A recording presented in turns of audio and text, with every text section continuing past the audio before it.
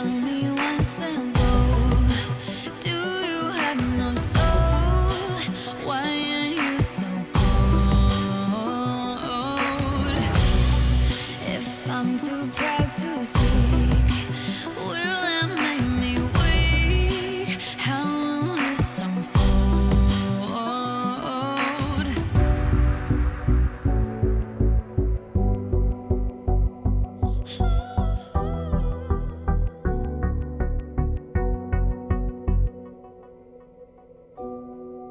Suddenly terrified, looking for somewhere to hide.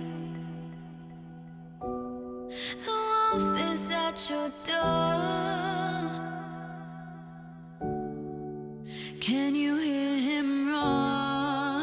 Maybe I'm the monster.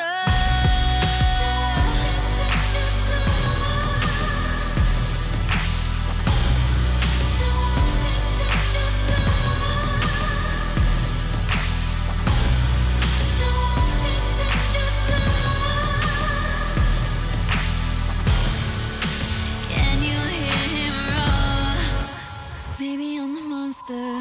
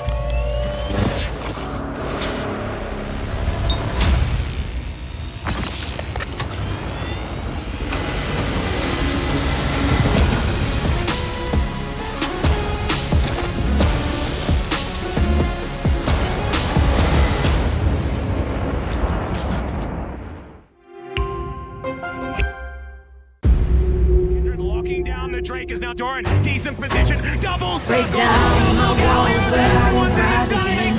Cause I stand tall in my environment. How could I ever close my eyes and stay silent since they try to take me down with their violence? Oh, they go back in. Baker flashes in and down goes Knight.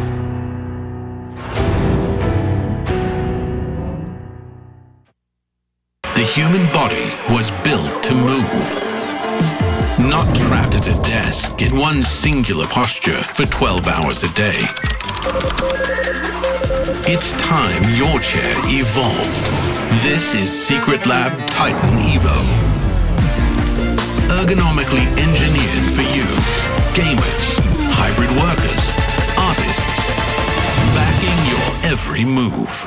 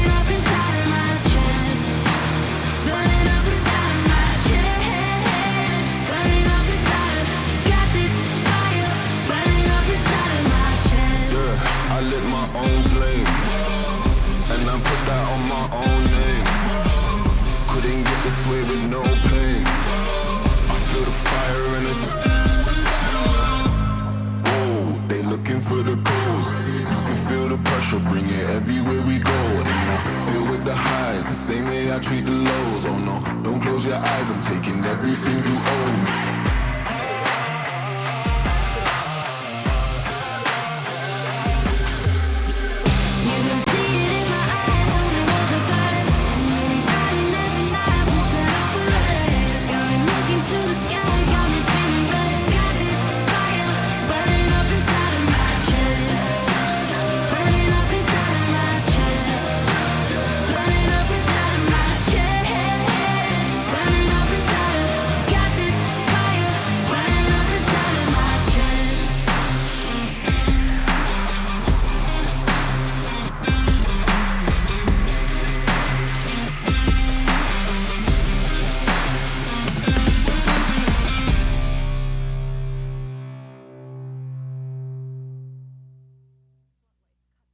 Setting the stage for the KO Coliseum.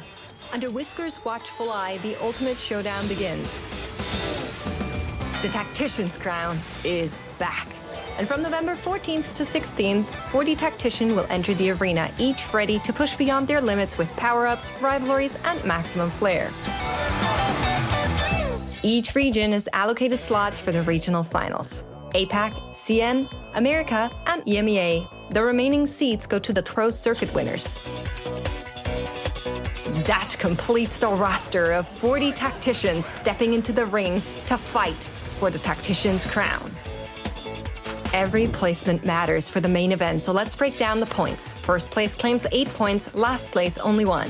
Every point pushes the Tacticians closer to the crown or closer to elimination.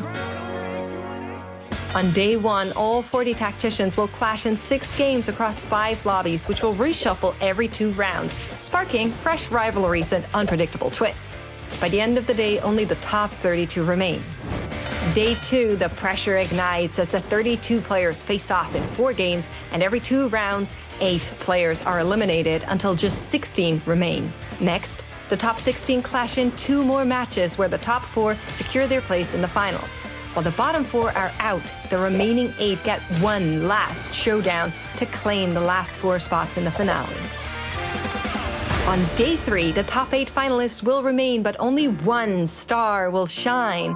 The checkmate format will begin. Players must reach 20 points, then secure the final victory to seize the crown and the roar of the Coliseum. Who will endure the 3-day collision course, fight to raise the crown in victory, and become the ultimate champion? Don't miss the spectacle and tune in to TFT KO Coliseum Tactician's Crown from November 14th to 16th.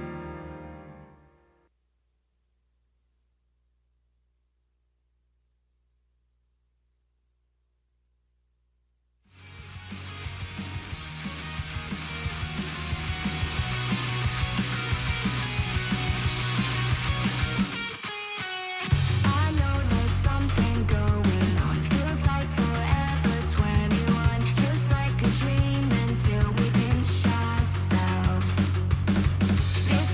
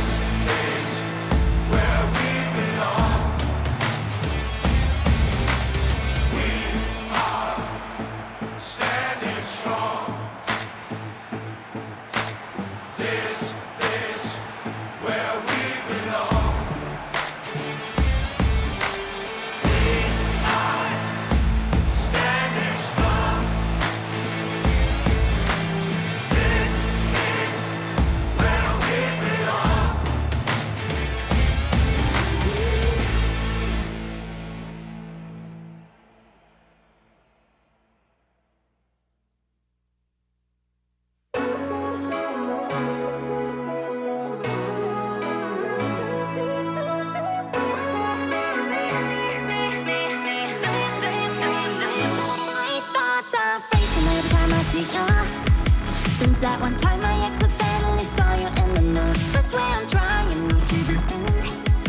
Please believe me, I'm not this is happening.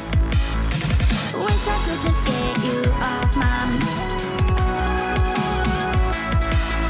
but you just pop back into my head every time. Say what you doing, what you doing, what you doing, what you doing to me. Everybody knows that I can hide it, can't deny it. It's so obvious, yeah, it's plain to see. But you seem like you don't know what's going on. Just in case, apologize if I'm coming on strong. Yeah, what you doing to me? What you doing to me? My heart beats faster every time I see you. The way you move, the way you talk, and the way you eat your food. How is it possible that you're so sad? At this point, I do everything for you. Wish I could just get you off my mind,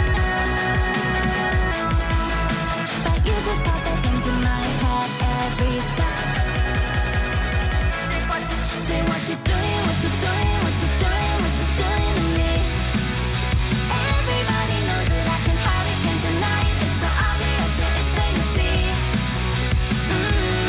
But you seem like you don't know what's going on. Just in case, apologize if I'm coming on strong. And what you doing to me?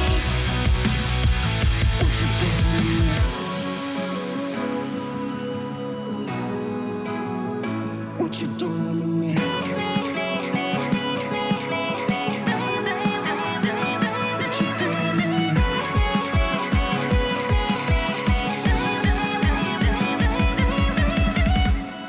Say what you doing, what you doing, what you doing, what you doing to me.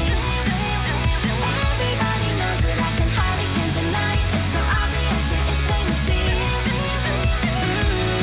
But you seem like you don't know what's going on. Just in case, apologize if I'm coming on strong. Yeah, what you doing to me? What you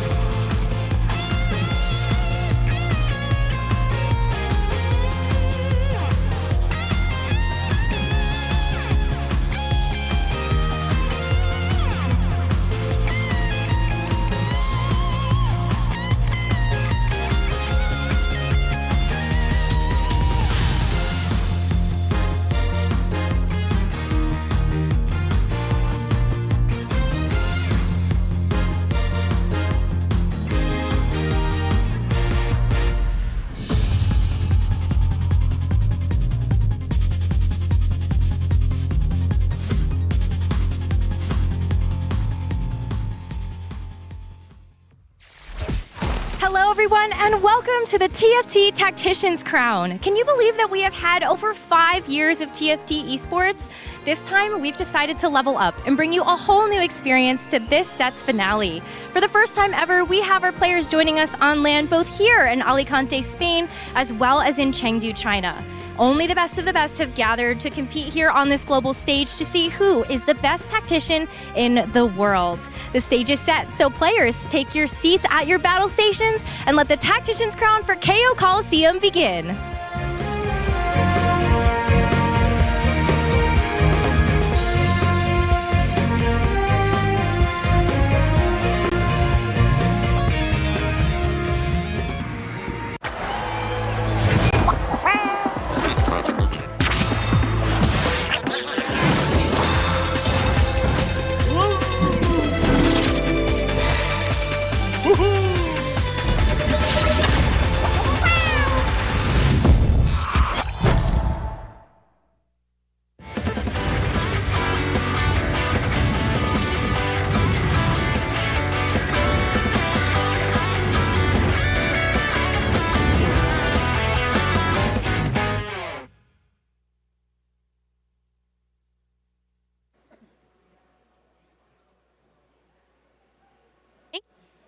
Joining us for the start of the KO Coliseum Tactician's Crown. As you can see, we've got our players on land ready to go, and we are so excited to bring you our coverage live here from Alicante, Spain. My name is Nekra, and I'm your host this weekend, and I'm so excited to be here alongside some of my great friends. We've got Clement joining me on the desk to start the day, and can you just feel it? You can feel the energy. It's alive in here. It's such a difference when you go into a LAN environment. You feel everything that the players feel, the tensions, the rivalries going on.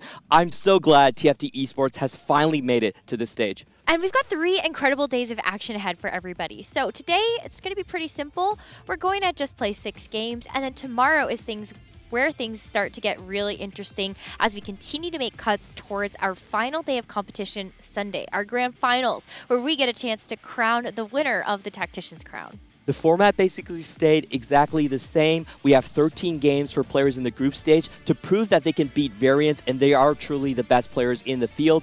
And the most important thing for today is that, unfortunately, we will be sending 8 players home after 6 games. So there are those cuts coming fast and hard. But we are going to be starting with 40 incredible players from across the world. And they all got here through a variety of different ways. First one, just do really well at the regional finals. And based on your placement there, you earned a ticket to be here at the Tactician's Crown. The second way, though, is so exciting because, Clement, for the first time ever, we had our Tier 1 circuit for the TFT Pro scene added for KO Coliseum, and that was another way you could qualify to be here. The TPC was the biggest change this set for competitive. We know more about the players than we ever had before. Everyone had to stream, and the same 32 players were playing in every single event. So I feel like a connoisseur walking through a museum right here. These are all my precious artifacts. We have so much more storylines to tell you because of the TPC change.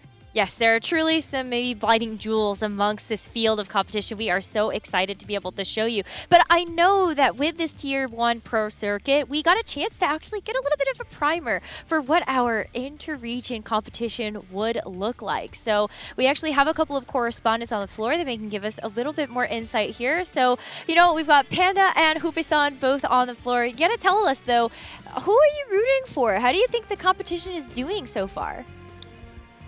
Well, Nekra, the overall feeling with Americas versus EMEA is always really, really spicy.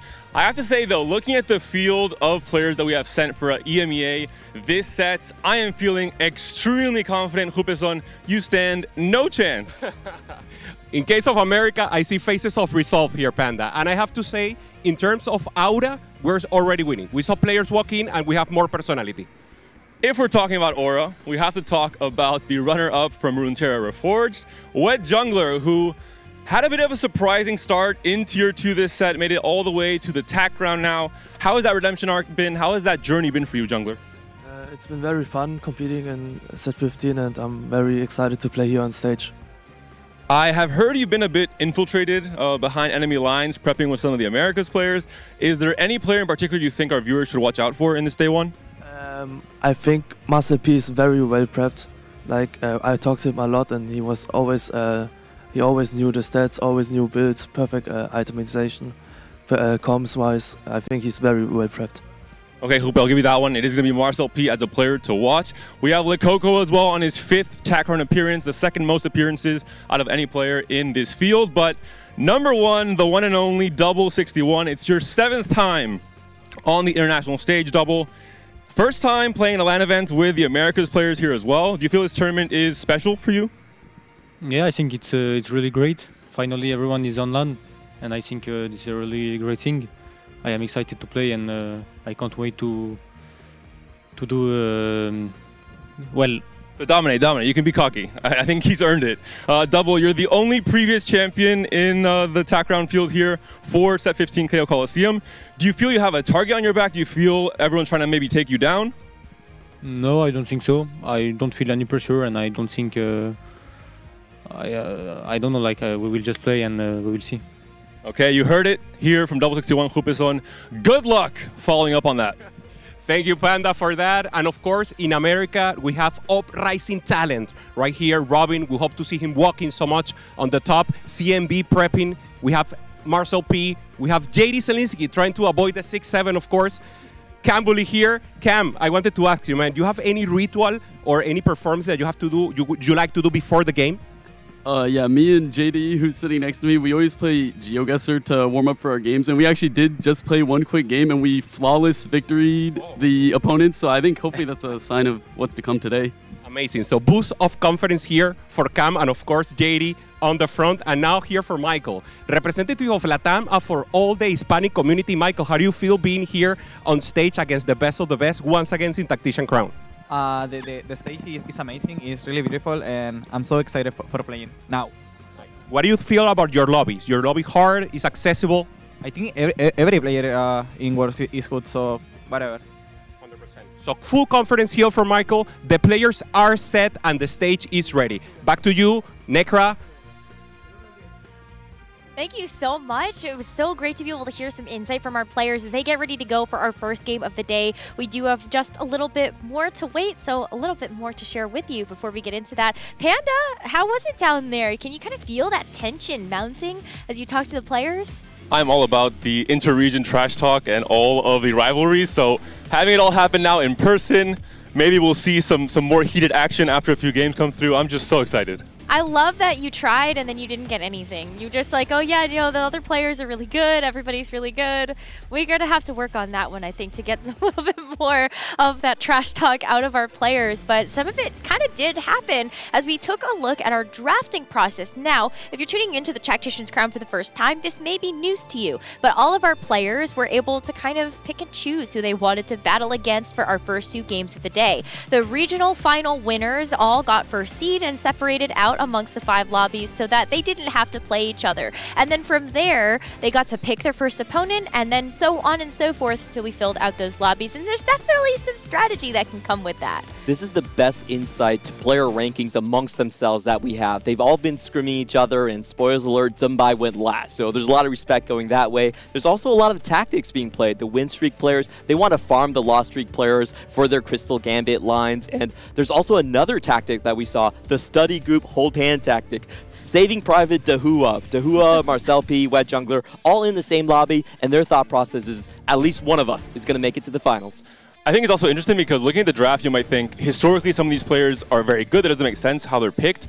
But I think it really comes down to your form in scrims. I think there's way more recency bias when it comes to drafting and maybe even just playstyle clashes. If you feel like you're the only Fast 9 player in your lobby, that could be an advantage, for example.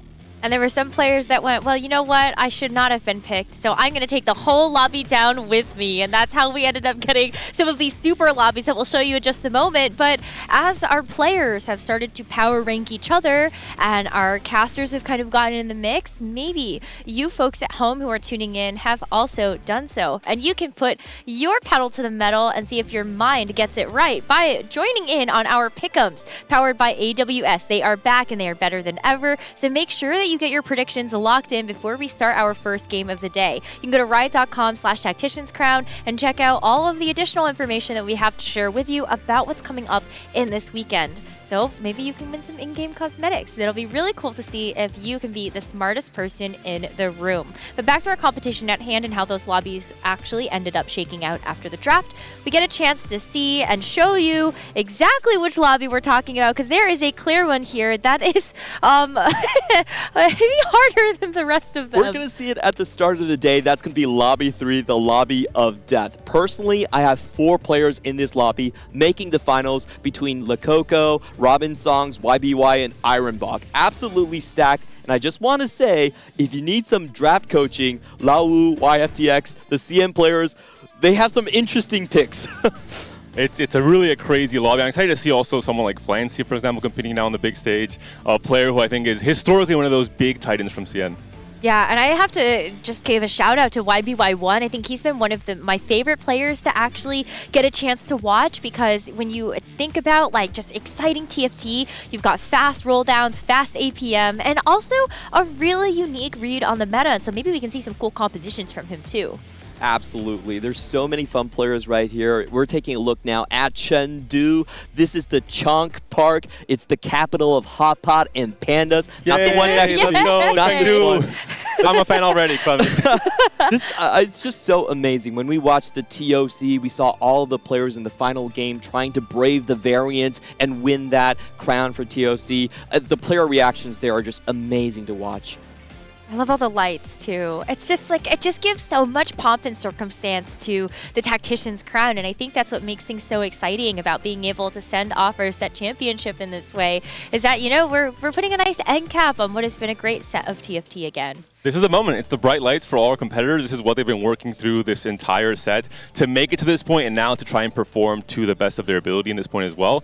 This is where journeys and careers are written, really. This is the climax of TFT, really, for the set. And while we know what our players are going to be competing for, we kind of want to know what they're going to be actually playing in the competition. And that's why we've got our tactical breakdown presented by HyperX. We're going to give you a little bit of a sneak preview on what to expect from our competitors as they look towards what to play in these actual games. And now there has been a small patch that has happened in between the end of our regional finals and the start of the Tactician's Crown. So what do you think is going to happen for this weekend? I think this is a great patch because it really opens up the floor to 4-cost flexes. We had a big nerf to the Fast 9 lines in the Crystal Gambit. Your 5 Crystal Gambit cash outs are a little bit less, so it's not all Crystal Ash. And of course, you can't really just play a tempo into Fast 9 line as easily. I think this is one of the best patches that we've had all set. It's very open. And I think the key thing is that the nerfs haven't killed any comps. They just forced these comps to maybe reinvent themselves, reinvented how they stabilize on stage 4. Lee Sin, Juggernaut still a viable comp. Katarina, I think we'll see this weekend still a very, very strong AP reroll. There is one that has started to shine above the rest, and we've got to call attention to Malzahar Reroll. This was a composition that actually did quite well in the regional finals with multiple different variations of it, but with that buff to the Rammus has made it even more impactful, especially when you're able to get the augment Double Trouble. This is the one outlier of the patch, I would say. All the players agree that if everyone is just on check already, then this is the most likely composition to win because you don't have a chance to grief them. It's really fun to see how players react to it because in scrims, most players have silently agreed that they're just going to grief the Double Trouble player to make sure he doesn't run away. That being said, it's only a comp that can be played from a condition of finding Double Trouble and a gold augment start in a game, so it won't, I think, entirely take over the tournament, but when it's offered, I have to imagine an insta-pick, and players will also strongly posture. The moment they pick Double Trouble, everyone knows what you're playing, and they can hold some Aldahars, even in stage 2, I think. I love that you talk about gold augments and then reminds me of Trait Tracker, which is also a gold augment that has also seen a lot of success. Clement's crying. Why are you crying? It's okay, Clement. It's okay. Okay, one of Clement's favorite compositions to see. But all of this to show you that there's still so much more that Coliseum can give us while we get a chance to send it off in such a great fashion. But that also leaves us so much to look forward to in the future because as I'm sure you've seen, we've already gotten the name of the set 16 lore and legends, and already such an amazing cinematic trailer to really get us excited for what's to come in the next set. Now, you're going to want to stay tuned throughout the entire day because we're going to be showing off even more reveals for set 16, and that dev drop is coming after game number 5, so you'll get even more information. It's going to be such a great time. But while we have a lot of goodies to show you here throughout this weekend, we also have a lot of amazing faces to show off. And that's because we've got 7 co-streamers here with us, joining us on LAN. And I believe Hupe is standing by with one right now. Who you got? Yeah, I'm here with Reven and Snooty, co-streaming elite players that went into the pro circuit. Reven, I wanted to know your thoughts. Any favorite player, one you think will win it all? I think this year is for EMEA, so I think Coco, Double, or Bensack will do it. Nice. Good picks here. Snooty, any player that you think will be a surprise, someone that no one is expecting? I would really like for Quintanilla to win it because he's an underdog and I met him in Los Angeles. He's a very cool guy, so it would be awesome for him to win. Yeah. Nice. So please check our co-streamers also in parallel and back to the desk. Yes, thank you so much, Hupe. Love that we get a chance to see our co-streamers here like Reven, like Snooty, and also just so many others. If English is not your primary language, or you just want to get a chance to check out some of our additional player perspectives, then you're definitely going to want to keep our eyes out on our co-streamers. I have to mention, sadly, another set, no Spanish player qualifying at TAC Crown, but at the very least, Riot invited them to be co-streamers. Reven was so close, he gave us so much hope. But I'm sure the Spanish community will love to hear his perspective on all the games and all the action. I think it's great to have all these different options for viewing in different languages as well. Bremen really was so close to making it. I was to the believing Tactician Necro. round. Me too. I know. It's so heartbreaking to see that our players get so close, but I think it just gives us such hope for the future of TFT. The fact that we've had 5 years and every single set, every single year we continue to grow the program, as well as be able to see our players achieve even greater heights, that's what we're here for. I have to say, to preface this tournament, this is the best chance EMEA has to end the drought, to wake up from the nightmare. You just cursed us, Clement. None of the champions that have blocked them are present. Double 61 is the only one here. They went second place 4 times. You guys are silver miners. But this time, none of those players are there. You know, Jedusor was close, Double was close. If EMEA doesn't win it, when? You know, that's the question. Thank you, Clement, for now adding even more pressure. I just wanted to, you know, I like that you're on my team, but now I feel like it's hard to pilot my way out of this point. Well, at least you don't have to mech pilot. Hey! That was really bad. 2 weeks too late on that one.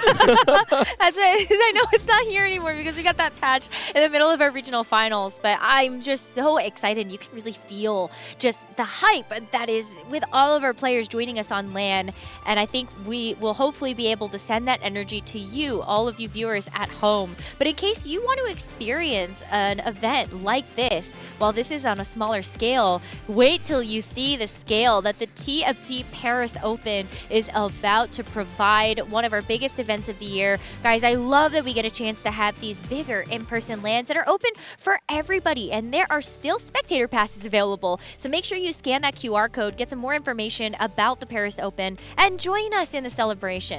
You don't want to miss this. Every Opens has been a magical experience. The connections you can make there, you know, the Rift Round packs you can probably find at the event right there. It's going to be amazing. And what a city to do it. I really hope that one of these Parisians can defend the home turf. And if we miss somehow in TAC Crown Clement, maybe we'll be playing with a home court advantage now that Paris Open is finally in EMEA. So I'm just super excited personally. Obviously, my biases are very evident, but Paris is a great city as well. So just so pumped for how that's all going to shake out. Well, I mean, if the pattern continues, Vegas was won by Malala. We also had the home advantage there in Macau. Keep going, Necro. So Keep going. In Paris, it's double gotta curse. be. Let's go, guys.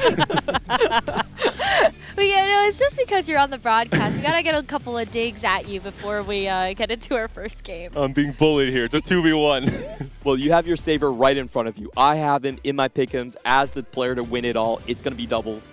I trust. It's hard not to believe, right? 7 times. Now he's holding the record by himself. He used to be tied with players like Volterix before, for example, Tidal, for example, as well. But because a lot, like you mentioned, a lot of the big favorite names did not make it to KO Coliseum's TAC Crown, it's now just on Double to, I think, hold a bit more of that pressure by himself in terms of maybe the player everyone, the moment they see Double in his lobby, like, whoa, this guy has won it before, all the way back in Galaxies, and he's always a player to be scared of, I think, on the field. But there's something else that actually comes with the aura of Double 61 and that legacy that he's trying to create. There's always been this conversation about who is the greatest TFT player of all time. And I think Double needs to be a part of that conversation because he's done something that no other player has ever been able to accomplish before. He has made it to the regional finals of every single TFT set that we have had since Galaxies. He's been there, and if Double 61 is not at the regional finals, something is incredibly wrong in the world. Anyone that says TFT is a game of luck, I mean, there are so many examples I can give them, but I think Double is a clear one. So consistent across such a long span with different metas, different sets, different patches, but no matter what, someone like Double, and I think most of our elite players prove time and time again that they can control that variance, they can control the decisions they have across the entire game, and TFT is a game of absolute skill. If I was a scripter, and you know, I'm not saying that Riot does hire scripts, but I'm just saying that I think it would be perfect for Double to enter that GOAT conversation with Dish Soap and Title. Double titles to go along with Double it. Trouble Malzahar? Maybe. I'll take it. And also win it on home court and then bring it to Paris. Oh, that storyline is right. amazing. So you're hired. But I don't want to put too much pressure on Double specifically. No pressure, because okay. as he also said, and as a lot of our competitors have mentioned, this entire field is just so stacked and chock full of talent. I mean, we take a look at some of our players also coming in from the Americas. We were only able to highlight a couple from LATAM as well as from North America. But what about our Brazilian representatives? I think that is a region that has just kind of leveled up even then some. We look at the regional finals for the Americas and how that finished with Brazilians making history. First and second place. That was such a just stellar moment for the region, and they've really got a chance to prove themselves now here at the TAC Crown. Look at the bigger picture, I think post-merge with the Americas as a region with BR joining NA, there was a question of can BR hang? Are they going to be good enough to compete against the best players in NA after seeing Replay win, after seeing Dish Soap win, after seeing Weijin come up and really perform at a high level? But I think we're seeing now that overall the practice and the competition has been better, and some of these BR players are starting to rise. We saw now for the first time ever at the Americas Regionals, first and second place, CMB9 and Sheiko, both Brazilian players. So I love to see it. I love to see Brazil rising to that point of stardom, and I think they can. I hope they can translate that same energy and same confidence coming into this TAC round as well. It's really amazing because a lot of these players here are first timers. We have Marcel P coming in as well. So the field has actually, this is actually one of our less experienced fields compared to 13 and 14. That's right. I believe there's only like 20 returning players from previous Tacticians crown. So it's going to be interesting to see what they do. And there's also the conditioning format that they have to deal with when they're on the LAN. And you might think a player on their debut could be more shaky, could have more nerves, but we saw great examples. Players like Cambuli last year with that they just absolutely dominated, made the final lobby, for example. So I hope to see more of that this set. I hope to see players who have, maybe with TPC, grown more accustomed to being in that spotlight, grown more accustomed to being at that top level, playing very, very tough competition the entire set. And now coming to TAC round, not feeling nerves, playing to the best of their ability. I'm going to get to see clean and confident TFT all weekend long. Well, there is one thing that the TFT Pro Circuits provide outside of just the strength of the competition that you're going to face off against throughout the set, but that checkmate format. I think that's something that a lot of our players, if you don't have experience with it, end up struggling with for the final day. Because the way that that works is players need to accumulate a certain number of points to put them into check, and then they need a first place in order to win the competition. And this is a format that a lot of our players in the TFT Pro Circuit now have a lot of experience with, so they can apply that to this situation as well if they make it there. It's really interesting because you're automatically looking at the players with a high first place rate. And now I want to call out a couple of them. JD Zielinski, best Crystal Ash player that we have on the field. The average of a 2 on that. And his Twitter bio actually has me in the back end, so I have to root for him. Like, he's going to do well for sure. And then on the other hand, I think Double 61 really stands out as one of those other high cap players, really auto pivots to kind of the Crystal line as well in the previous patch. I think it's also the players who can flip a switch, because day 1 and 2, not necessarily really rewarding for those players chasing first places or taking huge risks. I think it's more about top 4ing, about being consistent, about dodging those bottom 8 placements today with that cutoff happening after day 1 ends. But then there's some players that can play for top 4, play very consistent, make it into final lobby, and then flip the switch and immediately play for this first or 8th style that is much better for checkmate. So I think those are the key players to watch this weekend. Robin Songs is one of those players that comes to mind as somebody who is so experienced at being able to just accumulate top 4s. He is so consistent, so that he has been able to get the final lobby of regional finals 8 out of the 11 times that he has appeared there. Only one of the players that can actually kind of battle it out with Double 61 in terms of the history that he's been able to get at those regional finals. And we know he can win because he's won 2 of those regional finals as well of the 11. But when it comes to being able to kind of flip that switch, at least you know that Robin Songs will be there and that like the second to last or that final lobby. We're going to see a lot from the player line selections. Fast 9 on 15.8 is much harder to achieve. You can't really get those crystal cash outs. 300 is much harder to get. You're usually settling for 250 when you're playing on the Fast 9. So there's a lot of more space to kind of default towards, I would say, the Shojin and Infinity Edge line, playing through Samira, playing through Volibear, and playing through Jinx. That is going to be the mainstay of the meta, and just to secure that safe top 4. I think the Fast 9 is less so the usual playstyle of huge econ, with a prismatic econ start, for example, lose streak, 10 lose streak, and then, go to 9 on 4-2. It's not really the way to play it in this set. I think the key for most of the players is if they find these very cheap and high value boards to win streak all of stage 2 and 3 with, maybe slotting Crystal Gambit as a whole to get the extra resources in stage 4, lose 60, 70 HP in stage 4, but then come back in stage 5 with so much more resources than everyone else in the lobby and make it to 9 in a comfortable way. I think no player wants to go 9 with 20, 30 gold and gamble on finding a TF so it can start scaling, or gamble on finding a Braum 2 in 30 gold. I think they want to only play it from very confident spots. And when they don't have that confidence in the resources, they instead will go into, like you mentioned, Clement, the 4 cost with Volibear with Samira. The portal is going to influence a lot of the decision making for a lot of our players. We do have Crab Rave, we also have Scuttle Puddle, both of which are going to be able to provide a lot of items and gold. I know we're like, ooh, that could be the one. But we also, I see what you're saying is we're actually have our players starting to launch in a game. So we might be also joining them very shortly. But yes, portal influences a lot of those decision making early on. Yeah, if we're seeing prismatic portals, then that pretty much means nobody's going to be playing 4 costs. It's just too high cap. You don't have enough time to pressure each other out. You want to settle for the rerolls or the fast 9. So, as you said, I think the opening encounters are absolutely pivotal to the line selection of these players. That being said, the goal for this day 1, consistent for the most part, not too many risks. The only goal that I think, maybe not for every player, I think some players will be risky because they're playing already for that top 8 and that final lobby, the very ambitious players like Double 61, the players who are the elite among the elite. But today I think it's all about surviving and trying to make it to day 2 in the first place. But that's a good point because points will carry over between day 1 and 2. So that is where, you can't just really afford to just scrape by because it makes your day 2 that much harder. And when we are going to have several cuts happening on day 2, you want to put yourself into the best position possible. So maybe it isn't just about securing those top 4s. It is about going for first and taking those risks so you have more breathing room on day 2. It's really interesting. The players have very different perspectives on this because it's only a top 25% makes it to finals. A lot of players actually feel pressured to go for first places early on. You get that padding. When you have a bad roll, you can still survive that. So it really depends on how you see the lobby. If you think the lobby is actually beneath your level, then you actually want to secure those first places really early on. If you think the lobby is really hard, top 4 good enough. You basically have to find X amount of games where you can really get a lot of points, and you have to choose either through lobby strength or through the spots you're given on 2. When you have a really good spot, you have to play more risky to try and squeeze the most juice out of that spot because you might not get it again. You might low roll other openers.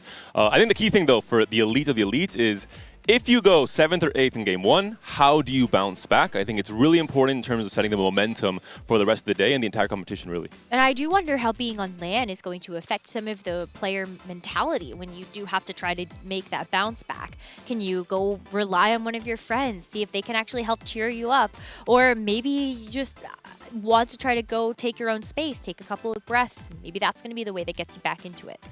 And this is something we have seen players do. You can actually chat with your kind of like your coaches between the games and have them figure out what you did wrong, maybe mentally reset you. So we have, like I believe Broseth coming into with the players as well. He's a coach of a lot of these players, and they brought family, they brought different analysts. So I think that's a different aspect of the LAN environment that we might be able to see on stage. Even we mentioned the prep groups, the study groups, what Jungler with some of the Americas players, they might, if they're in different lobbies, or in this case, I think the same lobby, they can contrast some of what went wrong or right and analyze, maybe they have the wrong meta read. Maybe it's time to, already after 1 or 2 games to realize, hey, this line is suddenly popping off and maybe we should be playing this more or playing less of this, for example. Means that everyone's going to be on their A game. That's the sentiment that I'm getting from this conversation right now. But you got to remember that the same thing is also happening on the other side of the world. In Chengdu, we also still have that hub that's going to have all of our CN and APAC players on it. So they're also going to be putting their heads together to see how they can also be the best region in the world. And a big storyline is the success of the Mandarin study group in APAC and CN. Flancy, Zumbai, and the 5 players from the TW server, all 7 of them in the same study group, all 7 of them made TAC round. So it's just the power of language, time to brush up on your Chinese and get a little bit of those tech in. So it's really cool to see these study groups rising together. Yeah. It's an info-heavy set, I think, with power-ups, with so many different interactions. It is a set where you have to master the small little details to find edge on certain comps. And when you have other players of your same caliber working together, it makes that so much easier. Really does. And we've already seen the power of that also throughout the Americas, where I love just like the cross-region representation that we've had now. I feel like that's been something that's really elevated our competitors throughout the last couple of sets, is how many of them can actually cross-pollinate, share ideas amongst EMEA, Americas, APAC. We've seen a couple of those alliances get drawn. Especially helps when you're not really helping your competitors in your own region. You're able to prep with players of your same caliber from Americas, from other regions. So you're able to feel like you're not really giving other players that you're competing with the entire set an advantage. But then if you all end up qualifying a tech round, then it becomes a little bit more of a problem. I think day 2, there will be very little collaboration between White Jungler and other Americas players, for example. Sim infighting, perhaps. A little spying. We'll see. We'll see. Yeah, well, I didn't think about that too. But our eliminated players are also going to be still hanging out with us. So maybe they can also kind of scout, do some, IRL testing and see kind of where it takes you. We're just taking a couple of moments to make sure that all of our competitors that are in Lobby 3, which is the one we will be following, are ready to go. So thank you so much for continuing to join us on this journey through the finale of KO Coliseum. It's been an incredible set, though, and I'm just kind of excited to see how our players are going to adapt and show us the best of the best when the meta is as wide open as it is. Yeah, I really think they did a great job with the meta at the end. It really landed in a very good place here. It's very, very open. As we said, the 4 costs are kind of going to be the dominant line going into this, but the AP rerolls have also been popping off. There's a lot of Janna rerolls that we're seeing. Katarina, even though it's nerfed, is still a great spot. I think if you're given one of those AP reroll spots, you're very comfortable. It's not a win-out spot, but you're happy to see them.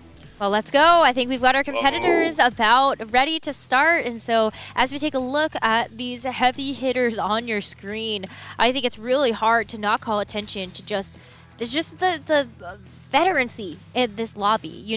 We do have a couple of new faces. YFTX, Lau, and Terry are all new to the Tactician's Crown stage, but that is made up for in spades when you take a look at this veterancy from YBY1, Lakoko, Robin Songs. They're all here for multiple Tactician's Crown appearances. Yeah, both Ironbog and Robin Song as players who have won multiple championships in their region, so already shows the pedigree there. I think the really nice contrast coming between Lakoko and YBY1. I think they are 2 of, if not the most complete TFT players in the modern era, in my opinion, especially players that haven't yet won a major title, which I think is one thing that's missing for these 2 players, but they are definitely among my favorites to do well in this competition. I would not be surprised to see both of them in the final lobby, but we'll see how they start off in this first game. They are our most flexible players, and I just want to commend YB11 Split. This is probably one of the best singles sets that we've ever seen a player do. He made final lobby all 3 times in the TPC and averaged a 2.7 rank in those events. It's absolutely crazy. He has the most pro points by 111. The next closest is double with 97, so he absolutely gapped the field right there. And the only, I think, 2 players who have had maybe a more dominant domestic season in the past is Lakoko himself and Disho back in set 13, where they I can't really sugarcoat it. They smurfed on their regional competition the entire set. So consistent across every single cup and their regional finals as well. So it's a stacked lobby. I think it's going to be a great first showing to see what the meta looks like and to see just clean TFT at the end of the set where every player has really mastered all the different optimizations and lines. I also want to point out that 5 of these players won a TFT Pro Circuit Cup, which is just kind of crazy to think about when you know that 11 made it here through that pathway. We've got half of them in this lobby. What was the drafting strategy in this lobby 3? I just don't get it. I'm telling you, Lau got picked, and then all of a sudden, it was just domino effect from there where Lau said, yeah, I'm taking all y'all down with me. From my sources, Lau probably didn't know who Lakoko was. And Lakoko is probably the worst person to pick because he always picks a challenge. He picked double 61 last time, and this time he picked Robin Songs. So that chain of events was kind of disastrous for everyone. I hope they feel okay if they place a little bit lower in this lobby. This is the hardest one. I think it's illegal not to know who Lakoko is at this point in time with his career, but maybe they will find out the consequences after this game 1 rolls around, because some players, I think, just want to watch the world burn Necra, and we will see, I think, a chaotic display of talent in this game 1. We talked about our flexible players in Lakoko and YBY. I want to point out Ironbot because he has the highest first place rate amongst the field right here. If you look at his placement distribution, it is a U-shaped. He's first or 8th. He loves beelining for those just first place compositions in the Strategist Varus, in the Crystal Ashes. And he's such a great contrast, I think, to someone like Lakoko. Lakoko's prep is very flexible. He plays all the compositions, plays the most comps in the field, while Ironbog focuses on the best comps. I'm wondering how Ironbog is going to do, though, because as you both have pointed out through our meta breakdown, Fast 9 is not as easily accessible in this particular patch, and Ironbog was the Fast 9 Pro. A lot of those first places ended up coming from being able to beeline to level 9 and just slot in all the legendaries on your board. I think historically, though, Ironbog is a very strong forecast player. I think this is how he was first introduced, at least to me, on the competitive scene at elite level, especially in TAC round. So I think he'll feel comfortable. I think he is maybe a little bit behind YBY1 and Lekoko in terms of being just so flexible and knowing so many different lines. I think today and tomorrow we might see more of a top 4 approach. But if Ironbog makes it to day 3, I would be extremely scared. He had a 27% win rate. I think the #1 player with win rate in the field this set. I think Travis is the only player a little bit close to him at 25% from EMEA. So definitely a tight end when it comes to actually winning games. 50% of his games, he either goes first or second. So it's just insane what he does at the elite level. And I do want to point out for the strategy, a lot of players, Bastion Legendaries is considered the best Fast 9 line. So a lot of players are just going to be beelining in that direction, and if they don't have the gold to hit, then they'll just transfer that Shojin and Infinity Edge to play the Bastion Edgelords line that has recently been popping up a lot in scrims. So it's try to get Seraphine. If you don't get that, you can play the Samira. Yeah, that makes a lot of sense. But when it comes down to maybe some of the clash of styles that we're going to see, there's 3 players in particular that stand out to me that will be very good at being able to access those 4-cost lines, or that has been their tendencies in the past. Mentioned Ironbog, but what about Bensak as well as Robin Songs? 3 players in our lobby that are historically very good at being able to play across the board with those 4 costs.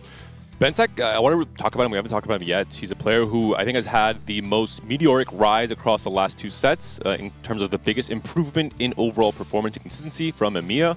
He's a player who made his first TAC round last set. Is already back for a second one this set. And you mentioned it, Nekra. Last set, Robin and Bensak were both the Vanguard Marksman players, the players that were always gunning for this top 4. They were so consistent at doing so, and they both finished quite well in that day 2 finale. So I think we're going to see a similar playstyle from them in day 1 and 2. The big question is, can these top 4-oriented players flip that switch in day 3? I know Cambuli last set had a big problem doing this on the final lobby and ended up placing near the bottom of the standings. That's the big question. Can you transition into becoming a more complete player when the game and the format requires it of you?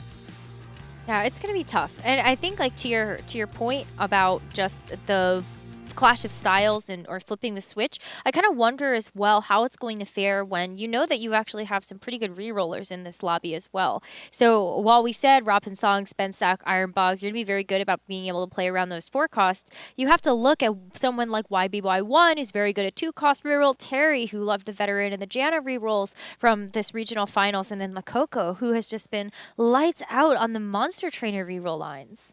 Yeah, those reroll lines, they're pretty hard to get. You have to kind of have the game sort of give them to you. But if you find them, you're so happy. They're very safe in getting those top 3s. I think veteran Janna, especially for 15.8, is the biggest improver in terms of reroll lines because there's just less crystal players taking away your Jannas. So we have seen a meteoric rise in terms of the AVP for that line specifically.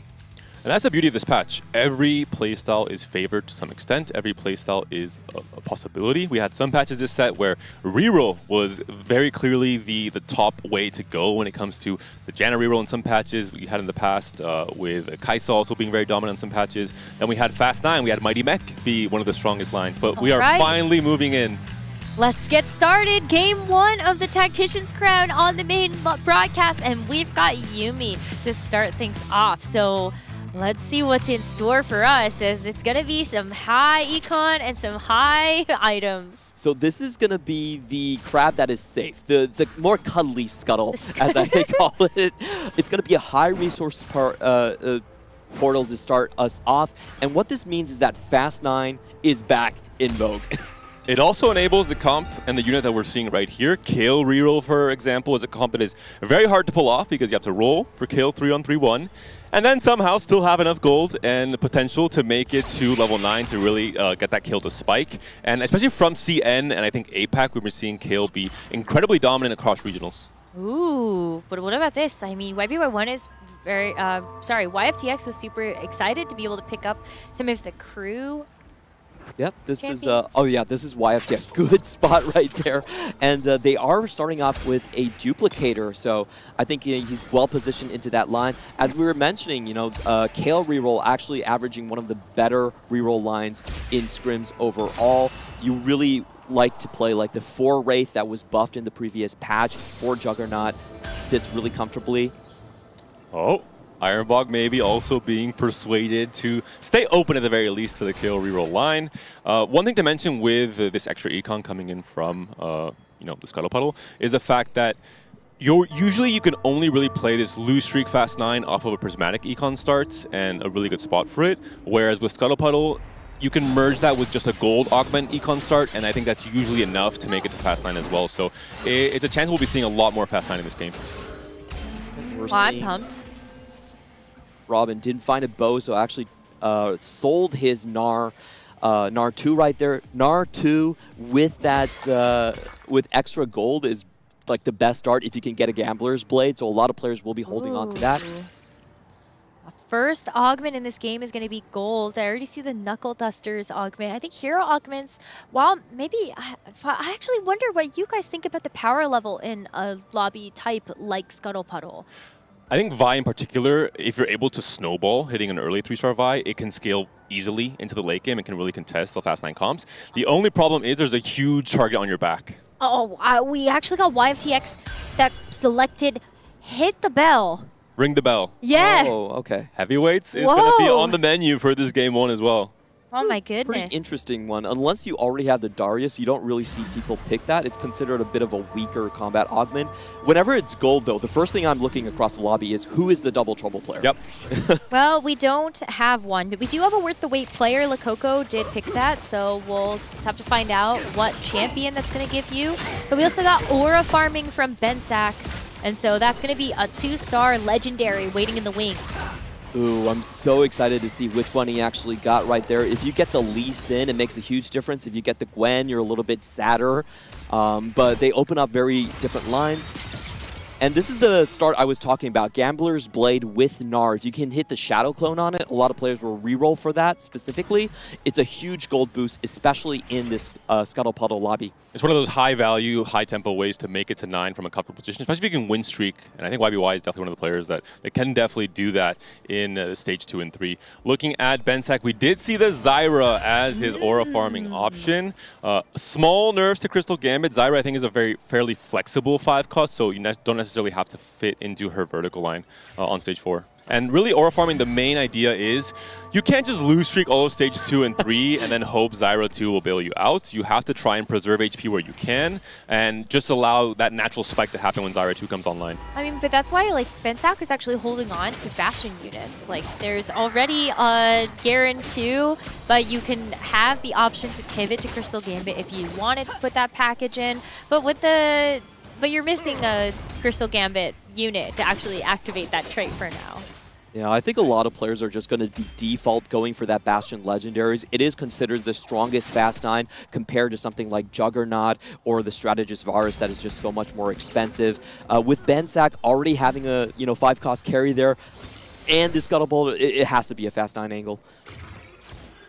Misses Crystal Gambit yet again, but gets the sniper in for the Gnar. And again, key thing, preserve HP at the very least if you're going to lose streak, kill units every single round, because you really do not want to cash out the aura farming on 4-3 on just one life, because there's going to be other high roll players who are able to go 9, who are going to have a very, very strong board, the Grim Reaper style board in stage 4 and 5, and you can't, I think, go down to only 1 life in stage 4. Oh, and we do have pumping up coming in from Ironbog right here. This is typically known as a bit of a Jinx augment, so we'll see if he goes into that direction. The attack speed and the gather force just makes it so much powerful. And this is Ironbog's preferred style. He actually likes to win streak very, very heavily early and then go for the Fast 9. This is the safer way to do it rather than like the lose streak and aura farming.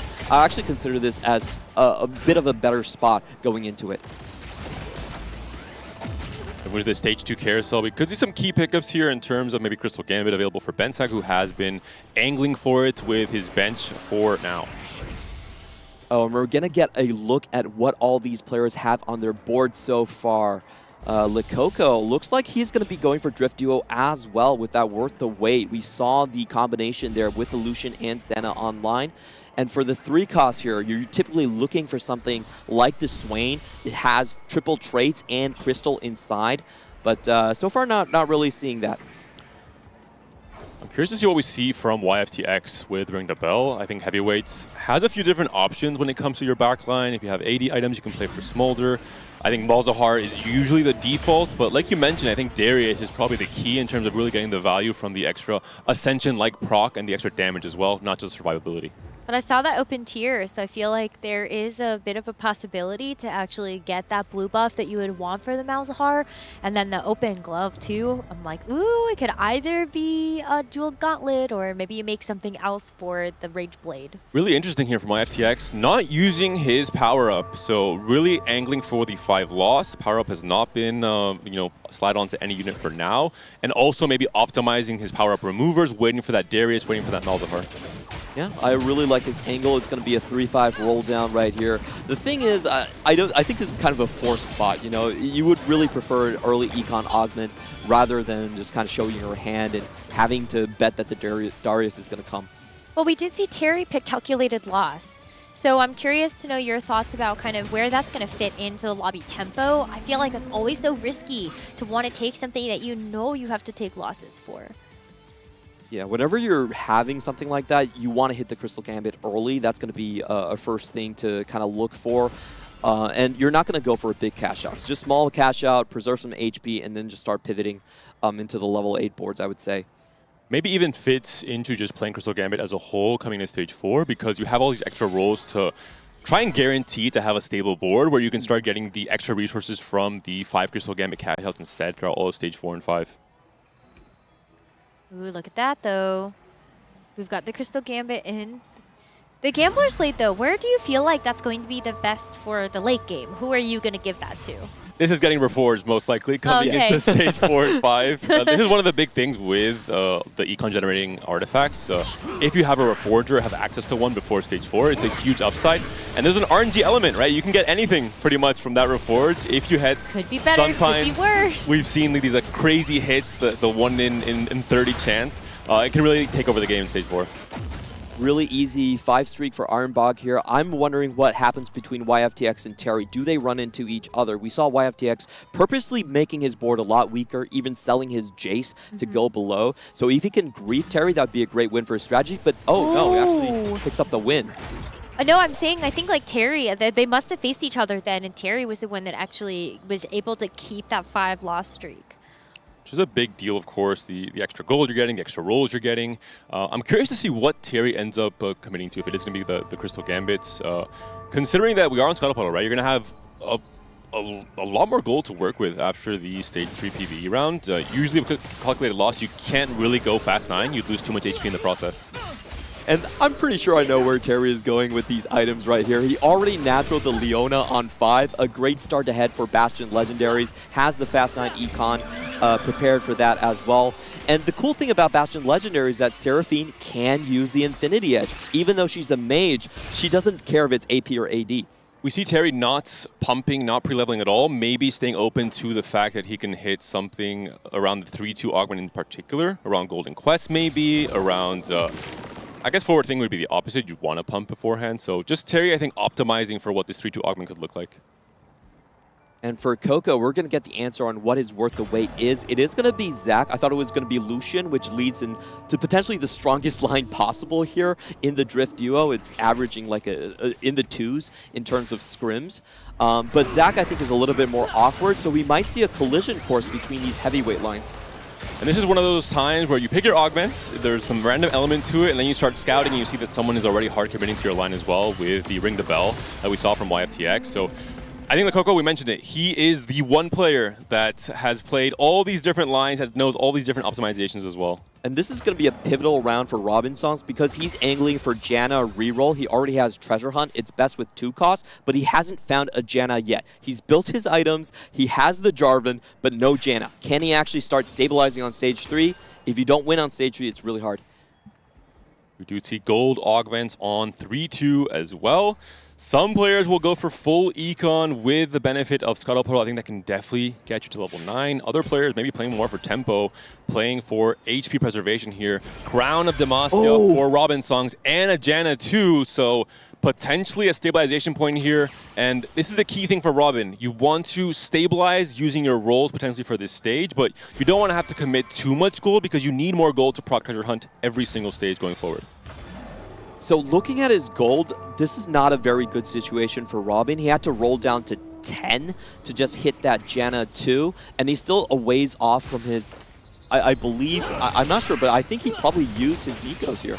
The thing is, with Scuttle Puddle, you're going to have the extra resources to proc treasure hunt, I think, regardless, in stage 4, right? Yeah, with the amount of gold that he spent 26 gold on roll, so he did get his first treasure hunt cash out.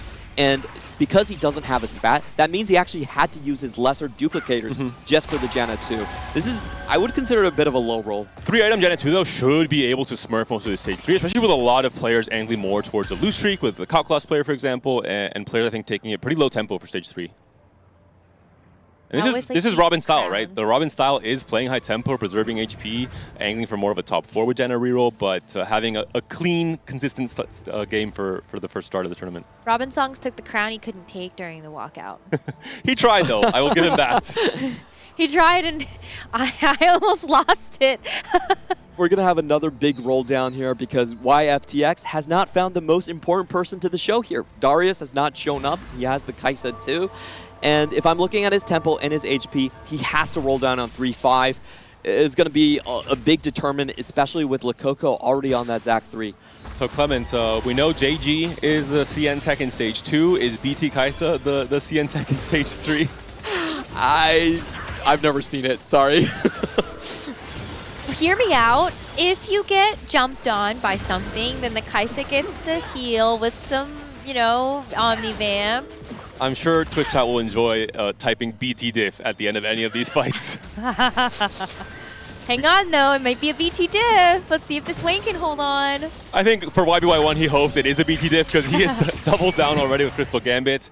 Usually we see a player with Gambler's Blade and Nart 2 play for more of a full win streak stage 2 and 3, and then Crystal Gambit on stage 4, but YBY1 slotting in a little bit early now. Really huge pickup here for Robin Songs. There is a rise on the carousel that would fit into his 4 mentors here. Let's see if he can actually find it, and it's also just going to give him a glove. He's still missing that JG that he wants on the Janna, and he gets it. Great find for Citadel.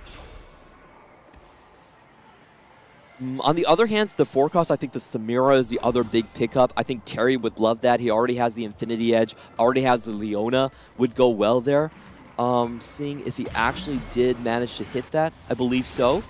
And great items from Terry as well with Big Grab Back, and I have the chance to itemize a lot of those key 5 costs once we see that transition into the Bastion line. He's rolling on 6. At the roll down from YFTX. I think, like you mentioned, he's really missing that Darius, but...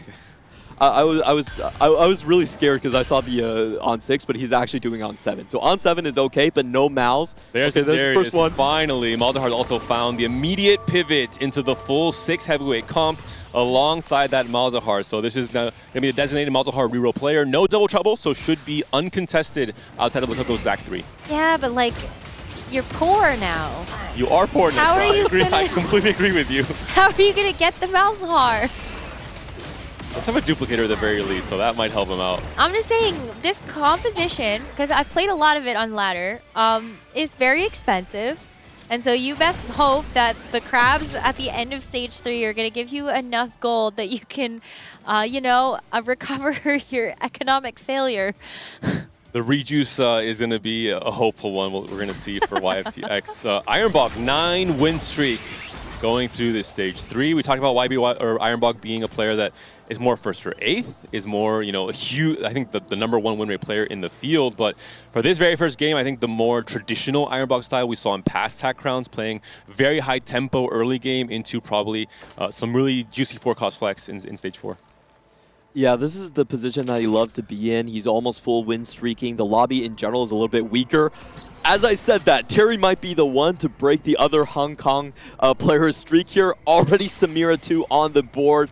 This has to be the strongest board in the lobby right now. And we saw him go 8 because of the extra Scuttle Puddle resources on 3-5 and roll early for Samira 2 and for the Volibear. So really interesting game plan from Terry. I think this is the idea that we've seen from many players in EMEA as well, like Coco and Double, where you don't just try and go directly to Fast 9. You instead take a small break. You could roll on 8 for your 4 costs first, and then use these 4 costs to eventually make it to 9 on stage 5 potentially, and recap your board at that point. Yeah, I think Terry's perfectly set up for a 4-5 angle to go 9 here. He's most likely going to win the remainder of his rounds. We have seen a lot of low rolls across the lobby. YFTX going to 10 gold and only finding 2 copies between Darius and Malzahar. It's not really a good start. We also saw Bensack leaning heavily into Crystal, but not yet getting the Ashe. Oh, there it is. Speaking of, Bensack's also going to get the Zyra unlocked pretty soon as well, so that's going to be something else to look forward to. The big thing about his position is that he really wanted to natural the Ashe early and play the 5 crystals going into it. That's the kind of cap-out angle that you want, but since there was no natural copies, he didn't really get any of the crystal cash-out. So I think he has to pivot towards a lower cap composition, which is just 6 Juggernauts plus the 3 crystal. Wow, well, that is a lot of gold, so... The big concern is we're missing tank items here. Only a singular Chain Vest. We are seeing a TG Slam potentially coming through. There's the Ashe 2 as well. Maybe Ashe 3 coming through, 4 copies already. And now just 2 more turns, we'll get Zyra online, and Bensack has to hope, I think, to win these next 2 rounds. He does not want to go down to 1 HP, especially not with someone like Terry really taking over the lobby potentially in stage 4. Yeah, and this is a little bit rough of a roll down here. We're not seeing the star of the show, Lee Sin, missing, going all the way to 0 right here. I'm not sure he was able to fit in his 6 Juggernaut. Maybe Set was missing as well. And we're going to be taking a look at Robin's songs. Already 74 gold spent on rolls, but I believe this is only 6 Jannas. He's actually only 1 off, so not terrible, but 6 loss streak is not where you want to be if you're playing this 2-cost reroll line. And it's also rough that you're on level 6. Like, everyone else is going to start to get to 9 very shortly in just a couple of rounds. And so how much can you actually keep up with that composition? That's the big problem with reroll, with 2-cost reroll in particular. It doesn't cap as high, obviously. When everyone else is on a Scuttle Puddle lobby where they're going to have a lot of gold, they're going to be able to make it 9. A lot of variance and a lot more potential comes in with Prismatic Augments at 4-2 as well. Robin, his goal was really to win streak all of stage 3 and preserve a lot of that HP and then maybe slowly bleed out to a 4th or a 5th that he is known for. Because he's lost so much HP early, he hasn't really accomplished that first goal. He might have a very hard time staying alive in this lobby coming to stage 4. Yeah, he's also missing AP items, and he's 2-way contested on the Kabuko. Robin is going to struggle in this game. On the other hand, we might be taking a look at the 10-win streak Ironbog. I really wonder what he did find. Did lose his streak in the end, but if he has a high cap augment, it's very easy for him to kind of just pivot into a very strong win. Wow, I think he picked that bronze for life. Ooh. So that's really Spicy. cool with this comp. And Ironbog was known, if I recall correctly, for his play with Trait Tracker in the past. Very similar skill set is being tested here with Bronze for Life. He still has 89 HP, so I have to imagine this is most likely going to be a strategist Varus angle. It gives you the most traits to look forward to. And he doesn't mind putting in a stage 4 crystal here. Even though it was nerfed on 15.8, it still gives you a lot of cash out. I think that everyone is going to start looking forward to meeting Ironbog on stage 4. And we're seeing Terry on the flip side. He will be the player to most likely win streak most of his stage 4. That being said, he has picked up Invested, so not exactly going for immediate combat power. I think he knows how strong he is right now. He's more banking on the next level, where he's going to cap on level 9 and going to have the gold to do so. And I really want to see if YFTX hits the Invested or max cap. That's the only out I see for YFTX, considering how poor his rolls have really gone towards. He's already, 3 loss streak, 22 HP, lowest in the lobby. Can he find it? See what he got from the Call to Chaos, though. There'll be more combat for YFTX, so might just be a Malzahar 2 angle this game. Level 7, 30 golds, no extra copies of Malzahar on the bench. In a normal lobby, you might think, hey, it's fine, I have maybe a whole stage of time to eventually get to Malzahar 3. That is not the case in Scuttle Puddle. Everyone's going to really turn on their engines coming to stage 5, and I think YFTX might be left behind. I think you're right, and this might end up being an 8th place. By the way, I got confirmation, YBY won from the Call to Chaos. They get 3 lucky item chests. Not bad. So yeah. got some really nice tailored items now for his champions. I think he's about to turn the corner. We saw the early Twisted Fate as well. That's always great to get as your first legendary on the board. And he is going into that Fast 9. Already hit the Fast 9. It's just about finding the 5-cost carries for him. Seraphine's a big one. has a TF already on the board, so going to have a chance to slot in the Seraphine for more of an AP carry.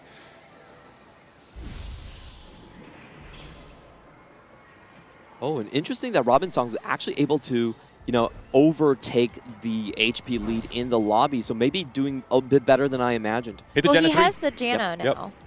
And he must only be like one copy off of the Koboko because he had quite a few on his bench. And he hit a really good augment. Water Lotus for Robin, Water Lotus 2, the Prismatic Edition. Once you have Heavy as a Crown, which kind of acts as a scaling Archangels kind of item, it really fits well with the extra crit. Very cool board to see come to fruition. As Bensex is also, I mean, this is kind of one of those comps that I feel like has really started to become more popular, but I think also being able to take Cloning Facility to put that Zyra 2 in the middle is so cool. And Bensek also applying to Riot's marketing team with a 2x KO power-up picked up on the Volley Bear. Let's go, Bensek. And this is the adaptation we've seen from a lot of players. If you don't hit the Lee Sin, you just want to play 4 Juggernauts plus the heavyweights into the composition here. It's not your standard Crystal line, but I think it's still very strong for now. You're still getting a trickle of the Crystal cash outs just with 3. So many plants. And Bensek has accomplished his mission. We talked about it. He had to win those first 2 rounds until he got the Zyra 2. He gets the Zyra 2 now. That continues his win streak to 4, preserves all of the HP, gets lucky by hitting Ironbog, who is the de facto lose streak player, with Crystal Gambit slotting in, trading his HP for extra resources in stage 4. So overall, good stabilization for Bensek on 37 HP. The big test will be, once everyone commits most of their gold on stage 5, who ends up coming out ahead?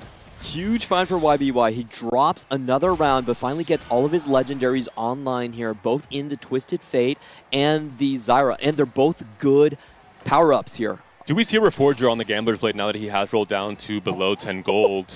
That's the big question for me. Wow. I don't know about that. I mean, like, it's like okay. It's still some base attack speed, not the best item. I guess maybe he doesn't want to risk it too much. Maybe you just wait, and then you can reforge it. Always reforge it later. See what you also get out of the crabs. Yep. He didn't want the bonus bloom, and he actually hit the best one. Mana Rush coming in for Zyra, stacking up that attack speed multiple times. He should be very, very strong and well set up in the lobby right here.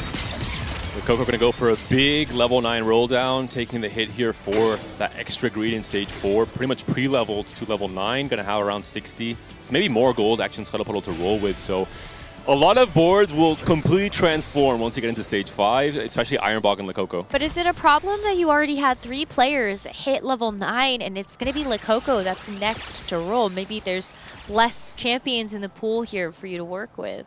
Lakoko rolling early for that reason, rolling on creeps, trying to make the transition a 2-turn transition, doesn't really trust the APM of doing everything in 1 turn, considering the complexity of the power-up system and considering how many more decisions you have to usually make when you're pivoting in the set 15. Heavyweight legendaries just isn't as strong of a line as the Bastions, because Bastions gives you extra stats in the first 10 seconds of combat. Seraphine hits a lot harder in that line. So I would say this is kind of, I didn't hit my Malzahar angle, I'm getting contested here, so I'm going to pivot to more of a B-tier line. The big thing is, can he hit the Seraphine too? If he can still find that, then maybe there's a chance to stabilize. If not, things are looking very dicey. Even the Lee Sin 2 with the heavyweight emblem could be an interesting addition to this board. We see the Cassante 2 hit already. I imagine we might see a transition of the items here from the Lee Sin onto the Cassante to make use of the extra HP. So Seraphine 1 and Fortitude 4 Lakoko. Ironbog also a huge roll down, a lot of decisions still to make for the APAC player. Yep, and as we were talking about, strategist Varus is going to be his go-to. That was the first composition that he won the TPC with. Very comfortable on that. YFTX on his last life, 5 HP, facing Lakoko post-transition. Who's going to be stronger in this heavyweight mirror match? That's the big question here. Seraphine pass comes through. It's only Seraphine 1, but Mage is pretty nasty sometimes when it comes to the DPS. Yeah. It's very hard for Seraphine to deal with these bruisers like the Darius 3 right here. Double Bloodthirster. He's just not going down. And the Lee Sin burst is not quite enough either. It looks like the drain tanking with double BT especially. YFTX staying alive. Lakoko maybe down to 1 life at 13 HP. You know what's wild is like YFTX had started to string a couple of wins together, but I think a lot of that really was off the back of that Darius 3. Still 1 copy away from the Malzahar. Feels so bad when everybody else is starting to hit those legendary boards, but if that AD is good enough, then He did turn the corner. He's running triple combat, heavyweight, Malzahar 3 and Darius 3. So if there is a comeback story, cutting it close. We'll see if it's enough. We talked about the Grim Reaper players though. What if he faces someone like Robin Song's under an 8 win streak? Is YFTX going to be able to stay alive considering he's only down to 1 life, doesn't have that extra chance? Bensack versus YFTX, elimination station now on 5-2. One of these two players will be going out once this fight concludes. And it's really key to kind of look at what the rocket grab does go at. Sometimes you could get lucky grabs across the board. Doesn't look like that's the case. There's going to be a very fast hit onto Darius here. He's already being targeted. Look at the Mundo. Oh, the Mundo being on the Malzahar is not good. I think YFTX is out. And a sigh of a relief coming in from Bensack right there. That was not the position that you wanted the Darius to be in. You really want to be on same side with the Ashe right there. Oh, Lakoko is also going to get eliminated in that last combat. So we've got 2 players going out here. Bensack still on 1 more life. And YBY1 pretty close behind him right now. These HP totals are getting quite close, though, when you take a look at Ironbog having only 20 HP as well in 3rd. Maybe the pressure in this game 1 a little bit too heavy of a weight to bear for both Lakoko and YFTX. For Bensack, though, every fight he wins here, he gets stronger and stronger. Actually, no, it's only 3 crystal gram in this case. He's playing more for the Juggernaut line, but Bensack on 1 life. YBY1 also trying to turn the corner and stabilize on that fast line board. It's Juggernaut on Juggernaut violence on the left side right here. Bensack fighting for his last life, but there is a 2-star Lee Sin that just crunches through the board. Only that 2 is items. the high hand. Bro, but is not quite able to do it here. The chip damage coming in from the plants, and Bensack unfortunately also taken out here in stage 5 in that 6th place position. 5 players now remaining. All 3 players from APAC still alive here, Clement. And Robin, of course, consistent, fighting for that top 4, maybe fighting for a top 1 this game. He has really stayed up with the Janna reroll. That 8 win streak was so big coming into stage 5. We thought it was more of a stabilization in stage 3 to 4, but he actually managed to do it from stage 4 to 5, which is actually even harder with the 2-cost reroll. Yeah, I actually messed up the cash out. So his first cash out wasn't like the double Nickel, it was the second stage one. Okay. So he actually was in a decent position. Just want to correct myself there. Ooh. Oh, wow. Ironbog, this board looks insane. This is so cool. Noxious Trap as well, getting all the utility thanks to the TF. You have a great itemization on the Varus. Braum is looking very, very scary in that front line as well, dealing with any of the Giga Tanks we have. Even, I mean, with so many resources, a 3-item Jarvan where you can maybe even guarantee a second cast, which is hard to make it to. I've got to ask a question, though. Why is there Janna in the front? Strategist for extra shielding. You don't really need her in the back, so you just want to send her there. The key thing for Ironbog in a lot of these fights is can the Braum actually find the Lee Sin and keep that character away from the Varus. If you can throw him into the back, that's more sniper damage. Like we're seeing right now, he's already onto the Lee Sin. Let's see where the toss goes, and he just executed him straight off the bat. So good positioning luck right there to give him the edge over Lau. Lee Sin took down the Janna right away, and then, you know, a little bit of the HP on the Zyra, but the main carries not quite the angle for Lee Sin. So a big, big win for Ironbog there. Terry down to 1 HP, and a Dream trying to fight for the top 4 in the very first game to set the stage for the momentum these players have coming into game 2. I think you're pretty happy if you can get a top 4 on this line. Bastion Edgelords is typically not considered on par with the other legendary lines. You are playing 4-cost carries, and of course Yone, which is also considered a 4-cost carry. Terry's trying to go 10, 66 HP, or 66 gold on only 1 HP. Maybe waiting 1 more turn to make it to stage 6. Very greedy, very playing either for 1st or 5th in this game 1. But I think it's the right call to make, because if you think that comparatively to the rest of the lobby, you just might not be able to make it any further than that, I think is different placement really going to be the make or break there. So I love being able to play a little bit risky. It looks like it's actually paying off here for Terry so far. I think he's going to be able to get the win. He's going to get lucky over Lau, one of the easier matchups here in the field, and that gives him level 10. So that was a risk well worth taking. And with Scarlet Portal especially, you're really going to make the most of being able to go 10 and find potentially another 2-star 5-cost a slot onto your board. Huge, huge play from Terry there, really paying off. Wow, so expertly done. I love that we've gotten some really interesting things out of our first game here. You know, Terry being able to play super risky to go to level 10, YB by 1, landing on a board that I think a lot of people would have written off as kind of one of those options to go for Fast 9. And then Robin Songs keeping up with the pack with this Janna mentor reroll. I will say to our viewers, do not get used to a lobby like this. Scuttle Puddle had a huge influence in how capped out these boards look and how much relevance 5 costs in particular have. The 4 costs were only really a stepping stone to these fast line boards in the first place in this game. Terry also with Invested able to get so many extra rolls from being greedy, so just paying off dividends coming into stage 6. He still has a lot of gold to work with. Has to go fast here. APM check. Does he find the level 10 and what did he put in? That's kind of the question right here on Terry's board. He's going to struggle a little bit against these other legendaries, and it's just going to be a Gwen. Okay. Ooh, Silvermere Dawn, Lee Sin going to be a scary thing to face, especially if Lee Sin gets an angle on the Samira here from Terry. Samira needs Challenger AI to stay out of danger for almost this fight. She is still alive, but has finally been taken down by the Lee Sin here. And I think it's too much to handle for Terry. YBY1 gets the better of him. Still a good top 4.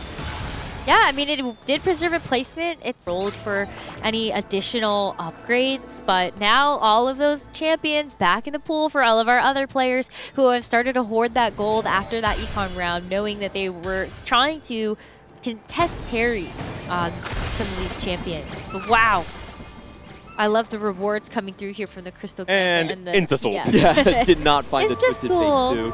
That was the one he was looking for. What an amazing gameplay by Robin Songs. Two-way contested on the Kabuko, hit his Janna a little bit late, and I love the way he solved the no AP problem. He didn't get any rods, but it's like, okay, I can take the crown, that gives me AP, and I also going to find the crit from my combat augment on 4-2. This is, you know, I think a tremendous display of why Robin Songs is one of the GOATs, one of the top 4s from America.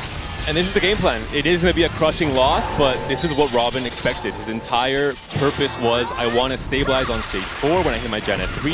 I have the perfect augment to do so with the Water Lotus to really make sure I can win against these players who are greeting out to go 9. And I go 3rd, and that's a good start to the tournament for Robin. Unk has still got it, but APAC has definitely got it, Clement. You have to be happy. The 2 big names coming from the APAC roster, YBY1 and Ironbog, are the victors in this group of death in the first game. Ooh, this gives me deja vu. It was exactly these 2 players going head-to-head in the first TPC, going 1st and 2nd. And I have to say, historically, Ironbog actually has a very good matchup against YBY1. He kind of has the higher hand. Let's see if this level 10 board can kind of swing that. Guys, I think it's just so cute. All the little poros following Ironbog around. If you have enough poros, they actually form a heart.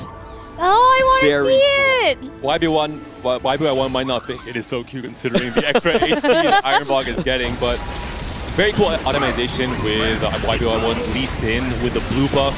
The changes to Silvermere Dawn make it so you're not really getting the mana regen. The blue buff solves that problem. Does the Lee Sin walk down? That's the big question right here. Barons is gone! One kick and he's just disappeared from the board. But it doesn't matter. The rest of the board is too strong from Ironbog. What a good showing. You can take away Trade Tracker from Ironbog, but you can't take away Bronze for Life. Does win in the end with strategist Varus, the same comp that he started off his TPC champion with. Wow, what an incredible game that we got here. And you know what? I'm not going to allow you to rain on my parade, Panda. I want to see more Crab Rave. I want to see more Scuttle Puddle. I want to see... okay, maybe I shouldn't say that too loud, but I want to see a Golem No, I know you were going, no. I have to say right away for Ironbog, what a strong showing. I think he's a player who's made it before to the final lobby at TAC Crown. He's a player that we mentioned, maybe this set he was a bit more risky, a bit more 1st or 8th, but I think he made the perfect example of what Fast 9 will look like from a dominant position. You win streak early, you have a very strong high value board in stages 2 and 3, you sacrifice all the HP you preserved in stage 4 with Crystal Gambit, you get that extra resources from Scuttle Puddle and from Crystal Gambit as well, and you make it to 9 with just an unstoppable board. And this is what we're going to see in a lot of these lobbies. The reroll player's job is to break those streaks. Yep. You can't let Ironbog get a 10 win streak in stage 3. Unfortunately for our heavyweight players and for Robin Songs, they're a little bit low roll on that sense. So that's why Ironbog was able to run away with it. Yeah, but still cool. And I think that's going to be a big test of strength for a lot of our competitors is, can you also keep up with some of the different regional strategies that exist here? I mean, we talked a lot about lobby tempo, need to read that really well, but also try to figure out, like, how can you actually preserve your spot if it really doesn't go the way that you want it to? I will say Scuttle Puddle was maybe the big reason why that lobby was a bit of an outlier. I think it's not the usual lobby tempo and the usual complexion of comps we'll be seeing. I think making it to Fast 9 is much more difficult. We talked about it's much more selective, I would say. Players have to opt in, and only from a high roll spot can you go Fast 9. usually players will take a plan B and go more for Volibear, for Samir in stage 4 instead. But with Scuttle Puddle and so much extra gold, everyone said, you know what? I can go fast line as well. And you too, and you too. So it was a pretty scary board in stage 5. Yeah, but for the 5th player that tried to go fast 9, not you. You don't have enough champions anymore to make it there. Terry was where we drew the line with his like 80 gold coming to stage 6. Oh, poor guy. It's just tough because I think like that is another problem that we did kind of see happen in the lobby is that if there are multiple players that you know are gunning to level 9 and they're ruling before you, all of a sudden there are no TFs left.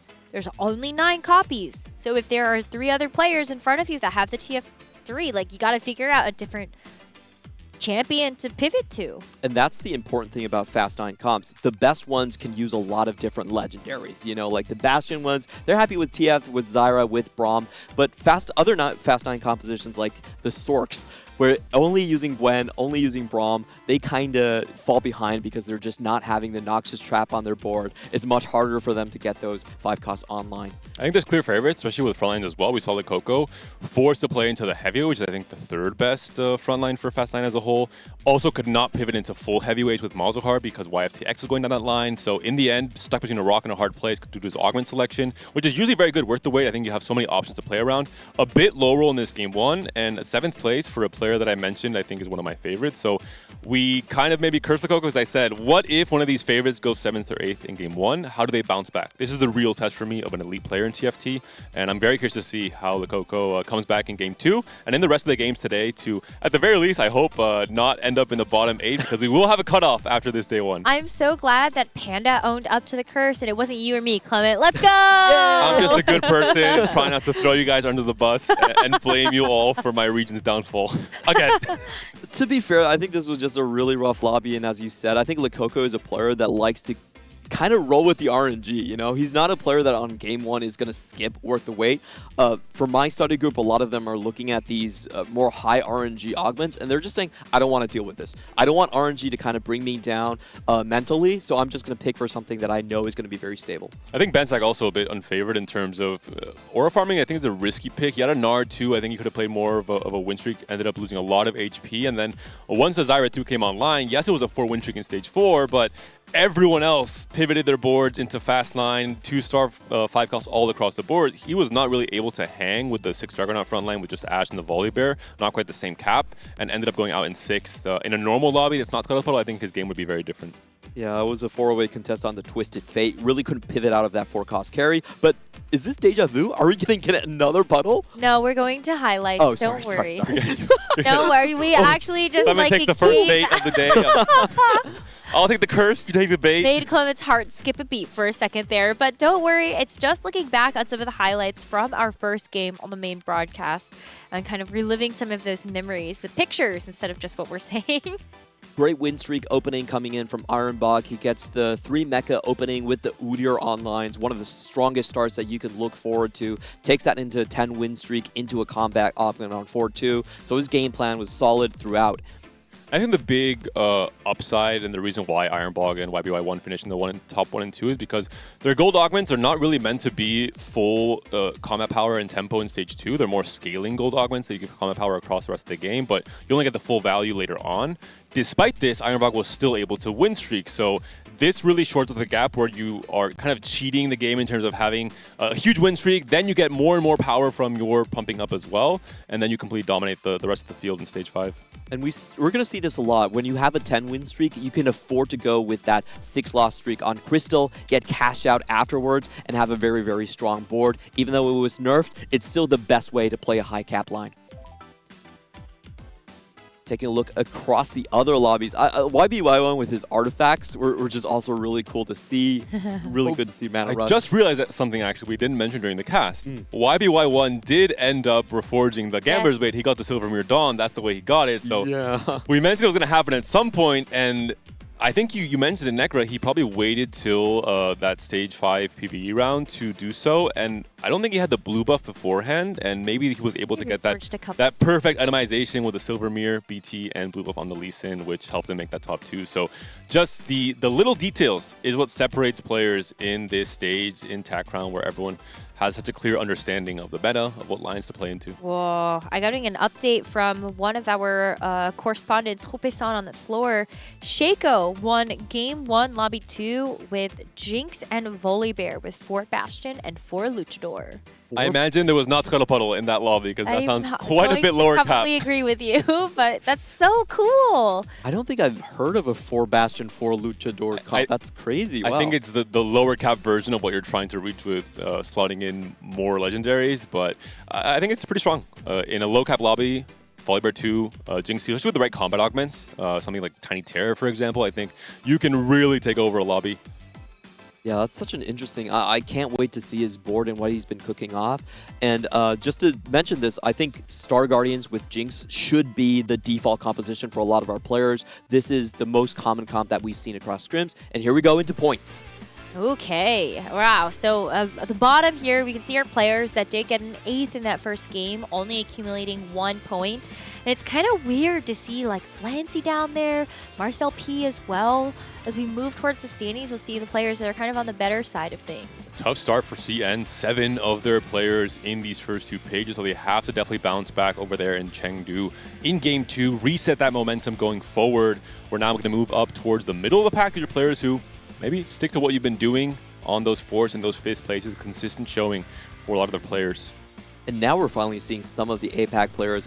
You can show up even later. It's okay. I don't quite mind. I think you've got it, Clement. I think they're going to be on the next couple of pages as well. Not many America's players seen so far either. You know, that's also good for us. Wow. CNB proving that he's should deserve a lot more respect out of the Brazilian region. And EMEA, there you go.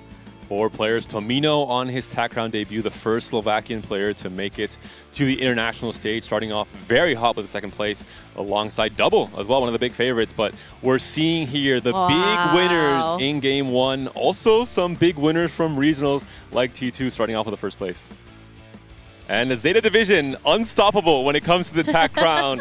Yatsuhashi with a 1st place as well after this Game 1 concludes. And Michael, who Hoop-san interviewed, and Michael said, I'm feeling confident, I want the games to start. Now we see why. He was ready for this Game 1. JD Zielinski also getting the GeoGuessr buff from the beginning of the day. No nerves for these debut players like Tomino, like JD Zielinski. Yeah, but Gobo at the very top there, getting in 1st place. Great for EMEA to see that. And I just love that for Brazil, though, especially for Shaco getting that 1st to start the day. I think for me, it's the new faces from the Americas just doing so well. Shaco and JD Zielinski coming here. I think they deserve a huge shout out. A lot of questions about, hey, maybe they just got in because it was only one regional tournament, but they're here to silence the critics. And Gobo, I love to see this because regionally in EMEA, he's a very, very strong player. His TAC Crown performances in the 2 sets he's qualified have not been the strongest, and we didn't really know why. Was it nerves? Was it adapting to the tempo and just the strength of the lobbies in the TAC Crown stage? But I think this is a big part of him now shifting that momentum, is starting off with a win or a top 4 at the very least in the 1st game. So I hope to see peak form Gobo in this TAC Crown. I hope to see him showcasing his ability to the rest of the world, where all of our EMEA fans have already seen him perform at this level regionally. So exciting, as that's just our 1st game of the day. We still have 5 more to bring you, and then at the end of today, we will see the bottom 8 players eliminated. But yeah, I love how cozy everyone's getting. Everyone's getting locked in, cozy on the desk here, and we see our players ready for that 2nd game. We saw Tartman there. I think maybe he thought he was playing a poker tournament, but we're playing TFT Tartman. Tartman, of course, I urge our viewers to keep an eye out for him on camera because I think a lot of the international viewers first got to see him at Vegas in particular. He went very, very deep in that field and had the best facial expressions on his cam every time we went to him. All right, for game number 2, we're going to be following Lobby 4, and this is where we will get a chance to see if maybe Marcel P can rewrite that 1st game, try to stabilize, or if we will be able to see another elite performance from Chi2X after that 1st game. We're going to get the Zyra encounter. Look at the field here. Double one of the favorites for the tournament, just won second place. We'll see what he can do. Chitu is a big winner from CN, a regional winner into a first place now in this game 1. So some big hitting names here as well. I think Dasik had a great performance, finishing the top 4. Also a legendary OG name from the EMEA scene. I'm so happy Chitu gets to start the day off on a win right here. He's known as a very emotional player, holds the record for the most 8th places in the TOC, where it went 5 in a row. But if he's on point, then he can just steamroll everyone. I think he's the CM player with the best optimization coming out of the big 3. Prismatic Finale will be our encounter for this game too. We did see pretty much that same encounter, not the encounter, but the outcome with Prismatic Hawkman at 4-2 last game. And we got to see a few of the big options, right? Things like the Water Lotus, things like just a very strong combat power you can get on 4-2, things like Invested to be one of those crutches to make it to 9. Max Cap no longer in the game, so the 3 coffee rollers won't have that crutch themselves. Ooh, opportunity here to just get an Aatrox 2 right away. I feel like that's such a great start when you're able to upgrade one of those tank units so early on in the game. Yeah, when you have final Prismatics, there's a lot more, I think, item fixing that can come along there. So if you're missing items, that's Prismatics are the most ones that provide you with firepower over there. And it's going to be interesting to see how these players adjust their game plan. Are they feeling the pressure yet or not? Is Marcel going to feel like he has to go for a fast 9 to kind of stabilize or not? Well, actually what's really interesting is when you take a look at from the Americas, both Marcel P and Dohua, they actually do have pretty high 8th place rate, but despite that find themselves at some of the highest top 4 rates amongst the Americas field. So maybe this is just an outlier. You need to get that 1, shake it off before you get into the rest of the day.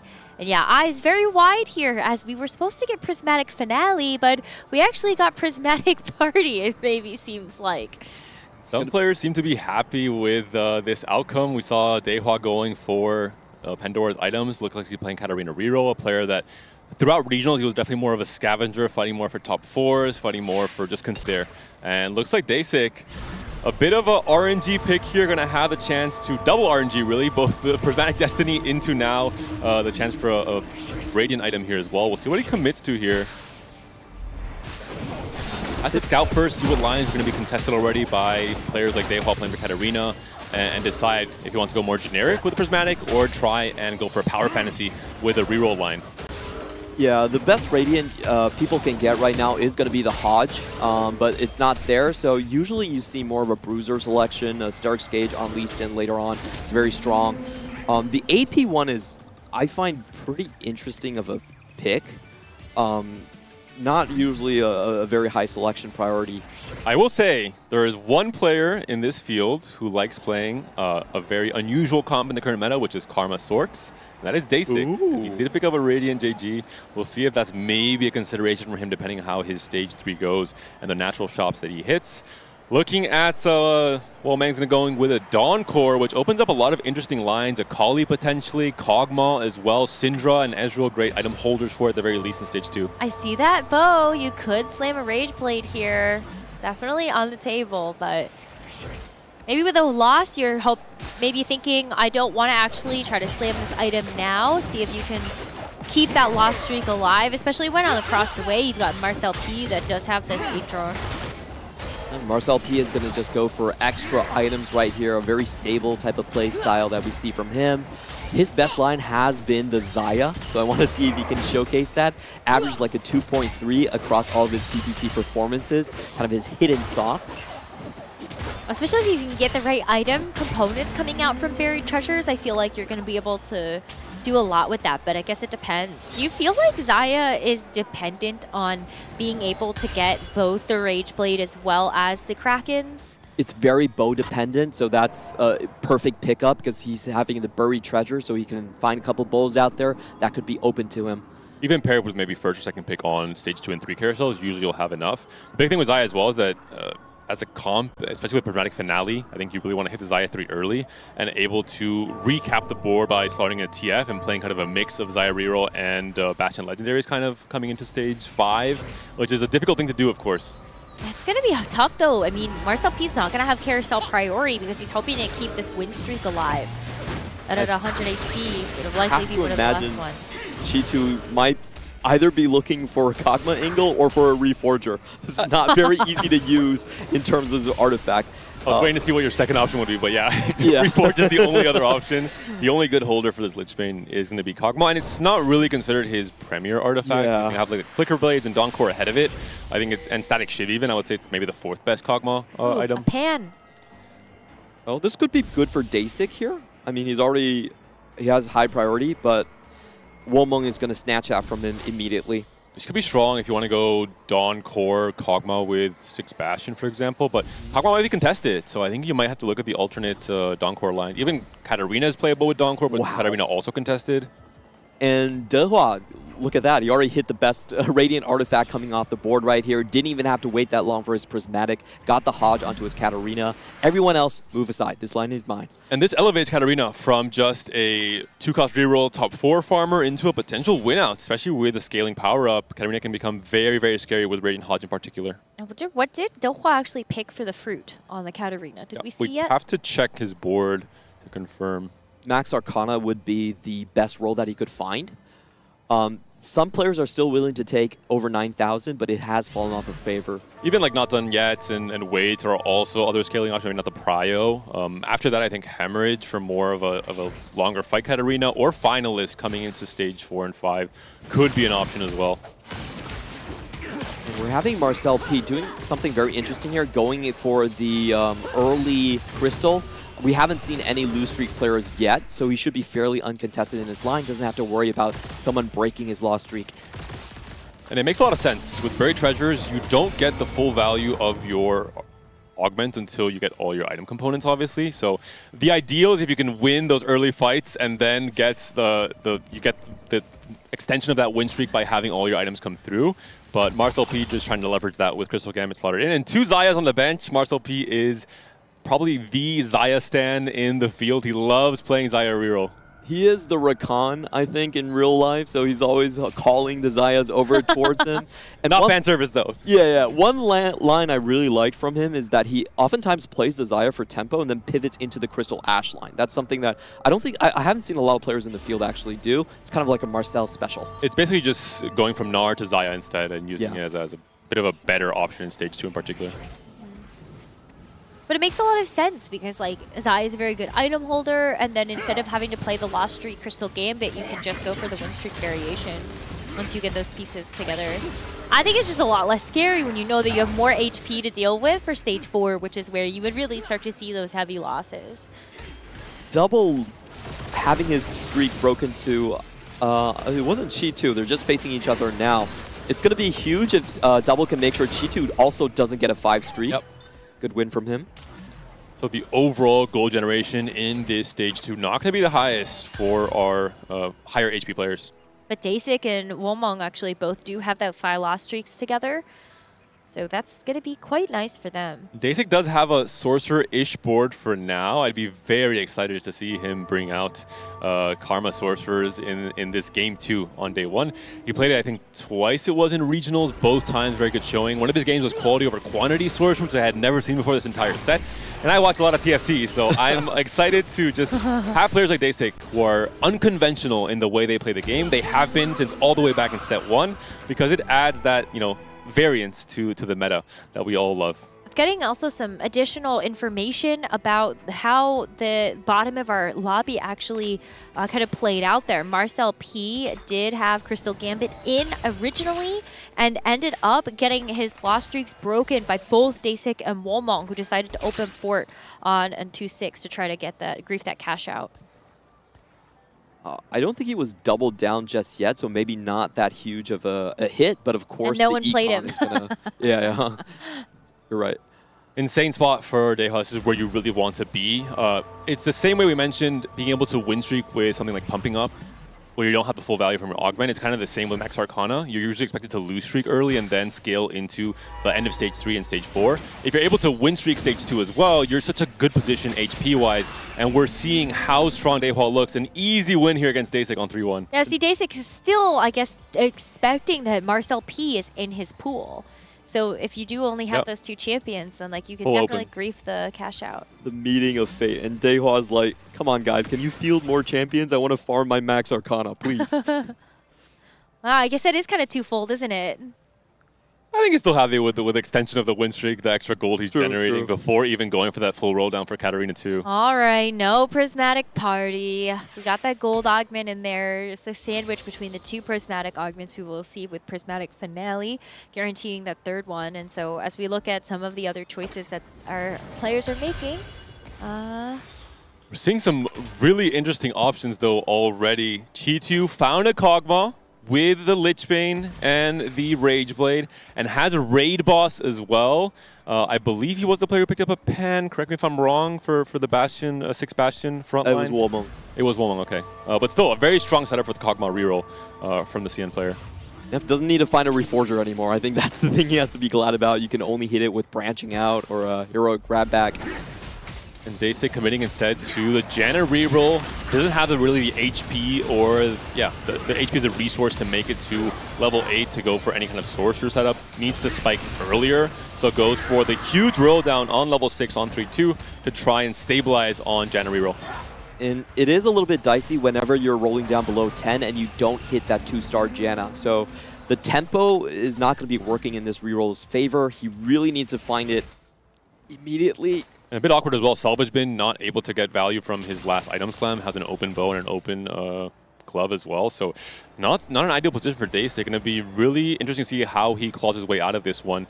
Heavy as a Crown though, picked up yet again on a reroll line, this time for the Malzahar. Same setup pretty much, working as an Archangel-ish item with the crit coming in from the jeweled quick weapon instead, the Jewel Gauntlet for Womeng.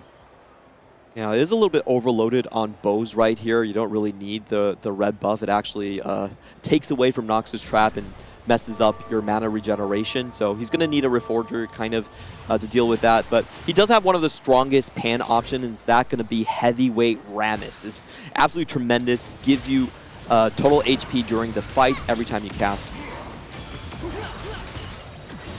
Just so many open components though. It's going to be a while until you can both close the ideal pan item as well and make use of this cloak and these 2 bows. And it's a 7 loss streak already, so it's going to be a lot of HP loss in stage 3 as well. Depending on his item components he gets dropped on Wolves, it might be an 8th place if he can't really stabilize and make some tempo slams. Kali's not going to get picked up here as Wolmong has moved away from that. Volibear, always the most contested of the 4-cost. Every 4-cost standard line needs a Volibear, either it's Star Guardians, Edge Lords. Is that a raid boss pickup by Chi2? There's 2 raid bosses. Ooh. Oh no, there's only one, sorry. What jungler is the second Heavy as the Crown player instead? Well, I was going to say what jungler could be considered a raid boss, right, is what you meant. Absolutely true. Runner-up knows what it feels like to compete on the TAC round stage in his 4th ever appearance. And this is a very interesting lobby because we didn't see any of the early economic prismatics being selected. So everyone's playing rather high tempo. Getting additional artifacts and items onto the board has been the main goal here. That being said, I think a lot of low roll spots, or at least a lot of variance in how strong some of the HP leaders are, like Dehua hitting a very early in Radiant Hodge, which you can't really bank on when you're playing for Prismatic Pandora's items, and other players like Womeng, who just, it hasn't really worked out with his items up until now. This is going to be tough. If we've got 2 Monster Trainer players, then they're going to be heavily contesting each other. This is interesting from Chi2, who actually got one of the best finds from his expectedness. Yep. Or expected unexpectedness. Sorry, I got that the other way around. Did get 2 lesser duplicators here for his Kog'Maw. Going to try and fidget out until he is only on his last few copies. Hopefully, somewhere in the start of stage 4, considering. I mean, his current HP 76 still pretty healthy. And Wolmong also does get the heavyweight on board as well. Another snack. This body change probably temporary for the Garen until the Swain 3 or the Leona 2 is found as that main front line. Double down for Wet Jungler. One of the very funny things, I think that's the right adjective, is Heavy as the Crown with Crystal Gambit and Double Down. You pretty much guarantee that you can lose. No one can really grief you unless they sell every single one of their units. So Jungler, I think, has to be feeling very confident. There's very little counterplay in this position. Yep, just put the crown on whoever is about to go out, and you got the loss in hand, no problem. It does look like we have a lot of Star Guardian angles coming into the board here, so I'm going to be very interested to see how that plays out. Seal, of course, most likely going for that wet jungler with this current item build, and the fact that he does have Shopping Spree, which gives you the best econ bonus if you're going for the level 8 board. Most likely going to head in towards that direction. So we're going to see a flurry of action on 4-1. I think the big spikes will come earlier in this game. It'll be all about the stage 4 roll downs, all about the 2-star 4 cost instead of that fast 9. But a big spike already here for Womeng with the Living Forge. The second artifact coming through. Fingers crossed, you either get a good option for your main tank or you get a synergistic artifact for the Malzahar. There's a lot of good options. Mana Zane, Bleeding Jewel, even DFG, for example, on this Malzahar reroll. Yeah, you could also just get Darius items there. The Death Dance is fine if you really need it. And you want ways to make use of these bows and this cloak as well. You have to close off pretty much all your items here. But Darius can use those, like... Yeah, BT Slam is a possibility. Yeah. Could you give him Krakens? No Reforger kind of hurts right here. Madazane is probably the most likely of the options. Yep. That's a really good synergy. You're going to reduce the mana very quickly for the Dawn Core. So Malzahar, the same reason Double Trouble is so good is because you have 2 Malzahars casting and you can spread the dot very quickly. Similar case here with the Mana Zane Dawn Core. Oh, still 3 open items here. Krakens on the Darius. Rageblade Darius. Rageblade Darius. Wait, that would be so cool.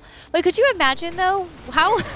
Hey, hold on, hear me out. He's banking on 4-2. Hear me out. Let's go. Living Forge, what if you get like Snipers, Focus, Rageblade, Darius?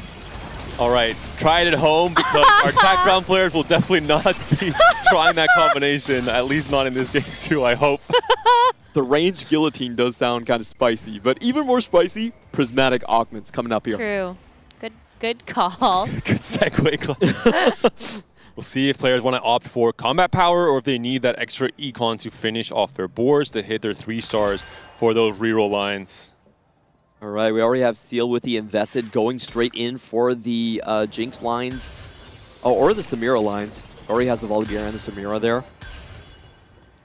We did have 3 potential players angling for the Jinx, and that's kind of the line I expect to be most contested. Double already picked one up early, and now we have Jungler with the 2-star Poppy.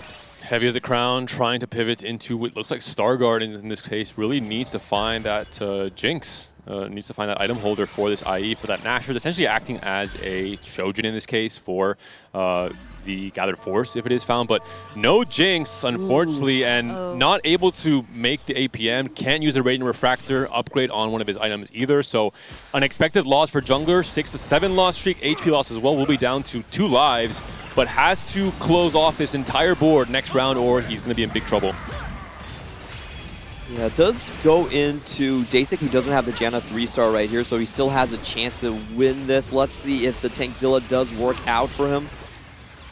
When you're down to whole prismatic augment, I think it's just not going to be even close in this case. And the amount of HP he loses is pretty important here. He's going to be on 2 lives at the very least at 20 HP. Do or die moment here for Jungler, though. He has to find a Jinx. Hopefully a Jinx 2 upgrade, and has to hit Gathered Force as well. Marcel was also angling for this line. But he does have the 2-star Jinx. I thought it was 1-star because of how small the units were, but... and tiny. Oh, that's tiny but deadly. Yep. And a very, very strong combat power option for the Jinx and the Volibear combo. Oh, and the Edgelord plus back. 1. That was wild. He got a pan out of his Crystal Gambit cash out. So he was able to make this Edgelord spat. Now it's really strong with TF in the 6th Bastion, where you play more into 4 Edgelord. Going on level 9, we'll see how it fares with the Jinx here, with the armor reduction especially on all her attacks. I'd say the only thing that's missing is his front line right here. The Cassante 1 is a reason for concern. You do need more time for the Jinx to stack up, especially if you're going with the Gather Force. And it looks like the tank might not have hold. And the Tankzilla proc as well, right? Would be huge in terms of buying time for those massive Jinx rockets that comes through, or just kind of scaling infinitely in a longer fight. 2 pan, 3 pan! Triple pan? What? Our players are given the option to cook, and Wet Jungler will happily take it. Oh, Marcel P's thinking about it. Do you really want another one? Oh, think quickly. Goes for a bow instead. We mentioned how bow hungry his composition would be. Has a few item slams as well, with potentially the Kraken, I assume, onto that Volibear. Yeah, and I was worried that the rich were going to get richer because the only two Reforgers were on Double and Dehua. Fortunately enough, like everyone was able to deny them from going one step further.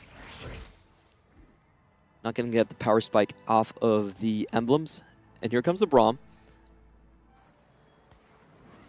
There's at least a three-way contest on this Star Guardian, Jinx, Volibear / Fast9 game plan. Double, I think, the big victor now at 63 HP. And then, of course, Marcel P and Wet Jungler, the players were trying to stabilize both on 2 lives, trying to make it out of this stage 4.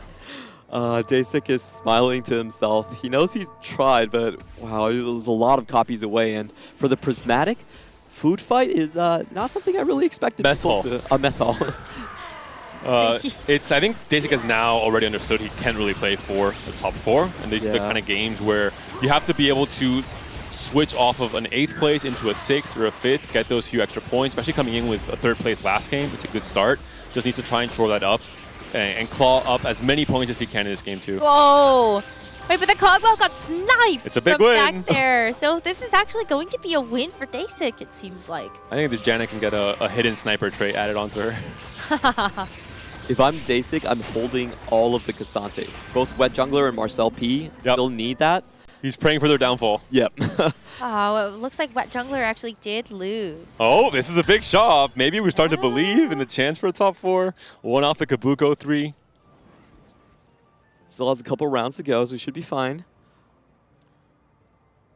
Wow, I mean, it's just tough. I think maybe Wet Jungler knows that there's so many Jinx out of the pool now. Might not even be worth it to roll here.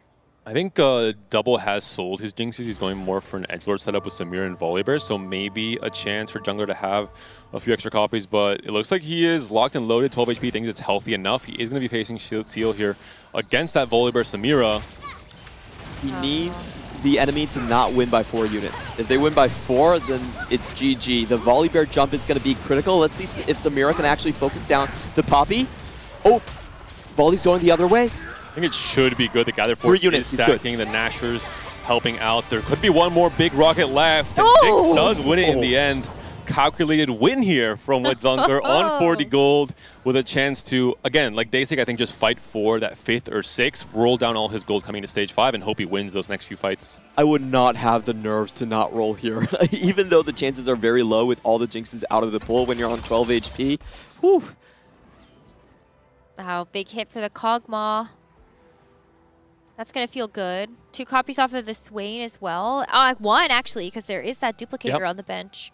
And really favorable lobby complexion for G2. No Fast9 Bastion players, no Crystal Gambit players, taking away 2-3 copies of Swain, making it a little bit harder to hit that 3-star. There's times where you have to pivot off of the idea of the perfect frontline with Swain 3 and go to Leona 2 instead, but in this case, the best of both worlds for G2. Yeah. And now he just needs to find a set of items for his Yasuo. He's almost 3-star there. The sword would be absolutely perfect for that. He still does have a Reforger. So he could have a very big spike this turn. Finds everything. There it is. Wow. Has some okay-ish items as well. The BT or the Sterax Slam potential. We might see a Reforger on one of those components to try and have a 2-item Yasuo at the very least. Jungler also needs to stabilize here. Necra needs to find... Well, he has a Seraphine too. We'll see if that's going to be enough. Usually kind of a secondary carry. The Jinx is the big one, and it's still Jinx 1 for Jungler here. Yeah, it is not looking amazing, but I guess I'm hopeful that like a 2-star legendary is going to be something. They don't stabilize the board, but it's going to take a while for these Seraphine cats to happen, and it's already being walked on. It's already over for Jungler. We saw that there was a bridge there for the Katarina to bypass from frontline to backline and immediately gets both of those main carries with the amount of burst damage that comes out of a Radiant Hodge setup. And because of the crown, that's why you saw that that fight happened so fast. Once that crown, once the champion that is holding the crown goes down, you instantly lose the round. That Volibear was American. Yep. He was just hiding in the corner, giving Katarina that bridge directly into the backline, and Dehua takes him out. So that's great news for Marcel P. He was in a very similar predicament, but at least he's going to get 1 extra point. I mean, Marcel is on a hot streak right now, too. With this edgelord bad jinx. Feels like he's been able to string together a good couple of wins that we'll see whether or not that keeps up. As Doha is now also going to go after the Malzahar board. And this Malzahar and the Rammus are not upgraded just yet. It's just a really strong setup for Daewoo here as well, where the Prismatic Blazing Soul is just so strong, getting the base AP for the Katarina to crit off of with Executioner and, of course, the Radiant Hodge and the Striker's Flail as well. Ooh, but this Rammus is actually like really hard. I mean, the crown's on the Rammus. He's just scaling the shield more and more. I don't think he quite has the damage, I have to imagine. I don't think so, but it's still cool to watch. It is very cool. Rammus is definitely getting his time in the spotlight near the end of the set. Farming tons of HP there. Or farming. Max HP. Yep. And the setup here for Daehwa is not quite the full cap yet for his Katarina board. He's still stuck on 7. He still has not hit 7 BA. He's going to be on 5 BA for now. So he can still step it up, and he has the HP to work with, right? 36 HP, currently the leader when it comes to this lobby coming to stage 5. Which is so wild to think about. But I think G2 can actually give him a bit of a run for his money. You know, having those three-star upgrades. 3-star, 3-cost upgrades is very, very big. Yeah, I think we're going to have re-rollers in the final lobby for this one for sure, between Daehwa and G2. But on the other hand, can Steel actually survive a little bit longer? Really good positioning here on the weak side. The Volibear wrapping around, getting great procs, getting great resets, and Double now down to his last life as well. Such a different lobby, Clemming, compared to game 1. All Fast 9, all legendaries. Yeah. Now the reroll, they're getting their time in the spotlight as well. And congrats to Day 6, stabilizing a little bit at the very least. Has lost his last fight, unfortunately, but his spot looks so doomed in stage 4. Yeah, but with the Koboko 3, I think has really helped buy some time. The fact that you're still stuck on Janet 2, though, is kind of wild at this point in the game. But as you were saying, Panda, maybe it's just about scamming a couple of extra placements. 6th and above, that's a pat on the back. Perfect. That's a deserved pat on the back, I think. Not hitting the Volibear and having to full itemize the Yone doesn't look like a very good spot for Double right here. So I think, unfortunately, he's just going to go out 7th unless he can hit some of these weaker players. No, I don't think there's anyone he can take down right now, looking at the lobby. I think a lot of this is the rerolls usually spiking stage 3, dominating stage 4, falling off in stage 5. That's not the case here. Some of the rerolls have hit their max cap power spikes with the Radiant Hodge for Katarina very early for Daehwa, and the scaling for Max Arcana. And these more humble 4-cost boards that are supposed to beat these reroll comps in stage 5 are losing instead. So we're seeing players like Seal and Double maybe dropping to a 6th and a 7th in this lobby. Last rolls for Double, doesn't find the Volibear, still sitting on 2 pairs onto his bench, but is going up against a Ghost. I think there's too much HP here, I'm not sure. I mean, the heavyweight emblem on the Malzahar, this Drain Tank-ish Darius as well. Tamir and Volibear work best off burst and winning fast fights where Malzahar wants to win a long fight instead. I think the Rammus with heavyweight emblem in particular is a very strong combo. He can hang on for a long time, and the Dot comes in, slowly takes down the carries, and Double, unfortunately, from a 2nd place down to a 7th place in this game, number 2. It's going to even out the scores at the top of the standings, and I think this game illustrates a lot of the things when you try to play too safe and go for 4 costs instead of the 5 cost. Too humble. Yeah, what ended up happening was a lot of players actually contested each other. Seal contesting Double, Wet Jungler contesting Marcel, and I think these 4 players are likely going to be our bottom 4, unfortunately. And Day 6 is the one big winner because he sees everyone else capping a little bit lower because of the contests, and despite not even hitting a Janet 3, he is still able to maybe even potentially top 4. He won his last fight, depending on the matchmaking here. That would be crazy. He stole so many bases in this game. Yeah, but it really is Seal and Marcel P right now who are in danger of getting eliminated on this next fight. Next Seal will have a similar trouble that we saw from Double in that last fight, the same exact comp facing off against these heavyweights. Although we do see the Lee Sin going to the backline, almost taking down the Malzahar that could swing the fight in favor of Seal. And yeah, it looks like he is going to be strong enough here. Samira coming in. Rammus is still alive there. I think I spoke too soon. The Dot kills off the Samira. And Seal meets the same exact fate that we saw from Double in that last fight. Yep. Marcel P as well out. And we have our top 4, so congratulations to Dasic. 1 HP is all he needed. All 4 of these players are reroll players. So we see the Artifacts and Radiance really winning through. I think this is peculiar about this set because the amount of concentration of power you can get with power-ups has just been so strong, especially with the Radiance coming in. They're showcasing it here.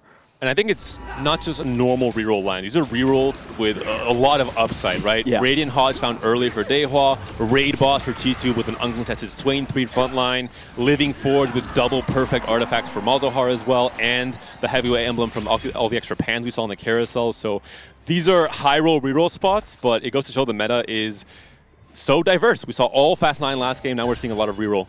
Oh, and I wonder if players are going to pay attention to this. There is a Spectral Cutlass on the side of Wolmong's board. Whisper, Clement, whisper. Oh, okay, they can hear us. They can hear us. Let's see who's paying attention. I think G2 is the one that's most in danger with that Kog'Maw. I think because of the Katarina, players are scouting a lot anyway. That's they true. need to protect their matchups, make sure she doesn't have a bridge into the back line. So they'll probably notice. But now it's about getting the actual positioning correct. And that can be really hard when you know some of these fights are also about the front to back. When you look at like the Malzahar and the Kog'Maw. Daysik with 1 HP. Can he go further in this one? Does the Janna snipe the Kog'Maw like we saw the last time these two players faced off? I think there's a little bit too much frontline this time around. It's a 4th for Daysik in elimination, but I'm sure he'll be smiling because this looks like an 8th place in stage 4. He's so happy. You see the grin on him. You have to be. If you remember his spot, on 3-2, he was 7 gold with no 2-star Janna. We thought this was a Fast 8 position from him, but he actually beats out all the other Fast 8 players. I just realized this Rammus was not even 3-starred yet. No. I think nothing is killing it once this happens. Yeah, but it's... Oh, there it is. I was going to say. You were about to curse him, Necro, but he dodged you. He rolled one more time. Well, I was... Oh, look. He's like, oh, thank goodness. Yeah, I don't think this Rammus is dying. Adaptive Skin also just a really, really strong power-up for the Rammus, plus the extra HP you get, right? You have the scaling HP from the heavyweight emblem, plus all the armor you get from Rammus himself and the Monster Trainer. Yeah, this is a very strong counter to what Dehua has. The Katarina is just going to get stuck on the Rammus forever, but against G2 he does have a chance because there's more frontline for him to jump. The Golden Gate Bridge for the Katarina to move onto the Kog'Maw, and another pivotal fight there. The Swain cannot do it by himself. Does look like it was a ghost board, It was a ghost board. But G2 still loses to Wolmong. Now, Wolmong, we didn't talk much about him, but he is the winner of the JOC tournaments, or coming in from our mobile circuit right there. Last optimizations, doesn't hit the legendaries. And we'll see what G2 faces. The Swain boss, or the raid boss with the Swain is incredibly strong in a front-to-back fight, but if you're able to get the Katarina onto the Kog'Maw early, it just does not matter at all. Yeah, he's playing against Dehua for sure. He was playing against Wolmong in the previous one, so you can see the bunch up on the right side there and making sure his Kog'Maw is as far away from the rest of the members. If the Katarina latches onto any second or third row unit, frontline unit, that's where we have a bridge into the Kog'Maw, and it could be very scary. We see an immediate pivot on the right side. Katarina is on the left, so at least she is very far away. We'll see if Rakan gets her any closer. Let's get the dodge. Next cast still on the same side. This is good news for the Kog'Maw. Looks like the Swain is scaling with the Archangel as well, buying enough time. Katarina is now targeted. Edge of Night has already procced. Kog'Maw should have this, but it's not enough. Dehua looking too strong. The burst of damage coming from Katarina as that fight went on. The scaling from the Max Arcana especially has gotten him to this point. It's over 60%. Oh, wow. That's what Radiant Hodge on stage 2 will do to you. Even stronger than a death cap at this point. Let's see, though. I mean, because Wolmong still hasn't lost a fight yet. So is Dehua's Katarina actually going to be enough to take down this impressive Malzahar board? I feel like this is a tech check. How do you avoid the Katarina? That's going to be the question right here. We see Dehua going for kind of the Moses positioning, trying to force the front line to walk in and maybe give him a bridge there. But I think Wolmong is it's only one opponent. It's very difficult to see him not being aware of the potential there. So I do think Wolmong is heavily favored. You do have the Pyromaniac, the red buff as well, to try and help with a massive HP shields and just units overall we're seeing from the heavyweight board. Katarina will be on Rammus' side, but not quite able to get onto the Malzahar early. Did I speak too soon? She's stuck on Rammus for now. If this is the way it stays the rest of this fight, I think Malzahar will be able to burst everything down, but Rammus has to be that one target, but no, Katarina moves to the back line, and this might seal the deal. I think the Rammus by himself, actually there's so much damage coming in from the rest of the units. That's it. just took way too long to kill. The Rammus was stacking up HP this entire time, and congratulations to Womong. He's been kind of the miracle kid in the mobile circuit there. Everyone says his run was kind of like Summertimer, where he was 8th place in the finals, then took 2 first places to make himself all the way to TAC Crown. And honestly, that difference in circuit has always been so interesting to me, because you also have a little bit of a different meta over there as well, don't you, between like JOC and TOC? Yeah, I will have to admit I'm not very familiar with the meta, but I know that they're very reroll heavy. They like to play tempo, so that's what we should expect from Lawu, from people like Womong coming over from Chengdu. And for Womong, the big difference there, I think, was look at stage 3. He had 4 open components, had the pan open, had 2 bows. Not sure where that was going. We thought his spot looked a little bit scary, but found a way to slam everything basically coming into stage 4. And then the Rammus, especially with heavyweight emblem and the buffs coming in this last patch, showcases Rammus is not just very strong in double trouble Malzahar, but also in this traditional line with the emblem. He can do it all. Yeah. Yeah, the 2 pans that he found were absolutely massive for him. Just gave him a lot of mana regen, gave him the extra HP going into it. So that's kind of the standard, one of the standard Malzahar lines we're going to see all throughout the weekend. Isn't this going to be kind of like Mortdog's chagrin, though? Like fighting to keep Rammus out of the sets for so long, and now Rammus is, doing You're going to have to stay around for the set 16, kind of reveals to find out if Rammus is still in there. Wow. This last patch was, Rammus is buffed. Okay, thumbs up. And really good matchups as well against the 2 Edgelord players, Double and Seal. We saw those matchups where Rammus was able to tank so much and survive that initial burst of damage coming in from Samira and Volibear. So a lot of things I think worked out for that Malzahar Rammus board. And reroll, so back in this game too. We'll see how game 3 fares and if we see more of a mix-up between Fast 9 strategies and reroll, and maybe forecast finding a bit of a better light as well. Not quite working out in this game too. I think it's just amazing that we already have seen so many different comps between 2 games. Yes, I know the portal had a lot to do with that, but I just think it's just so cool. It gives me a lot of hope for what the rest of the day is also going to be able to give us in terms of like, what's next? What haven't we gotten a chance to see yet? The field is just wide open in terms of compositions. The things I think we are missing, though, and I do want to touch on this, is the forecast AP lines. The Yumis and the Karma Sorks, a lot of players just simply avoid them because they don't have the same power necessarily as the AD flexible lines. But if you can find a way to make them work, that could be your outside chance. A lot of players are trying to develop those as playable situations. Makes sense. I mean, but it is hard because I feel like especially with the sorcerers, you kind of feel like you're stuck in Gwen jail. Much like the Mighty Max sorcerers, like you really do need the Gwen to actually cap out the board, and sometimes, I don't know, it just escapes you. And you can't really bank on playing vertical swords from a kind of loose streak position in stage 2 and 3 where you have little HP to work with, because once you get into these fights, like against this Rammus board, where you're not able to get the chain kills on the front line to get really the HP burst from the sorcerer kills, it's just a nightmare.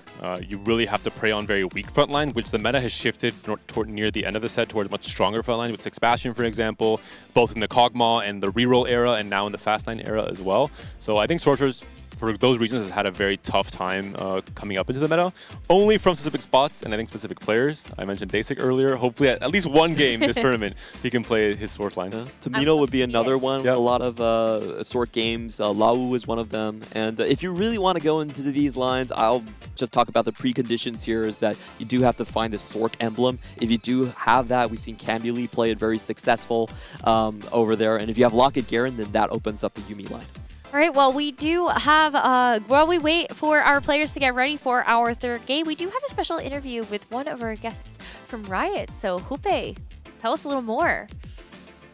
Yeah, I'm here with Dylan, TFT eSport lead for TAC Crown. Dylan, amazing event. We're now here in beautiful Alicante. How does it feel to finally bring the face-to-face intervention here for the players? Yeah, I mean, it feels great. It's super cool to see everybody in person, all the players talking to each other and like discussing strats and kind of BMing each other a little bit, but also just cool to see the co-streamers on site and interacting with the players as well. The stage is beautiful, and the beautiful TAC Crown is there as well. Nice. Can you tell us a little about the vision of TFT Esports, especially TAC Crown? What are your thoughts? What are you going for? And what is the expectation for next year's? Yeah, I mean the TAC crowns have always been, about like the celebration of TFT.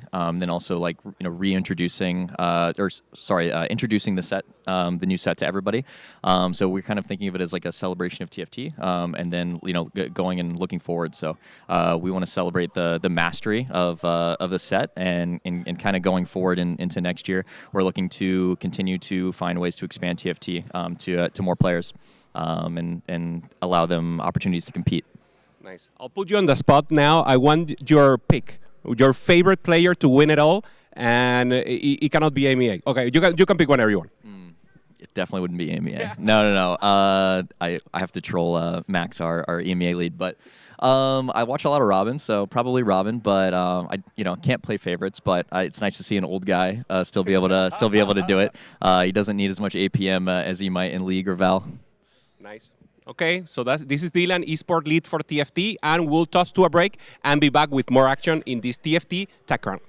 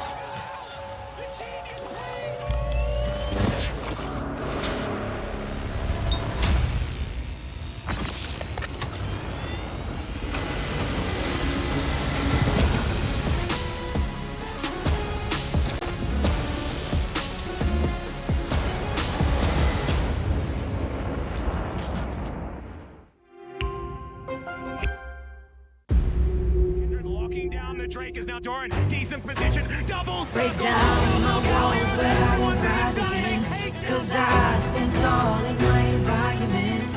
How could I ever close my eyes and stay silent since they try to take me down with their violence? Oh, they go back in, Bishop flashes in, and down goes Knight!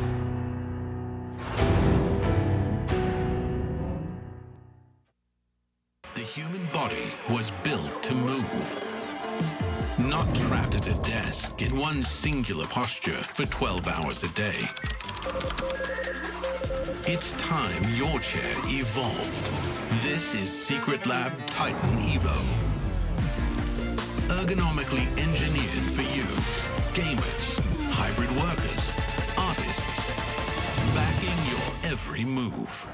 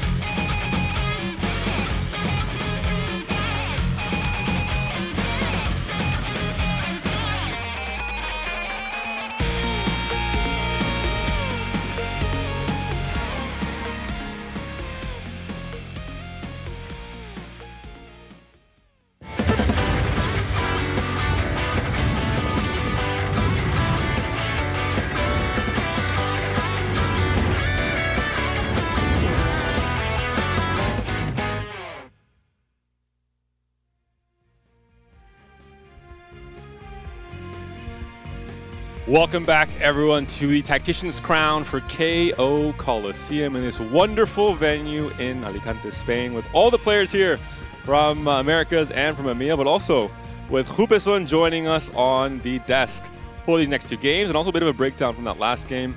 What's your first take on this last game? What's your first take on all the action happening here, Jupeson? I mean, for the action, I have to say people are trying to go for that fast 9 as soon as possible with any excuse.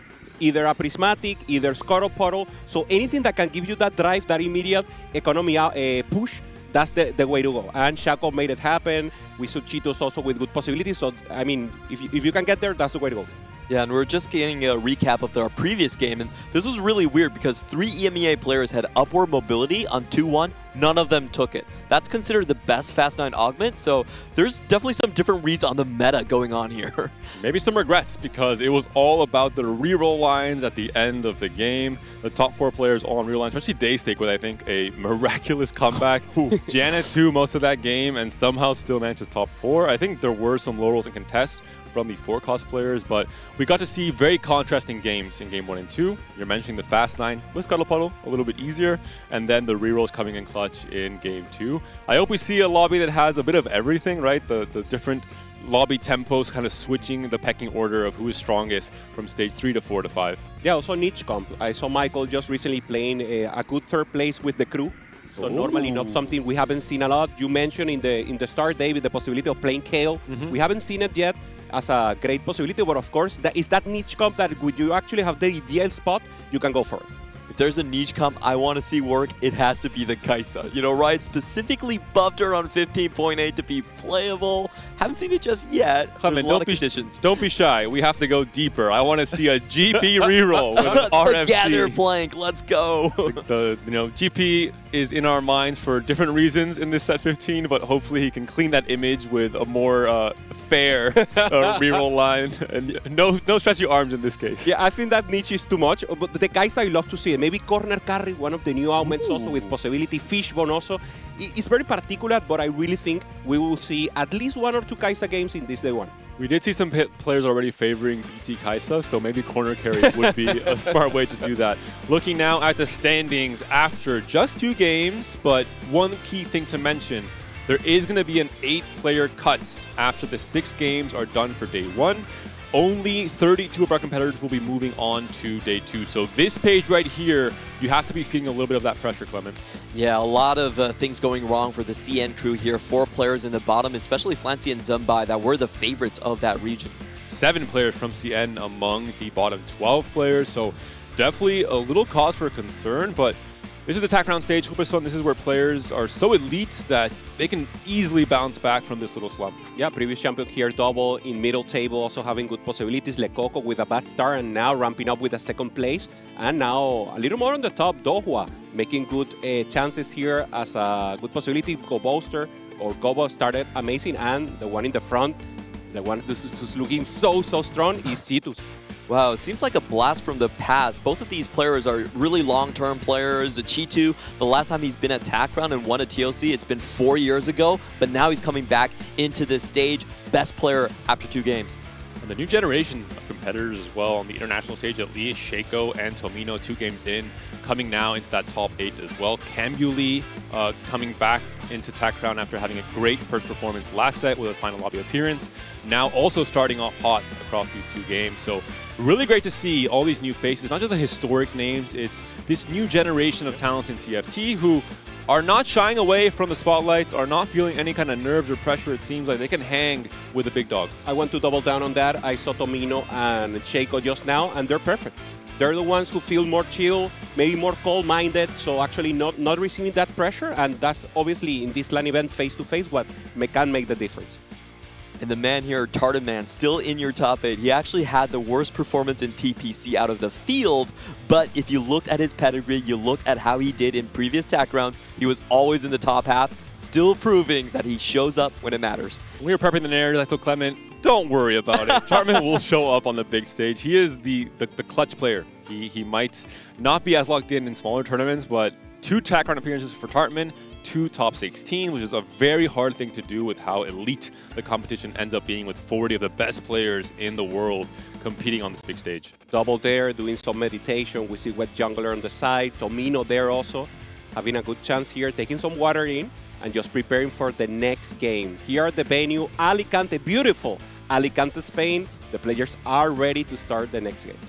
Like to Travis during that break there, he said, how was your start? Not bad. It's okay. 1 and then 7. So kind of in the middle of the pack there for Travis. Travis is a player who, one of the best win rate players in the field, only behind Ironbog with a 25% win rate across this set. So he's a player who, if he makes final lobby, I would be incredibly scared, especially when he won the Battle Academia Cup at the very start of TPC this set.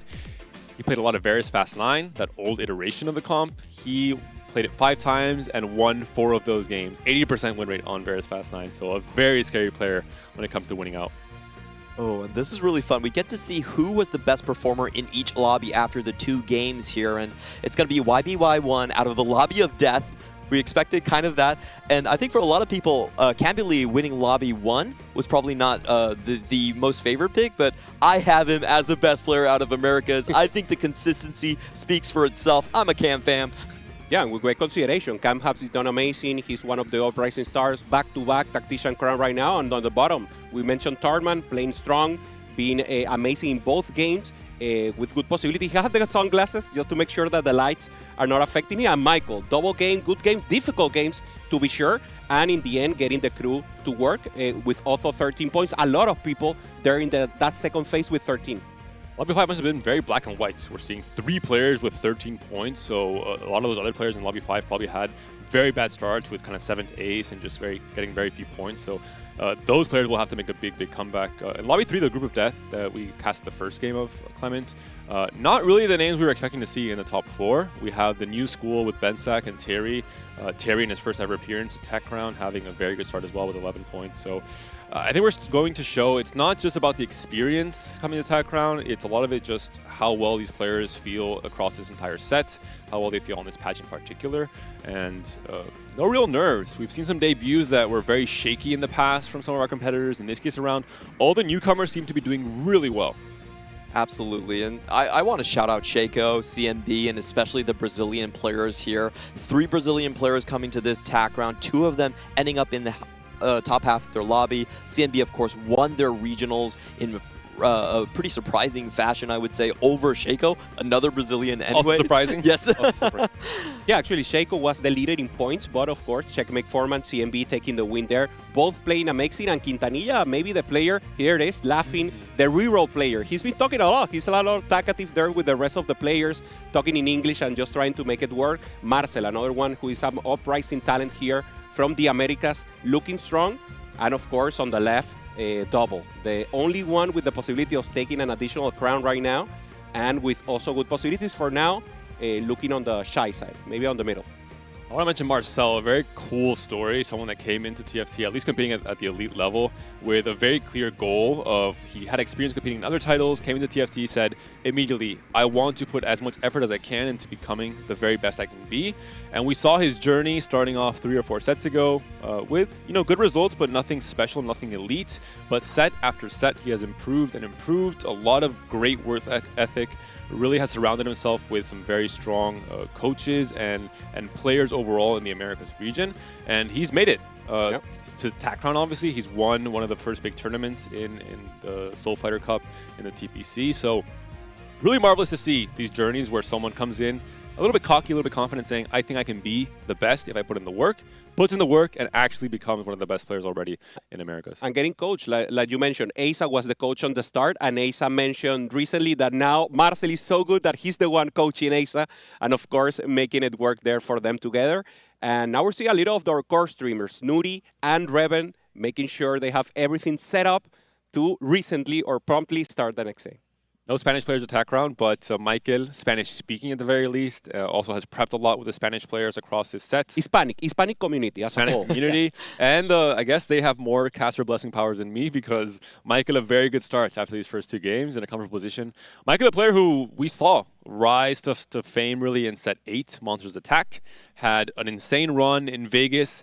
I still remember he had like 8 games in a row where he went either first or second, just incredibly dominant, and then couldn't quite make it to the final lobby there. But someone who hit a huge peak of form in the set 8 to set 11 era of TFT, a bit of a slump, came back into the Pro Circuit off of the invite slot, won the very first Pro Circuit Cup, Battle Academia Cup, against Cambulee in this super clutch fight where it's one auto attack separated the winner there and rode that momentum into a huge resurgence, a huge redemption arc in his career. So I'm really happy to see Michael here as, I think, historically one of the key representatives for the LATAM region. Yeah, the Niño Maravilla, or now as they call them, the Wonder Boy. Oh. So that's the nickname that the pro elite community has given to Michael. So good to see Benzak hearing so good music. What do you think he's hearing there, Panda? You know him.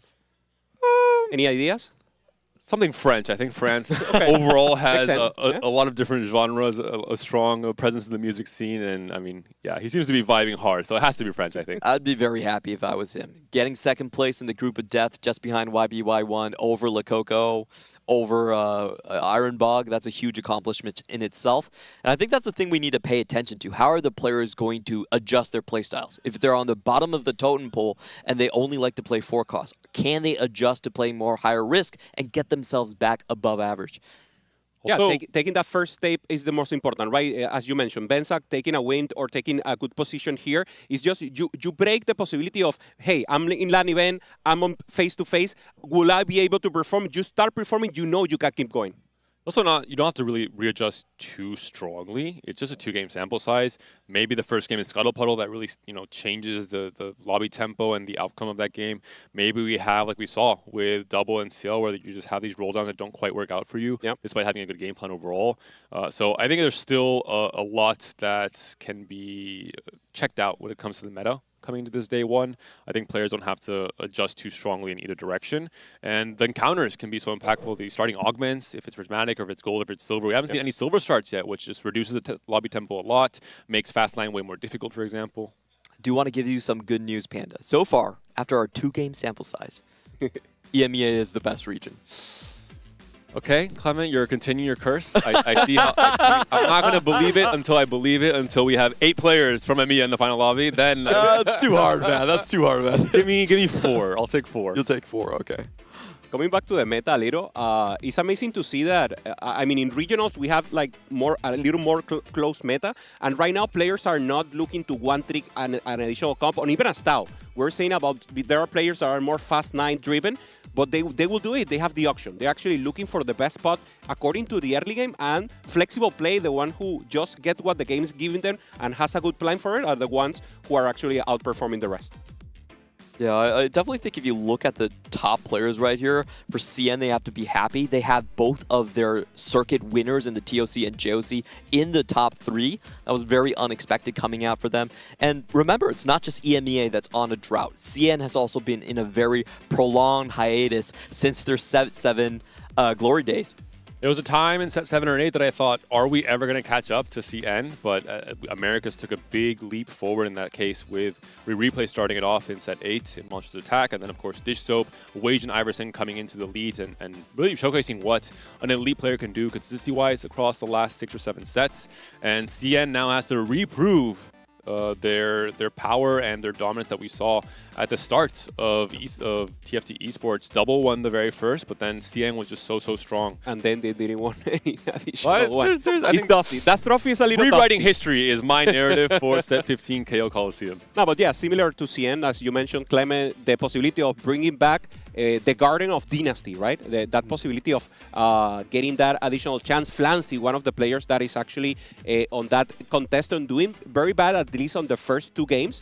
And still, this is rap for sure. This is French for sure. I think he wouldn't be so free-flowing if it was English, I think, considering Benzak is representing France, of course, coming into this TAC crown. Mentioning as well, not just the regions, but the players who have been so close to glory.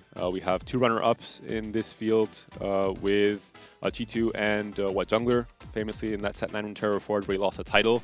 In that super exciting game, we saw title, his first big win with the Earth legend back in the day. PTSD coming in for a lot of viewers, I have to imagine, from that last patch coming to TAC crown. But these are players who have been so close to glory.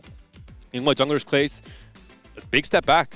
having to fight from tier 2 this set, having to prove again that he was among the elites and considered among the top 5 players maybe in the world for a few sets, and go all the way from tier 2 to TAC round, of course, in between that, getting a spot for next set's pro circuit in EMEA, and having a chance now to maybe fight for another final lobby appearance must be huge in his 4th total appearance in the TAC round stage. And doing it with confidence. He was like, okay, I couldn't make it to tier 1, I will make it right now, and we're now set for the next lobby. We'll be going for lobby 1 for this game 3, which is C2's, the point leader right now, looking strong, and a little of the rest of the players. A lot of APAC right now in this lobby, Clement. Yeah, 4 APAC players coming into this one. I think Without You is probably the kind of sleeper pick that I have. He's generally considered the strongest out of the TW players, and he's not been very well known. This is actually his first set that he's been competing full-time. He used to have a job before that. I know it's a scary word, but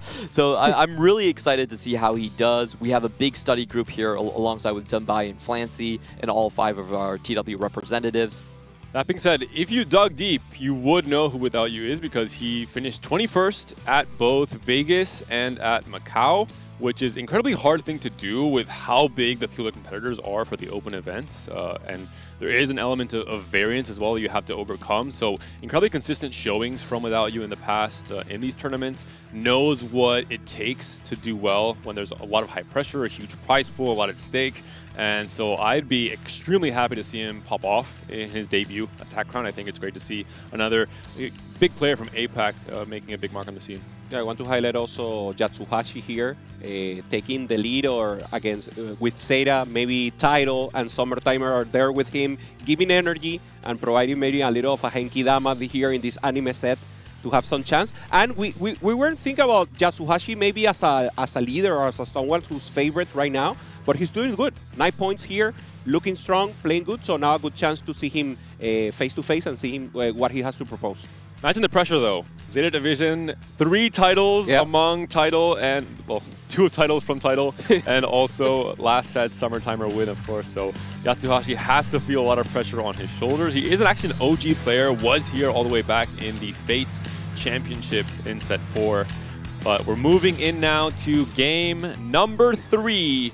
The chance for some of those players in this lobby with the lower points like Sheepstick, like Bai, to try and come back into it.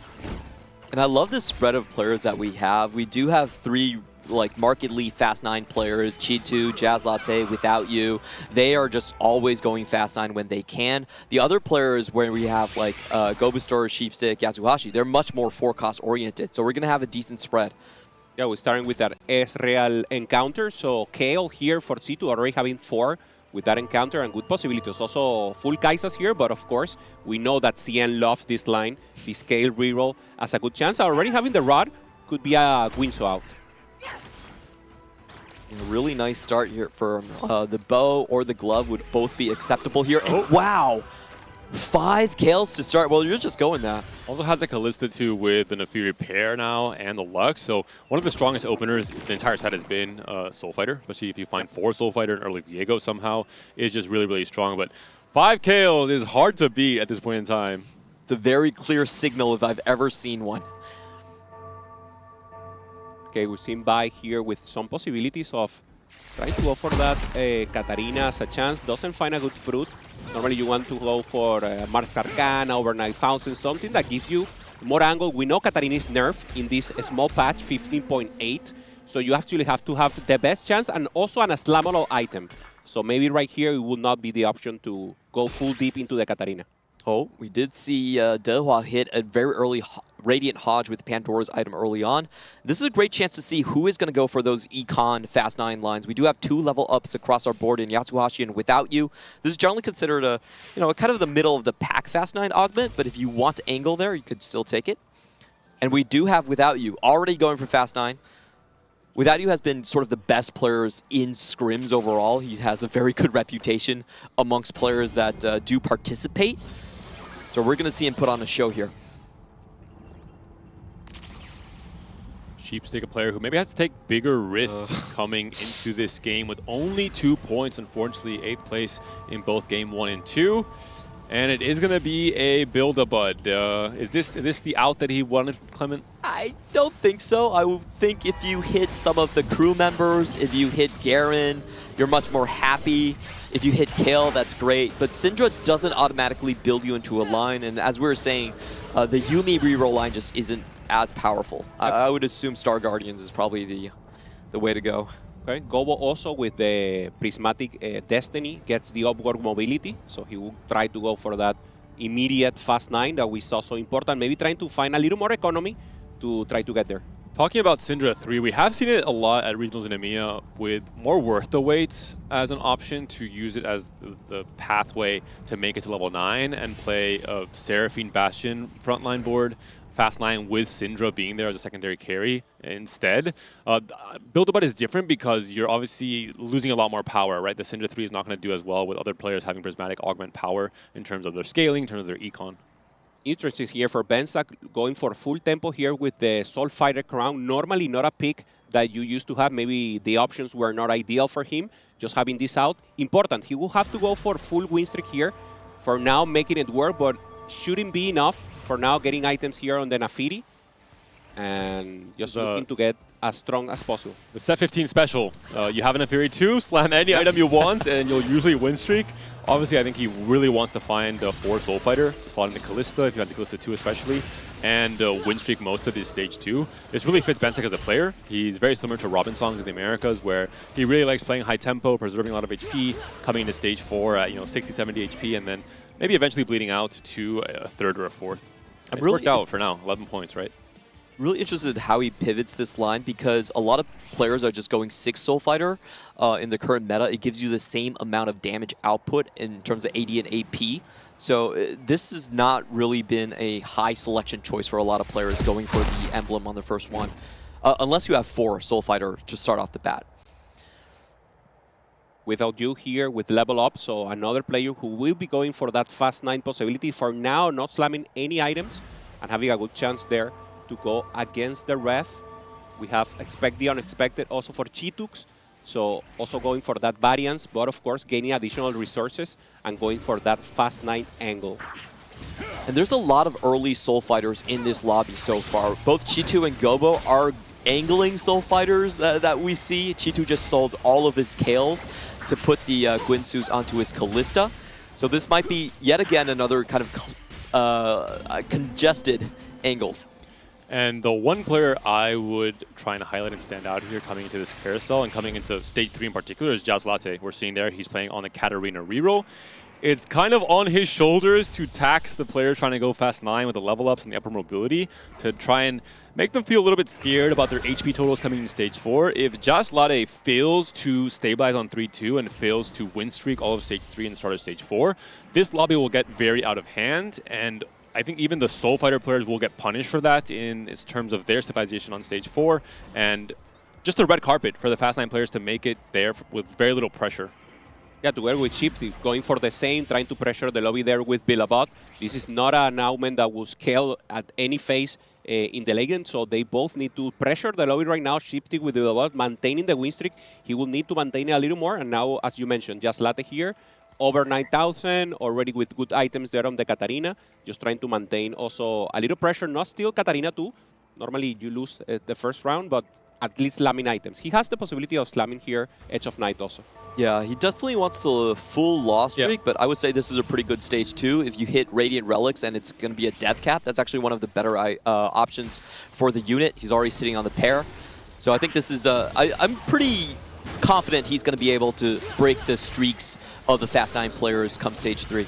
Compared to Dehua's Max Arcana Radiant Hodge setup, though, not quite as impressive. A small downgrade. Should still be strong enough, I think, to bully the lobby in stage 3.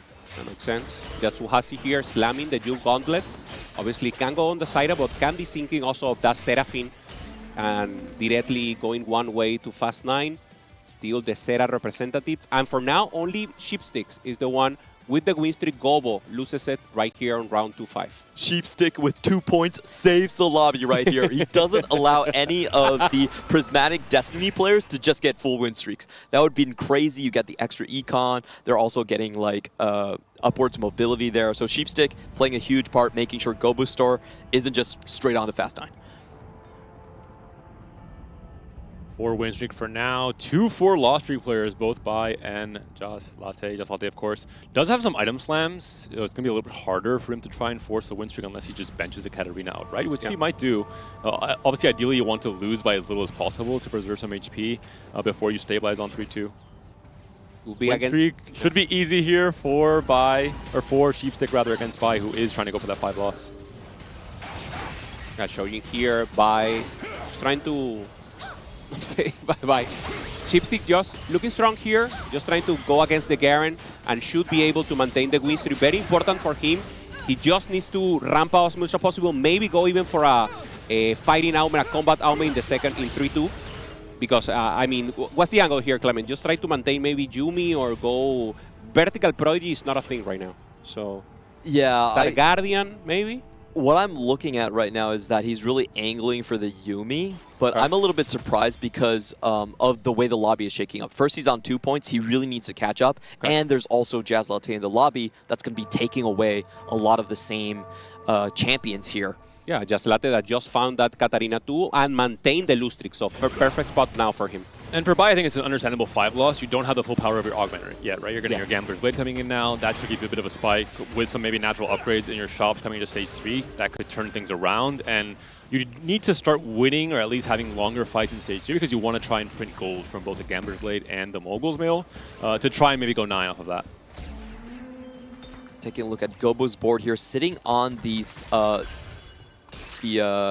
is he called again? I can't remember. Upper mobility? No, the... Smolder? Smolder, exactly. You know, he doesn't feel like a champion to me at times. It's just like... Oh, he's gonna feel like a champion now. This is stage 3-1, Cassante on the board, Crystal Gambit online, and a Smolder 3. Knowing Gobo as a player who can make things work... Smolder 2, sorry. Making things work with just very flexible boards overall, with upper mobility and strong, high-value power on this board for 3-1, I think he has to feel like he's in a really good spot in this game 3. I love the 3-2 all-out transition. I haven't seen people use all-out as tempo in a very long time. It fits Gobo so well as a player. He's one of the most creative players from EMEA overall, who I mentioned earlier hasn't had the best showing to Tactician just yet, but I think this is his time for redemption. Meanwhile, we're taking a look at Yatsuhashi's board, where he's clearly just going to be angling for the Bastion legendary lines already. Has the Seraphine items built, has the level up. Yeah, on the other hand, full tempo for Cheetos here, also slamming the Rage Blade, going for that Soul Fighter as full tempo. We have to have our eyes on Jas Latte. Did win his last fight. He is the player who is in charge of adding a lot of pressure to the Fast 9 players in particular. He needs to try and win most or all of his fights in stage 3. I just want to say, I feel like this is Cheetu's day. He had the tack crown. That's a 3% tack crown out of the unexpected expectedness. And he has forward thinking. And he's our current 8-point leader in the standings, so... Wow, the RNG buffs are just crazy. Everything going well for him today. Coming from a regionals win in CN and now having a great start to day 1 on the attack round stage, you have to feel good. CN overall, not the best start in the first 2 games, but at least you have one big hero to cheer for in G2. Yeah, without you, on the other hand, finding an early Jinx here. Not great item, but just maintaining full tempo for now. And just keeping his options open here. Obviously, good items for Fast 9, but I think the rest of the lobby has a better possibility, of course. Level up will be the chance for him. Trying to find an early Twisted Fate will be the out for him. Yeah, he does have the best items for Seraphine. The I think it's Infinity Force right now. I can't remember if it's Triforce or Infinity Force. It used to be Triforce. Infinity Force. It's Infinity Force now. Okay, thank you very much. And he's also going to build a secondary carry in the Volibear. I think this is one of the successes of Without You, is like he really prioritizes bruisers in a lot of his mixes for tempos when he goes for Fast 9 compositions. So I think he has his board set out. The only problem is that he's also going to be contested by Yatsuhashi. We're looking at Bai is opting to go, as you mentioned, the Xayah 2 instead of the Gnar 2 as a way to try and make it in a healthy position to level 9. But right now it's a 7-loss streak, so has to turn things around with this roll down and these upgrades and see where that gets him with Overheal picked up as a second augment. Jas Latte is on a 2-win streak, so he's doing his job as a Katarina reroll player, making sure no one's going too greedy with their Fast 9 positions. And Sheepstick as well with the Syndra. The more he extends this win streak, the better that build-up at Syndra looks. He has to. I mean, full pressure here. And of course, trying to balance the lobby. On the other hand, now Yatsuhashi Going up against the Super Saiyan here from Bai. Bai with overheal, using Bastion, I like it. Obviously trying to get as much value as possible from the armor and magic resist. Any healing, of course, even if they don't have any items, it's good min-maxing here. All about printing gold, ideally, with this Gambler's Blade, with the Rage Blade synergy. Xayah, of course, a very good holder of both, and the Swain with the Mogul's Mill. Died a little bit early, but still going to be a fight win, and I think Bai has to hope for at least winning the rest of his stage, stabilizing his HP in particular, or else he will probably have to forget about Fast 9 altogether and be a lot more humble, play for a 6, maybe a 5th with more of a Jinx line. I think spending 38 gold on level 6 is probably not a good sign that you can Fast 9, even with the double econ generating artifacts right there. So I do expect him to keep out of the lane that Yatsuhashi and Without You are clearly angling because they have the level ups. Poppy would be so big for Sheepstick on that Syndra line. Oh! It has been taken by Yatsuhashi, not going to make it too easy for our current HP leader with the Syndra 3. And Sheepstick did pick up Pandora's items, which is a little bit tricky when you're on a win streak because you want to kind of get immediate value from the augment and just slam the first thing that makes sense, either the round you pick it up or the next round after. You can't really wait for perked items. He had the tier open, so maybe just trying to slam as much as possible. Maybe 2 possibilities to go for kind that. Kind of like big grab bag with a little bit of upside. Yeah. Also Katarina here, level 6. Jazlade doing his job. Everyone that's not playing Fast 9 is saying, go Jazlade, make sure to tax these players. He has to break Sheepstick's streak. I think that's his biggest mission so far. Oh, and Gobo is also very strong, getting the right augment combination here. Cloning facility with the Cassante triple itemized. Smolder in the middle, not giving it max value to the Kalista if she can break through the front line. Really good optimization from Gobo here. Chitu's just trying to hold strong here. Kalista still the carry. And of There's course no way that Chitu wins, right? Nafiri is looking strong. I mean, Gobo wants to lose. He's double down. Against Boulder. That's true, that's true. So a really good loss. Cassante putting in some work here. Just 2 units taken from damage. And Gobo's looking good. Upper mobility, extra. If he gets gold, especially from his cash out, he can transfer that gold into that much more value with upper mobility as an augment pickup. Ooh, and this is going to be really fun to see when the level up players actually start their roll downs because you have Chitu there with the forward thinking. He's going to go on 4-2. You want to control it and actually roll on 4-1 to make sure you get the upper hedge. There's even players that we saw in game 1 with Calcloss that one of the APAC players rolled early on 3-5 to stabilize on 8. You can do the same thing with level up, for example. You cap yourself a little bit lower, but you stabilize so much earlier and get key units like the Samir, like the Volley Bear. Makes sense. Yeah, good possibilities there. Sheepstick still maintaining this win streak, so important for him. Decides to go full 3 items there. Finds the early Yumi also. 3 prodigies for him. That Cassante very important. He's still open though to the Bastion possibilities, not fully locking himself into Yumi as a common vertical prodigies overall, but the early Yumi definitely helps here in this position. And the 10 win streak would definitely help with his econ projection coming to stage 4. Yeah, should be able to take this one quite easily. Sheepstick with the Crystal. Yatsuhashi with the Crystal Gambit online, and I wonder if he wants to pivot, because if you're in this spot, you actually want to play the Crystal and go for a higher cap, especially when you're only on 2 points. You don't really want to play the Yumi. I've never seen the Yumi win the lobby unless it's Yumi 3. Okay. Yeah, makes sense. I mean, he has to risk. Only 2 points in 2 games, and now the chance to go. Maybe just maintain tempo, right? That could be another chance and get a force, just try to ramp up. But of course, as you mentioned, Clement, 8 players eliminated today. So the bottom of the bottom, and right now it's only him. Yeah, that's a respectable option, but it's not the option I want to see. I think most likely Sheepstick will, the moment he gets his first loss, pivot into the Crystal Gambit and then start trying to go for maybe 6 losses off of that in throughout all stage 4, stage 5, and go for this huge win-out cash out in stage 5. Yep. The cut for day 1 is about 24 points. So, you still have 22 points to make up in 4 games. It's actually a lot of pressure. And then you're still going to be very behind for the potential to make final lobby. So you have to really play extremely risky, I would say, from Sheepstick's position.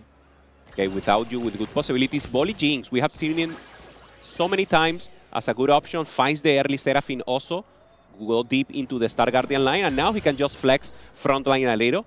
In a good spot, trying to find at least a carry 2-star here. And there is a Twisted Fate available for him. No, decides not to take it, so he's going to commit fully here on the Jinx, especially because of the IE he already has.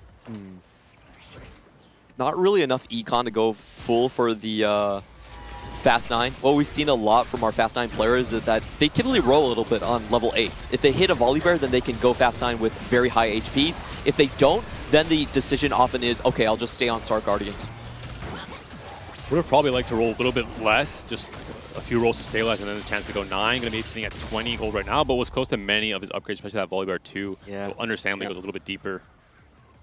Volley definitely baited him there, so I think he's just staying on Star Guardians for now. Yeah.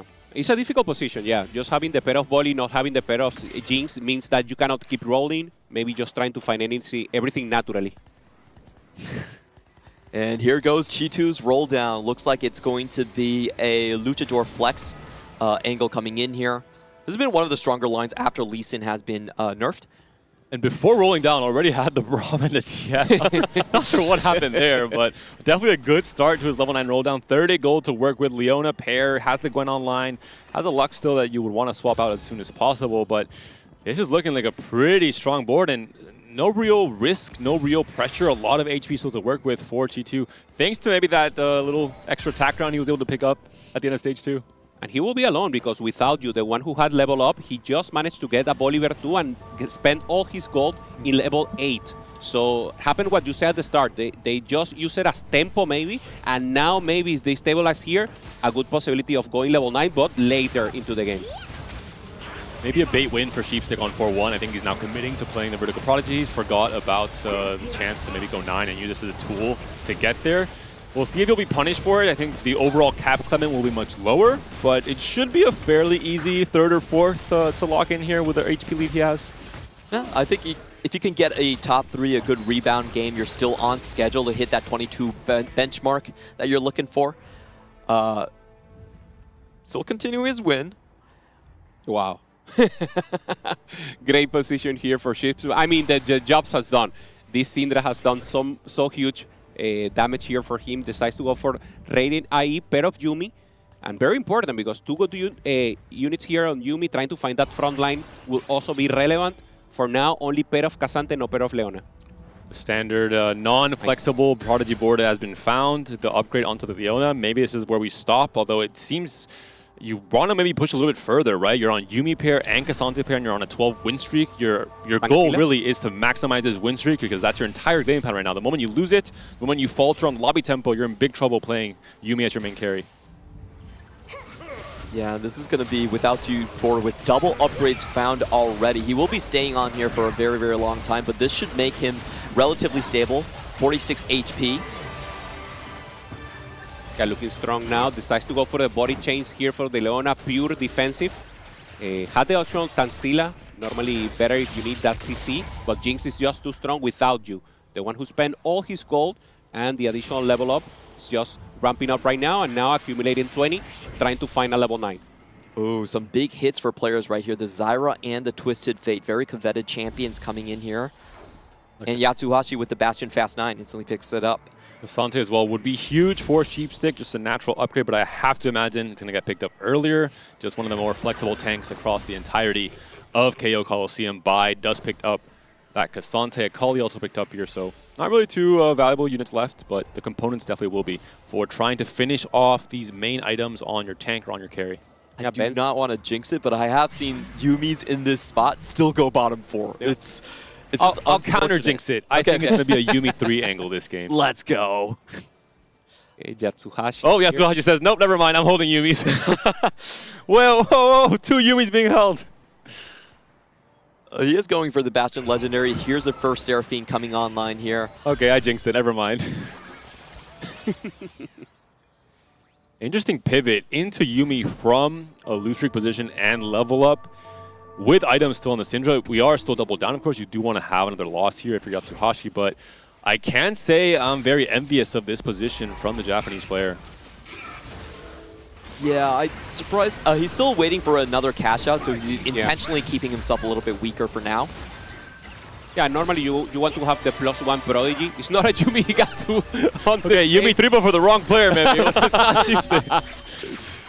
Okay, pero Seraphine, very important to find that Seraphine will be the ideal carry, and he needs to transfer all the items to her. Gets 260 stacks. This is really what he needed. Above 250, there's a huge chance for a lot of gold to come in. Let's see what he finds here, and it's the best cash out. It's the 35 gold. This is a chance to re-pivot your board. You have 2 Prodigy online at the very least with Seraphine and the Yuumi. You want to try and find that Braum too, especially. And you're down to your last life. A big enough loss in stage 4 with 12 HP could mean you're knocked out in 8th place. We're still missing a lot of key frontline upgrades. Yep. Have to work on your power-up. Shadow Clone on TF. Yeah, this is a situation where you can't go Noxious Trap. You actually need carry potential from your Twisted Fate. He's already 2 stars, and with the items, I expect him to slam there. Facing against Sheepstick, one of the players who is pushing to win most of his fights in stage 4, one of the players who is trying to break out early when it comes to preserving his HP. Can Yatsuhashi stay alive here? Leona holding strong, going to the backline there with the Brown situation, and very good.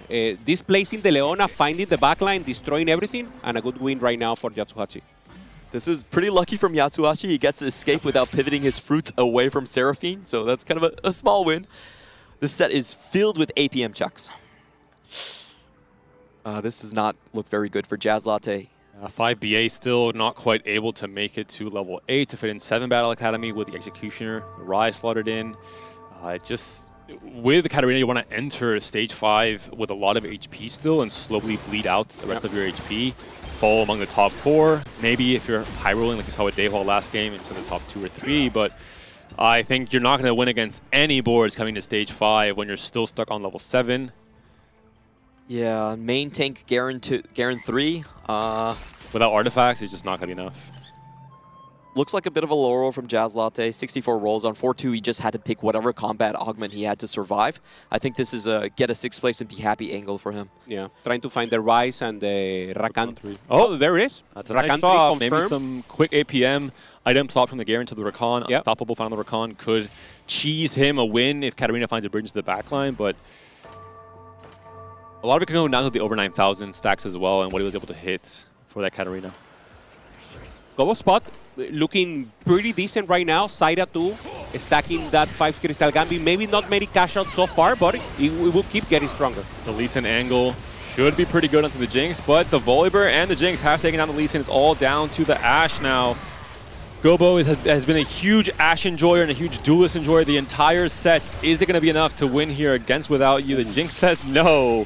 Gobo takes a bit of a loss, but still pretty healthy when it comes to the HP. Jazz Latte unfortunately gets taken down in that 8th place position. Oof. A pretty foreseen outcome considering his spot coming to stage 5. Yeah, still not a good tack round run for him. 7 points across 3 games. He's going to have to play Fast 9 every time from here on out. Yeah, Without You on the other side, perfect spot here, very good, and adapting to what the game is. We were talking about, okay, maybe he's going level 9, trying to find that Seraphine. It was contested, so just going for the 4th Sniper.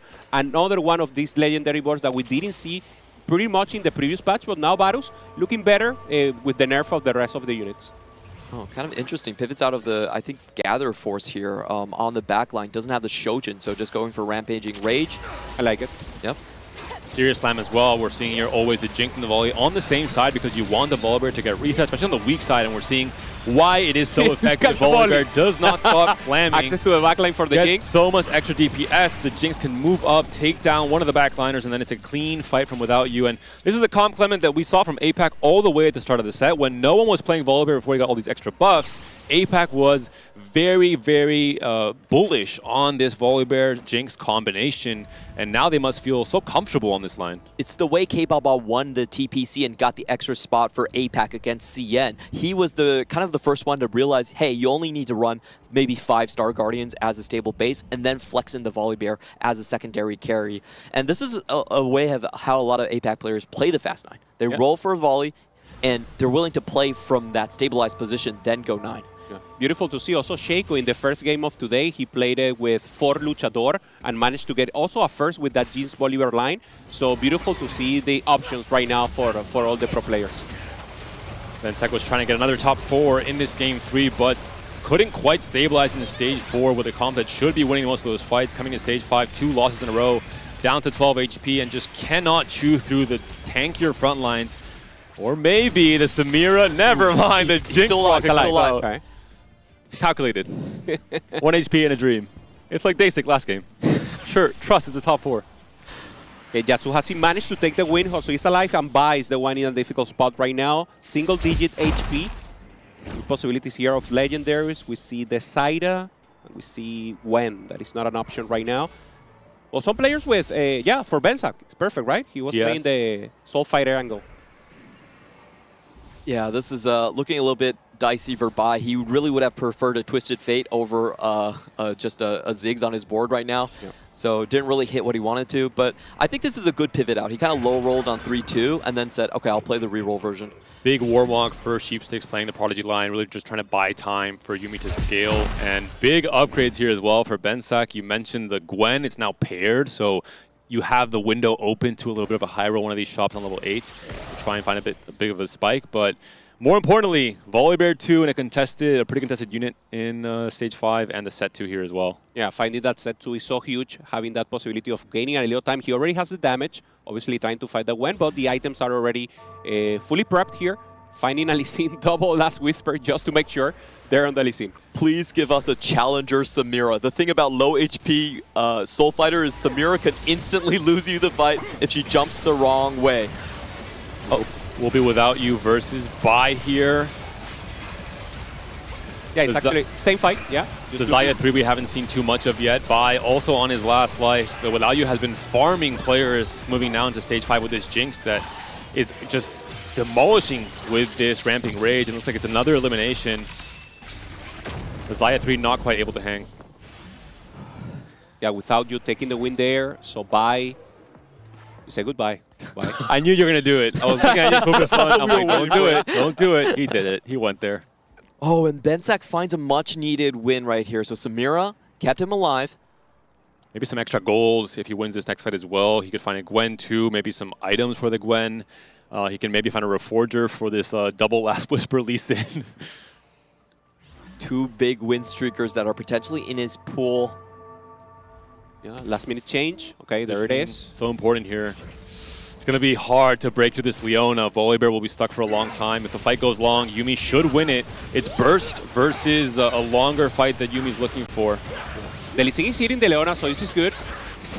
The Samira decides to go the opposite side just to hit the rest. Leona is down. Still alive. The slam coming through. I think it's not enough. No. Okay. That's it for Bensak. 6th place. I think you have to be happy this was looking maybe even like an 8th after not finding the key upgrades in stage 4. Yeah, I have to commend what Sheepstick is doing here. He's just holding all the Brahms for the other players. He's very considerate on their positions right there. And even though he's playing a B-tier comp, he got there so fast, he's able to deny the other players and stay ahead. Yeah, we saw it in the beginning. It was a build about Syndra. We were not happy, and navigating this comp just feel great right now. And as you say, Clement, I mean, he already accomplished top 5, good HP. He could go for a 3rd. Yep. Yatsuhashi also lost his win streak. He was on a 5-win streak just there. Most likely lost it to Without You, I would imagine, seeing that he's going 10. We'll see if Sheepstick wants to go 9 right now to try and find the Seraphine, or if he wants to greed out till 6-2. I think probably with your current HP, yeah, he's going now. That's trying to roll, not much gold to roll with, but 5 Prodigy would be a big spike, obviously, especially for the survivability of the front line with the extra Omnivamp. Yeah, Without You, on the other hand, 50 gold, just planning to go level 10 and just cap out even more the board. Huge position for him, comfort zone. Wow, this board is just looking absolutely amazing here. 10 population, 6 Juggernaut, 4 Lucador. And he's been stacking on this Twisted Fate for a long time. So if he can survive this round and get more items and cash outs, find the Lee Sin too. G2 still has that winning angle. Seraphine targeting could be pretty massive here, depending where that AoE goes out and how many units you can clean up. For now, not really hitting too much. The TF all by himself in the backline, so looks like a pretty convincing win here from G2 against Yatsuhashi. Yeah, was that Yatsuhashi's, I think it was a ghost? Yeah, we would have seen a bigger reaction, I think. Yeah. Player can. There it is, no? Oh, okay. Was still knocked out in the end. Yeah. Taking a 5th here, Yatsuhashi still with good points, so maintaining a good position there in the middle. Big spike here, Braum 2. Sheepstick could not deny both Gobo and G2 from finding their Braum 2 upgrades. Gobo found everything with his Crystal Gambit. This is exactly what you need on 50.8. You need the Duelist emblem, you need the Strategist emblem, and you need Indomitable. He hit all 3 He's level of 10 the best as well. ones. A really scary spot from Gobo. We haven't seen his board in a while, but I think that's who Without You lost to. This all goes back to that Smolder 2 on 3-1, a really interesting and strong mid-game to be able to make it healthy into that Crystal Gambit setup. Without you right now, trying to go strong. Access to a backline from the Bolivar, taking the Varus. Should be enough here. Varus is down. So the perfect bridge onto the Jinx as well. Gets a little bit distracted, doesn't clean up the fight, but that should still be enough. Perfect positioning from G2 and perfect angle from the Volibear, accessing the back lines right away. Who's going to face Gobo? I think that's a big question for all of these players. I have to imagine Gobo still is going to beat G2 if they go up against each other. Sheepstick should probably still be on 2 lives at 18 HP even in stage 6. If he's able to get a top 2, I think he'll be very happy with his entire game plan. There was a pivotal point in stage 4 where he committed to playing the vertical. I think he's already happy for sure. Yeah. But, you know, considering he's on 2 points total, getting a second place I think would be very important for him in particular. Double screen here on the right, without you on the left. Cheetux, both very strong and trying to avoid GoBuster in this almost final round. Yeah, let's see who without you get. Is it Gobo? Ooh, that probably means he's just going to go for the 4th place. Jarvan's also on the right side here. It's going to be very hard to see him win that already with a 2-second stun. On the left, the Braum is moving towards the Yuumi now. Potentially, the Braum might move up towards that Yuumi now once he ults here, and he doesn't. He gets actually moved back by the opponent's Braum. So Sheepstick, if he kills enough units here, he might still stay alive and lock in the top 3 at the very least. He does stay alive, barely. So a big, big win for a player who I think needed it the most with only 2 points coming into game 3. It will be a 4th place here for Without You, also playing very, very strong and trying to find the final win. PA Emblem is so strong on Seraphine. The amount of stats he gets from the potential and the damage amp, if he finds a Seraphine 2 and he can somehow fit 7 BA on his current setup, it's one of the ways you can cap out this comp a lot. It's a very rare way to do it as well. Can't really angle for it from stage 2. Yeah, he could drop his Braum and just fit another BA unit on there, either the Caitlyn or Jace, and he would be there. So very strong pickup coming in from Sheepstick. I'm not sure he hit the unit. He needs to find the 3 cost exactly. And he needs to find Seraphine 2 as well to really make that impactful and to make the, I think, transition worth it. Yeah, for Cheetus, it's all about staying alive this round. This is the only Aubrey he needed. He cannot sell anything, so just trying to find this Lee Sin 2-star, and this will be the end board for sure for him. He's actually doing split side. Okay, I thought he wanted same side with the Twisted Fate. The Braum is definitely on the right side, though, angling on Dante now, and then the Leona most likely after this first pivot. So both of the main tanks from Sheepstick do get immediately targeted by the Braum and displaced. The Yuumi, I think, doesn't quite have the DPS. The TF very, very healthy on that backline. And this is maybe the end of the road for Sheepstick. Still a good outcome, a strongly played game, a top 3 with Yuumi. Yeah, really nice last second pivot for G2. Actually throws away the main tank so he can kind of clean up the smaller carries across the board. Where was this gold last turn, TF? Come on, man. And for Cheetux, once again, our top in leaderboard right now, taking a 2nd place probably because Gobo is just too strong right now, finding that additional Janna 2-star just for fun, and looking so, so strong here.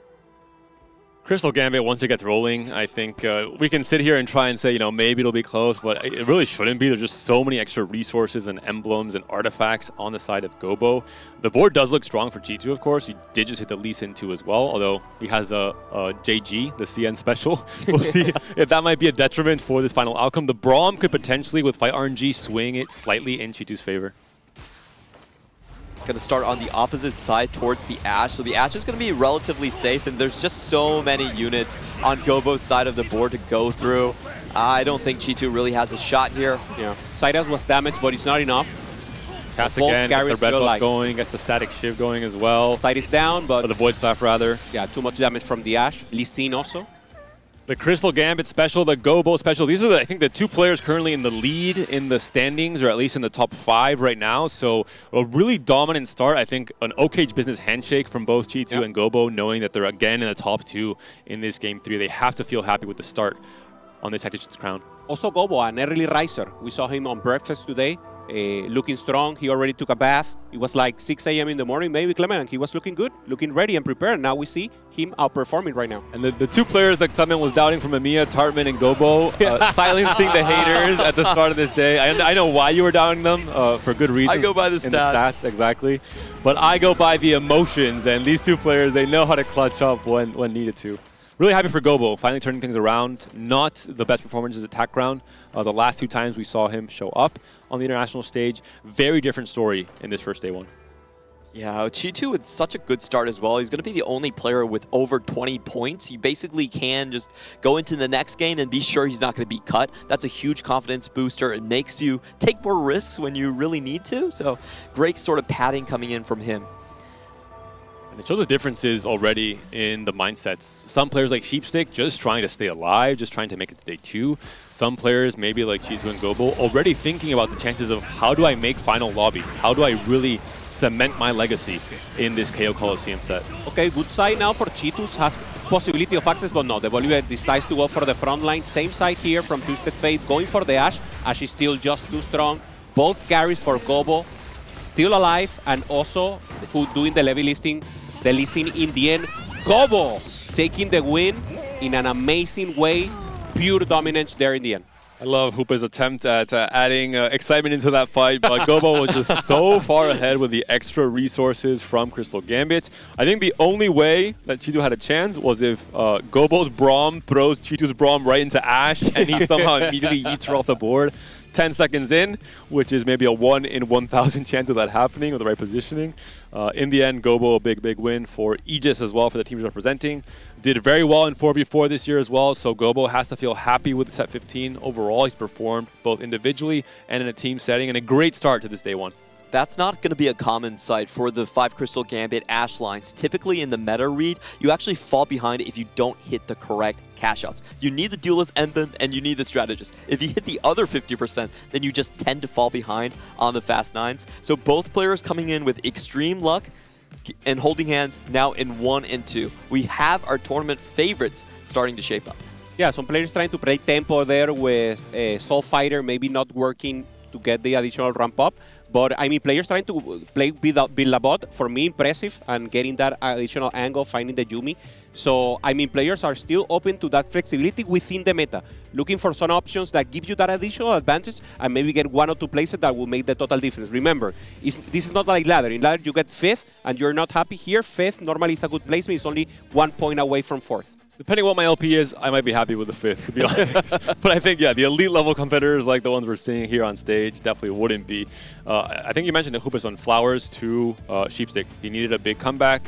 Not some even, with points as well, but also just mentally a reset, going 8th in the most important tournament of the set and maybe your career as well is a tough thing to come back from. I think he played a really good game with the Syndra 3 from Build-A-Bud, and maybe it's the start of the heroic comeback. We've seen at the record, Clement, someone with 24 points can come back and still make final lobby. We saw it back in set 8 with Tech Summers and his Laser Core Warwick's performances. So maybe we'll see the same from Sheepstick. That would be incredibly exciting. It's getting harder for players to come back because the cuts are so tight. You don't get 6 games to come back anymore. You get 2 to kind of make yourself back into the lobby. So you have to turn it on a dime.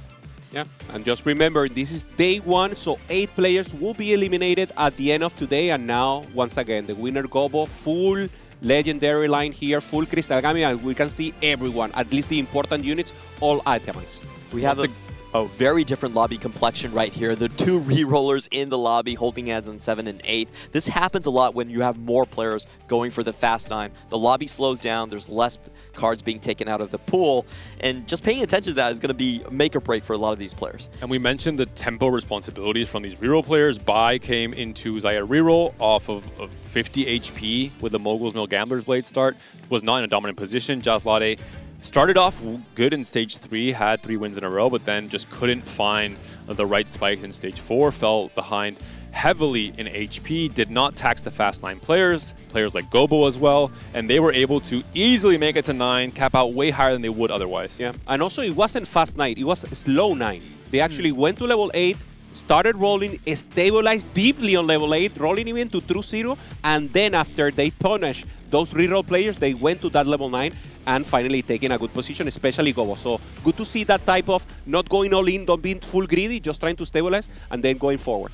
Seeing Holy Thoth, our Turkish co-streamer here in the venue. It's so great to see not just all the players competing from Alicante, Spain, but also all of our co-streamers setting up their positions in the venue, having the first-hand experience to experience the Tac Ground.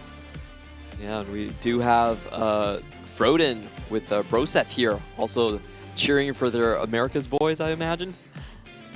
Yeah, having fun. Obviously, I was hearing them on the end, just looking for that angle, analyzing the best plays here from the game.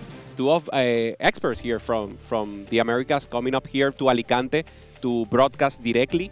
Bensak here taking the loss. And finally, Cheetos, highlight once again, playing strong, taking a great second place, and should still be our leader in points that we'll see promptly.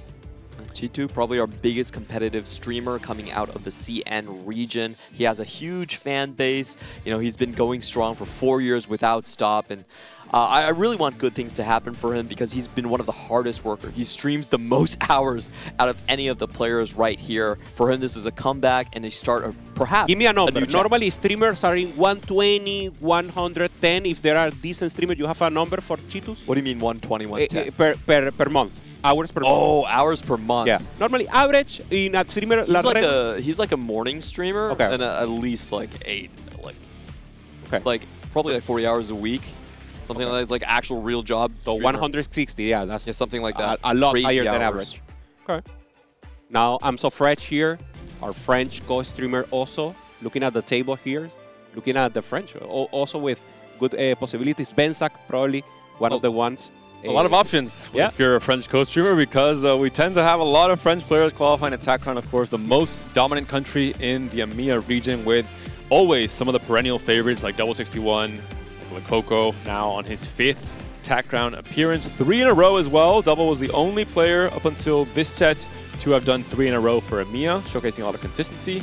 The Coco had, I think, 7 and 8 in a row, then a bit of a gap, and now 3 in a row in this kind of modern era of TFT. I think the Coco has really climbed up alongside YBY1 as these really complete players who just know all the tech, all the lines, all the optimizations. They're really happy to take risks because for them it's not a risk. They know the lines, the fringe lines so well that they can go into anything that looks like a good spot and still perform. Yeah, that calculated risk that TFT players know they should have. Toshi right now representing the Brazilians. The Cadeirada Mundo, I remember one of the most. We haven't seen that many hero augments here. So Toshi just coming here, making sure Quintanilla, Sheiko, they have that possibility of being represented. CMB also regional finalist and winner of the Americas. And of course, Toshi, one of the biggest streamers of all America. And of course, the biggest one in Brazil for TFT. Game 4 going to start very soon. The halfway point for this very first day of competition. The chance for players to mentally reset, to reorganize what their goals are. Some players may be coming in very cocky, very confident, could have had a bad start and have to say, hey, I am not immediately playing for Final Lobby. I instead have to play for surviving. We saw it with someone like Sheepstick, for example. Yep. Players who maybe came in a little bit less confident, a little bit more nervous, maybe have popped off across these first few games and now saying, hey, I'm good at TFT. I have what it takes to play for Final Lobby. I'm going to readjust. I'm going to play more confident, more cocky coming into Game 4. After the first half of the day, I typically think this is the best situation for your high cap players to start playing like scavengers because you know there's a lot of players on the bottom of the pool that have to go for the fast 9. They have to go for the fast cash out or their tournament is just over. So you have a steady forecast line, you can just ride it to the end. Yeah, I don't like the scavenger term. I prefer humble TFT. Humble TFT, humble okay, TFT, okay. Trying to go for that top 4 in whatever way possible. And if you have to just grit it out and bleed it out, that will be the impression. So Voucher versus Humble TFT here. Lobby 4 will be the next one. I thought we only had maybe one 20-point player, but Tomino, kind of an unexpected hero for the EMEA, also on 21 points. Has really popped off across the last 2 sets in particular. In TPC has been one of those heavy Star Guardian players across the entire set. Found so much stability alongside players like Experian, like Double in EMEA, playing a lot of Jinx. And a really good showing here. No nerves whatsoever. First ever TACCON appearance. 3 regionals in a row in EMEA. So like Bensak has been one of the fast risers in EMEA and has quickly become an elite player. Representing Slovakia as well, a country that doesn't have many other competitors. Much harder for him, I think, to prep with top players as well. But doesn't matter. Lone Wolf vibes and big player results here. 21 points in 3 games. 5 EMEA players in this lobby. Which one will come out? No! Yes! Trainer Golems is the answer to our questions, Hupeson.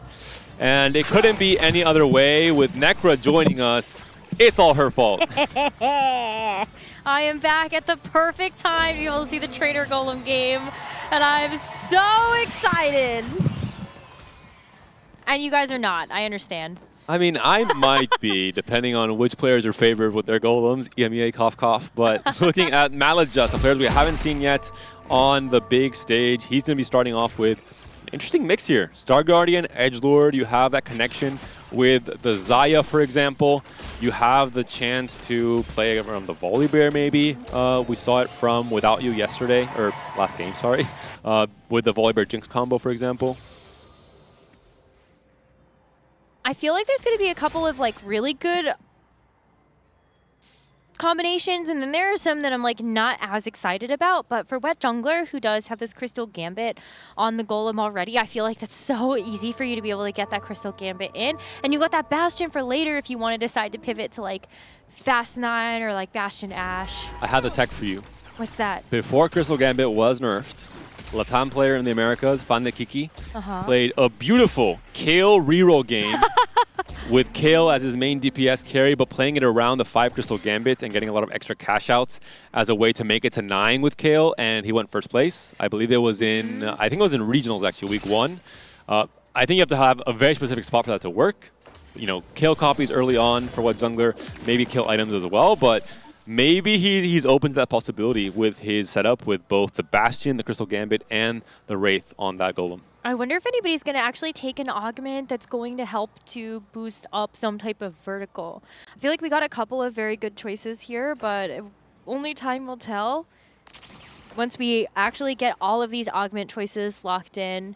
Malajust ended up taking the Shen hero augment, waited to be the last person to pick an augment, scouted, made sure nobody else was going to be playing Shen reroll, and took Twilight Assault. What a setup from Tomino. Heroic grab bag, Malzahar 2 onto 1. He can slam a JG here as well if he wants to. And 4 Wraith online, an early Rammus. I mean, Tomino, those 21 points might be 28 after this game is done. He is looking very strong already. I think you might be right about that, but someone else that, of course, is going to be trying to kind of like push the tempo a little bit. We've got Wet Jungler that did take the Heavy as the Crown, as well as Hardman, who ended up taking Spoils of War. So a couple of other augments that you can take that will help you to kind of push that pressure. Now, what do you think about this Deathfire Grasp as the artifact choice from Portable Forge here for Sungyup? We're seeing a Sorcerer +1. We're seeing a Soul Fighter +1. This could lean into a kind of a 4 Soul Fighter, 6 Sorcerer setup, potentially for Sungyup here with DFG. I think just a good burst, which is what Sorcerer wants. You want to get that first burst kill and the chain reaction across the front line that made Karma such a menace back in the very first few patches of set 15. Yeah, now we're seeing Daisy already with Crystal Gambit here with the Golem. Decides to go for Wandering Trainer once again to an additional one and finds Duelist. So maybe not the ideal one. Maybe in late game you can get a Lissin in and get something in, but I mean, it's just too much. Well, it's so funny because sometimes we actually do see the Duelist Spat as a great way to actually cap out one of those Ashe Crystal Gambit boards, but you want to put that emblem on a champion, not on the dummy.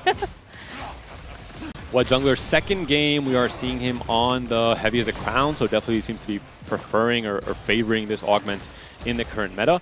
Didn't quite work out last time we saw it. His Jinx 1 died to Dehua's Katarina, and he immediately lost the fight and went out in the bot 4. We'll see if that changes. Losing the fight here, unfortunately, I think he was really hoping for a strong win streak in stage 2. Domino used the duplicators? Yep. Yeah, fully for the Malzahar tempo. I mean, that's the thing, right? That of all the people that you could have played in the lobby, I think that was the one person that you were trying to avoid to keep that win streak alive. So I think Wet Jungler, like, while disappointed, can't be super upset long term.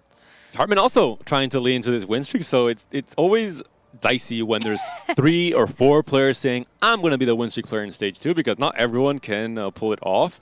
And I think Tarman in particular, with Spoils of War, wants to have that snowballing resource effect and wants to try and make it to 9. This setup is perfect for either Soul Fighter or, I think with the Rageblade Slam, playing for TF and that vertical Juggernaut line with Lee Sin coming in as a duo carry. There are 2 Crystal Gambit players, though. So Tarman gets the good upper hand playing against one of them right now, Daysik. But Lawu also has the Crystal Gambit in. Ideally, you want someone a little bit stronger than the full loose streakers because you want to kill more units, so you want players that have leveled up while still being slightly weaker than you. It's obviously a tough middle ground to navigate as a Spoils of War player. Yeah, Tarman in a great position here, just trying to find the pairs. He has 4 pairs already, just trying to find something, especially that Nar will be important, and 1 unit in the front line already, either the Nafiri, could be the Aatrox, and of course, that pair of Mundo will be so huge, maybe the best tank for me in the early game. See if there's anything in particular that helps. So 2 tiers. Oh, and I think one of these tiers has to go to double. He picked up the adaptive helm augment, wants to have a double adaptive helm on Garen. He becomes a giga tank. You can really use that as a way to play into Yuumi, or maybe even just a 6 Bastion with Zaya. Double, I'm sure, will cook up something very creative. Tomino, does he want to stop double? Oh, he doesn't make it in time. It's going to be, yeah, Tomino does get the tier in the end, so double unfortunately has to pick up the rod. It's almost like Tomino played spoiler to Sangyup, though, because didn't want Sangyup to actually be able to get that. Has that open tier on the Ahri, so it could go like a blue buff, Deathfire Grasp. I think Tomino just wants the blue buff on Malzahar as well, so the tier was definitely That is also true. a very important opponent for multiple players in the Stage 2 carousel. It was kind of crazy to see it go that long. Usually that's like insta-grab. The tiers and the bows. All of those things, very hot commodities. Double and Sangyup, still the ones with good win streak here. And Tomino just trying to pressure a little more. And once again, going up against the Crystal Gambit. Daisy almost full open, so a lot weaker than the second Crystal. So this could be a good face-off. And Daisy for sure will be the winner here. In terms, or this is the loser, the one who will maintain the lose streak. And the winner in his game plan. Yeah. 81 already, so good ramp up here on the early game. Should go for the double up. And remember, the nerf is normally, in this patch, is for 5 Crystal Gambit. 3 Crystal Gambit still ramping up, so especially if you get it early, you can get a huge cash out, and that influx of gold or the resources, anything is just so good. Yeah, the nerf was mostly to the snowballing 5 Crystal Gambit set up in Stage 4 in particular. That gets a little bit too out of hand, especially for the players trying to go fast 9 and trading their HP for resources. Looking at double 61's board. Interesting setup here, not really committed to anything, has 2 extra Rakons here, no copies of Katarina, and full item slams on the Garen for now.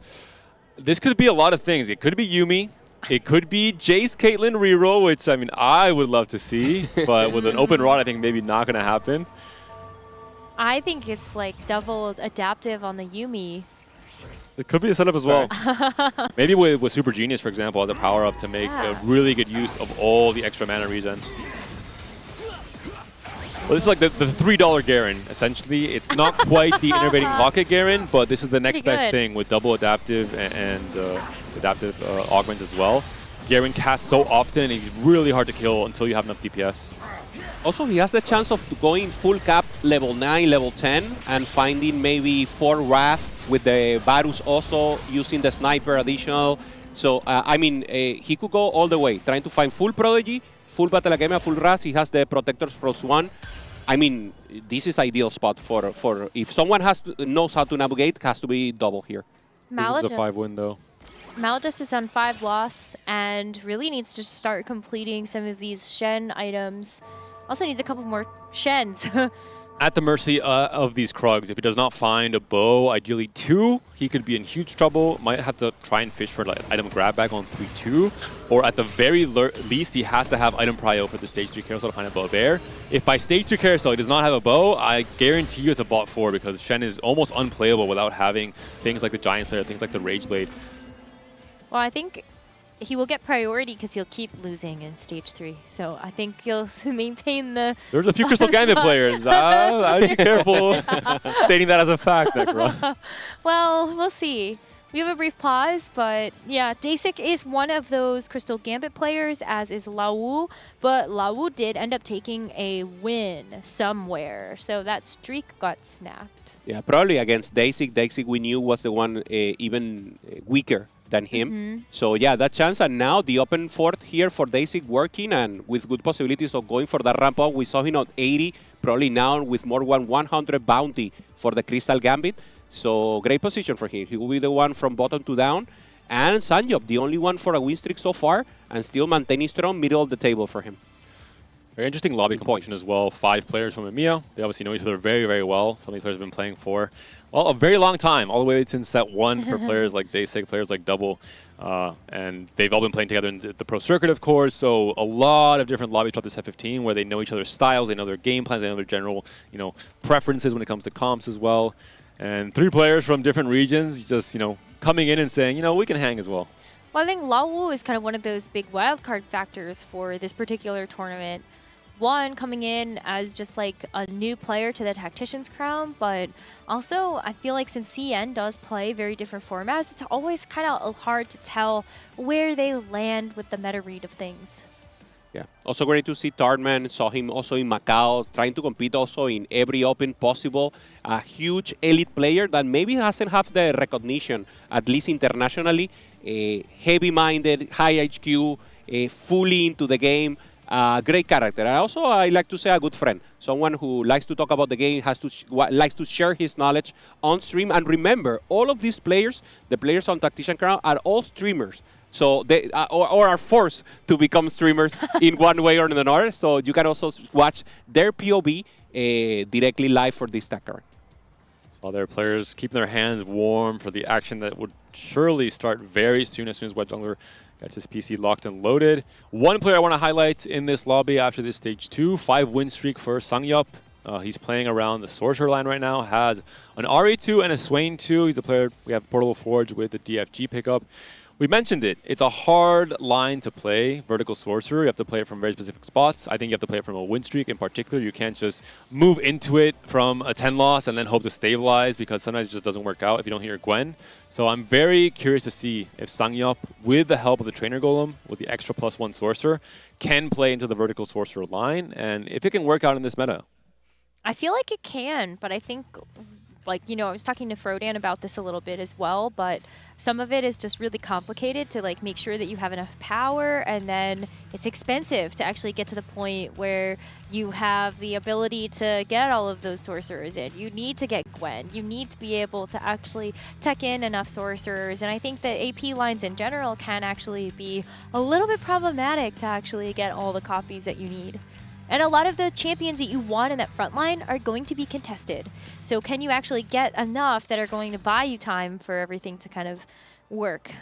Yeah, also getting there, right? Because we know Wandering Train is just so huge in getting combat possibilities here in the early game. And whoever is only thinking about how will I assemble my late game board is just not enough, especially Zorks, where you need to keep going and pushing. This is perfect. I mean, for Sangyup, go and push 6 Zorks right now, and just maintaining the tempo is exactly what you want to do with the trainer. Some overkill potential with Ahri and her ability, so Mage, a really nice power-up to try and get kind of split damage if you get a kill early off of her first cast. Sangyup cannot go 6, has a very expensive board already on level 5 with the Swain 2 and the RE2, so hoping to win this fight, and gets favored with a Crystal Gambit player coming in, so everyone comes out happy. The O-Cage business between these two players, and if we can see a 10 win streak from Sangyup, I think this will for sure be a 6 Sorcerer line from him. It already is, but a 6 Sorcerer line with Gwen and with Karma, and would be very, very fun to see this comp in action in this game 4. I want to see Ahri re-rolled. You already got Trainer Golem, Necra. Don't be too greedy with your request, okay? I know, you guys are talking about humble TFT over here, but I want everything. Now, speaking of which, we do have a second gold augment coming up and a couple of different options. I mean, now that a lot of our players have kind of thought about direction, whether it's been from the Golem or the first augment that they've decided, they can go for a little bit more combat power. I mean, Lawu can actually pick Portable Forge if he wants to here. I feel like the items have been really popular for a lot of our players. So as we see people kind of start to lock stuff in, we do actually see Double 61 get the Class President augment for Battle Academia. Am I tripping, or is this a Golden Quest from Tomino? He has the HP. Yeah, he has the gold. Might be right. This is obviously you're losing all your tempo right now. Any fight you can win here. I think maybe if he still has Crystal Gambit players in his But match he's pool. so strong with this Malzahar too with 3 items. I actually don't know how much he ends up losing from this. There's still 2 Crystal Gambit players in your lobby as well, so I feel like you can just kind of start to hoard the gold with this win streak that keeps stacking up. Even if you get it broken, you are already like 6, 7, 8 wins in a row. That might be guaranteed based on your matchup pool. Yeah, I mean, he's proposing himself as the winner of the lobby in this angle and just trying to maintain, maybe trying to find someone in the front line who's actually holding items. Purity damage for now. And Daisy, on the other hand, just trying to get a little more, decides to cash out early. Yeah, I think probably felt like this is a good spot for him to try and spike. Lawu seems to be full loose streaking again. Doesn't want to be the loser of that outcome. Okay. And in the end, has picked up portable forward, so I think it's also leads him more into spiking right now. Light Shield Crest for his front line. We'll see what the Smolder can do. Does have a duelist plus. I mean, it's an interesting mix of emblems here for Daisy. Yeah, well, we were saying like the duelist emblem from the dummy. It's kind of nice if you can actually put the emblem on a champion rather than the dummy itself being the thing that actually like has that particular emblem, since it's very useful. But it will be very great for the Ashe when you get it later. Yeah. Also, normally the Udyr is your +1 duelist. It's interesting to see because Udyr gives you also additional mentor and good chance. Now you don't need it, so what will be the angle for him? Maybe go for duelist? I don't think so. So it will be interesting to see what the options will be. We saw from Sangyup goes for the Blazing Soul. Not the strongest option for Sorcerers as a whole because we already get a lot of base AP from the trait, but probably the best option for him to continue the win streak. And he has, beating out Tomino there. There was that one bow. Malajust is not able to get it, and you can see he still has that open rod on his Shen and could have really used it. And Double could not greed for the second tier, for the second adaptive, slam the Stone Plate instead on the Garen. So maybe it lowers his cap a little bit with his potential game plan, with the Garen being his main tank. Curious to see if he's going for Katarina reroll from his position. Only had a Katarina 1, it looks like, for now. I think actually Double did get a second adaptive heal. There it is. Kata 1. Maybe not. No additional 1. Decides not to roll here. I think he will just go full tempo. Finds the Rabadons here together with the Giant Slayer. Good from line items. Not finding the secondary, the double adaptive helm still to have a additional value here from the Aument. So I think he's never going Katarina here, just trying to go fast 8, stabilize with the Yumi, and then try to get some Wrath in, obviously like Asante and those. Well, you saw that he was holding on to the Malzahar's as well, so like definitely could lean into Prodigies. If you get that early Seraphine, then you're also able to tech in a lot more Prodigies, and 5 Battle Academy is enough. I don't know if you need 7. I think he will push for 7 because he has Protector +1, so he can bypass playing the Cassante. He instead has Garen with Adaptive Helm as a secondary tank with Leona. Goes full into Battle Academy instead, and this is a very double 61 kind of play. You think about the end board he's going to, doesn't seem very strong, but Double's a player who's more about the journey to make it there. He wants to stay strong throughout the early game, play off of what makes sense in terms of fundamental TFT, and his spot in that sense looks quite good. A 2-win streak now as well. Yeah, the dummy has Wrath and Protector, so it's a Cassante as you just mentioned, so probably that's the one who will be taking off. I was dreaming of going more into that vertical, but maybe not a chance. Lawu now trying to assemble a board. Drops out the crystal and just trying to stabilize as much as possible. 58 gold, level 7. So still just maybe 1 round away from stabilization. And Sangyup seems to be a believer, has his right side of the bench fully locked into that potential sorcerer board. 9-win streak as well. Can he win this last fight against Malajust on the Shen Hero Augment? No bow still for Malajust. We talked about the potential low roll. Well, how could he get one? Only a single rod on this poor Shen. I told you, he couldn't get one from the carousel. He didn't have an open component on his bench. The only hope for him is going to now be this final creep round at the end of stage 3. That if you might have spoken it into existence, Panda. Let's see what the Wolves actually give him. This is one of the punishments when you want to pick Shen Hero Augment. If you don't already have a bow in your starting component, you are taking a massive risk. It's a low chance you don't find a single bow on your carousels or on your Krug round, but it can happen. And if it does, you're in big trouble. Even his secondary components that are also available don't really slot in as great Shen items. You have maybe the glove for QSS. You're missing Giant Slayer components. You're missing Gunblade components. Look, he's even actually grabbing more like Zaya's just in case to have like a secondary reroll option. Fingers crossed. Oh, there is at least one bow. It's not amazing, but I think like you have to take it now and you have to make the most of it. And QSS as well, I think, should probably be a slam here. I have to imagine. Maybe a Hodge. Do you not want like, I saw an angle for like Archangels and Guard Breaker. What? AP's going not the best on this Gen hero augment, but I mean you have to beggars can't be choosers, right? Yeah, for this current situation. You just have to like make something, do something. Basic, no Ash, unfortunately, on this roll down to 0 gold. We saw him claw his way back from a low roll position when he was playing Janna reroll in game 2. Can he do it again? This is not the place you want to be. So many items left to slam here for Basic. Yeah, and also Ash 1 will not stabilize him. He needs to keep winning here. He needs to slam full items. For now, the Smolder, the one holding the units. And he's facing the Boogeyman. Stangyup, 10 win streak. I think it's going to be an 11 win streak, facing Basic on a middling transition here. Yeah, and we see the expression. He's not happy. He had to turn out a Crystal Gambit because he was contested. Now, doing the transition, trying to find the 4-1 Ash, doesn't find it. And now will be a downfall from now on. Forward thinking for Wet Jungler. We saw him not quite work out the APM check. Last time we saw him do a one big turn transition. Couldn't quite find the Jinx in time. We'll see if he can do it now. A lot still to do here. Power-ups, roll down units. He found a Varus, so that is something that he can actually just put into the board while he's waiting for it. But Poppy there's two. a Poppy 2 that'll help to stabilize the front line. But It's always a Jinx. Where is the Jinx? no one can find any of their forecasts. There's a Brown. That's huge. Yeah, may as well take that, I guess. Because Has then a you would just take out the spatula as well. little guy. Doesn't have a rod, unfortunately, for the Star Guardian spatula on the Cassandra on the Braum. Still, Poppy 2 is absolutely massive. Healing Orb will be big as well as a combat power option. There's the rod as well, so we have now a Star Guardian emblem. Last power-up added in. It should be a pretty good spot here for What Jungler Daysik on the losing end of this fight, potentially with a matchmaking.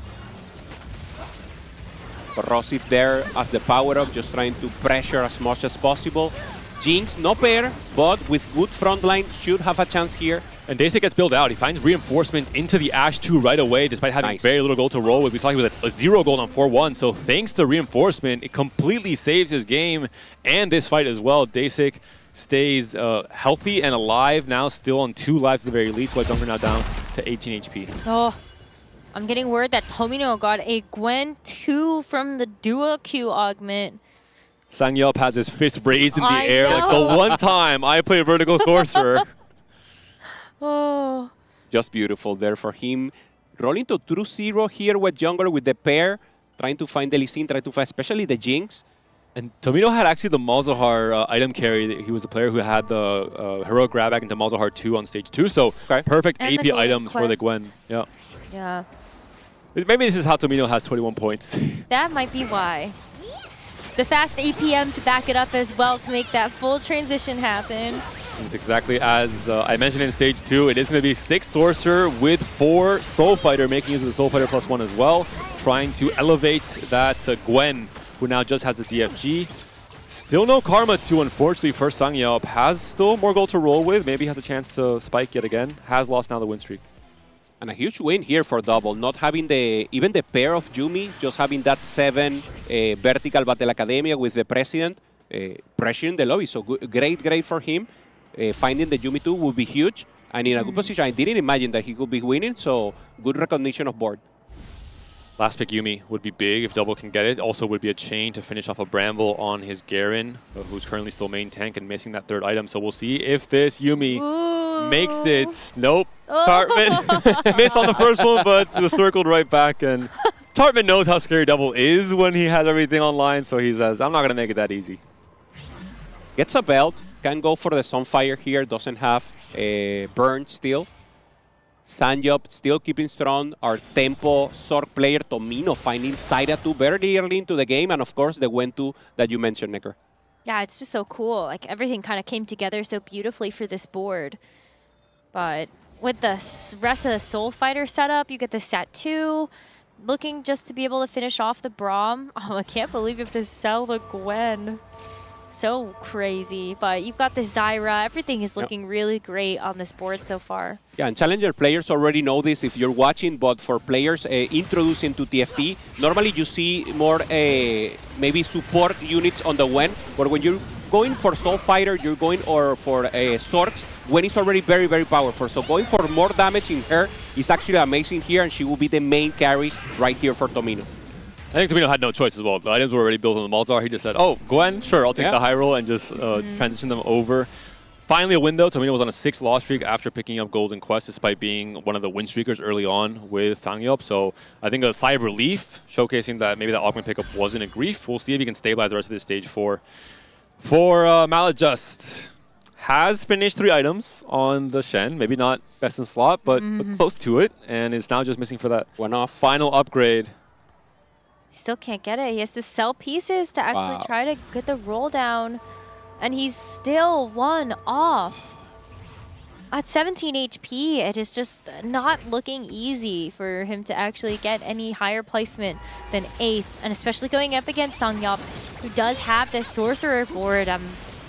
I think Sangyup hasn't fully capped yet. He did like a small roll down, see what I can hit, and now he's leveraging his HP to try and just go straight to 9 to have better chances to find Gwen 2 because Tomino already got 3 from the pool. Oh, but he's going to win anyway. And that's not good news for Maladjust. If he's losing to Sangyup, that means he is in big trouble.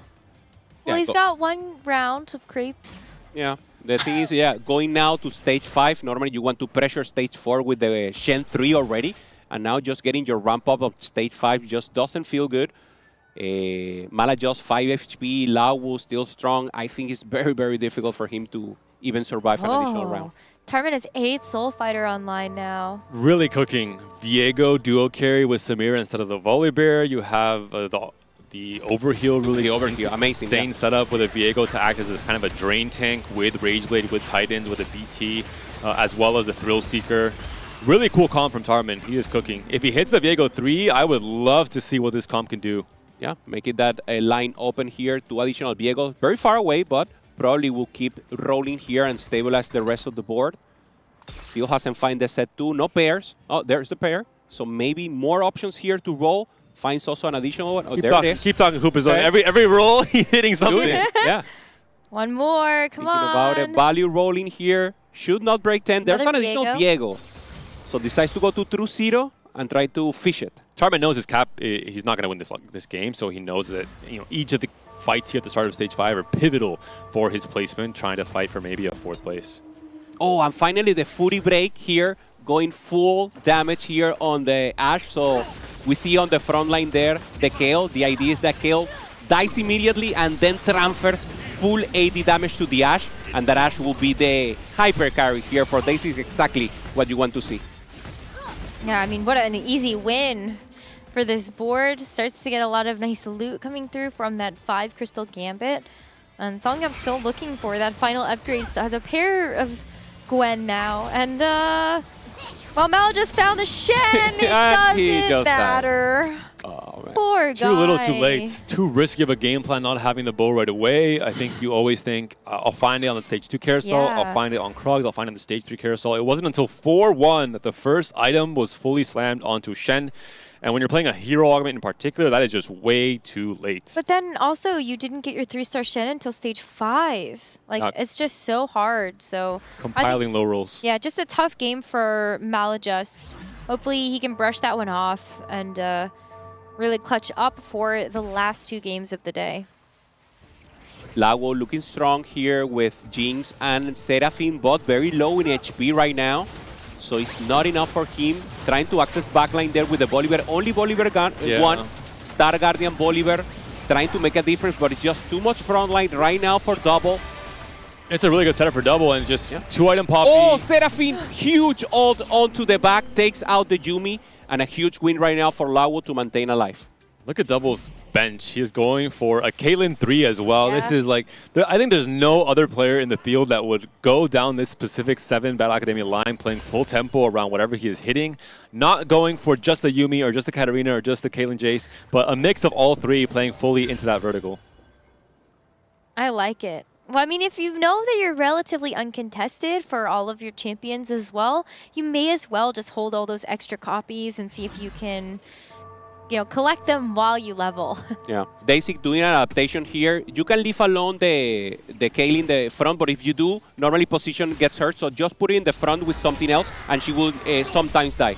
So just trying not to reprioritize the positioning. A tough matchup here for Dasik up against Jungler on a 5-win streak, and Dasik on his last life, low cap because of the reinforcement pickup, which he absolutely needed to get built out in stage 4. Can the Ashe do it with a Fury break? Can the Jinx clutch up here? The Cassandra is buying so much time with the double artifact setup. And Dasik, if he once again claws back into the top 4, this guy is so resilient as a player. Tarman also very low and also winning, found the set 2. So pretty strong right now. Still lacking 1 for that Viego 3-star. No Viego, unfortunately, yeah. Yep. On the carousel, I mean. It would have been nice to be able to complete that from there, but... Well, I hear some popping off, actually, over in another part of our studio. Most of the players normally quiet, but it's nice to see the hype sometimes. Yeah, there's so slamming much the chair, energy. slamming the desk, and showing emotion. I know, I want an update on what was going on over there as well.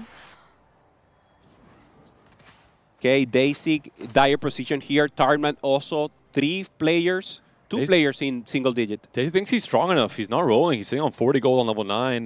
Tarman, I think, yeah, he did hit the Viego 3 despite having an extra duplicator still as well, so must have had a really nice natural shop. I hope this is strong enough. Same kind of setup that we see with Jinx and Volley. You're trying to get Samira and Viego on the same side and break through the weak side, essentially. Last minute swap to the right. We'll see if that ends up pairing off. Oh, it's up against Dasik, and there's so much frontline to chew through here. Plus a Lee Sin, who seems laser focused on the Viego very soon once the set goes down. Yeah, focus will be on the tank first to roll right now. So very important. Whoever, okay, set is down. Oh, first. Lee Sin's down. The Viego's into the backline. The Ashe is being targeted. What a setup! A burst of power from the Soulfire board, and Tartman, a clean win against Dasik here, and a great showing, Necro, with a Viego 3 of all things. I like it. The style is just so cool. And that's also going to put Tartman into only needing 6 more wins to activate the Prismatic Soul Fighter. That actually still sounds like a lot. When I say only 6, I mean he still needs 6. And it's not that easy. Part of the problem for double, QSS final item on your main tank is not really ideal, obviously. Has lost 6 fights in a row now, unfortunately. Did find the Caitlyn 3. Is this going to be enough? Well, it's tough when you don't have that Leona 2 either. I think the ideal is you get the Leona 2, you can remove the items from the Garen and then put the Leona in the front line with the the burning cape and the gargoyles and adaptive, right? He has 2 Reforgers. Maybe you should have gambled to try and reforge to QSS. Might be a little bit too risky. You could also go for a 3-item Caitlyn. Well, he also can't remove it right now because he doesn't have any removers. Facing off against Sang Yup, the Yumi's looks like she's going to go down. Not enough tankiness. So many players on low HP, though. Is it a 6th place for double, or can he scratch a few more placements?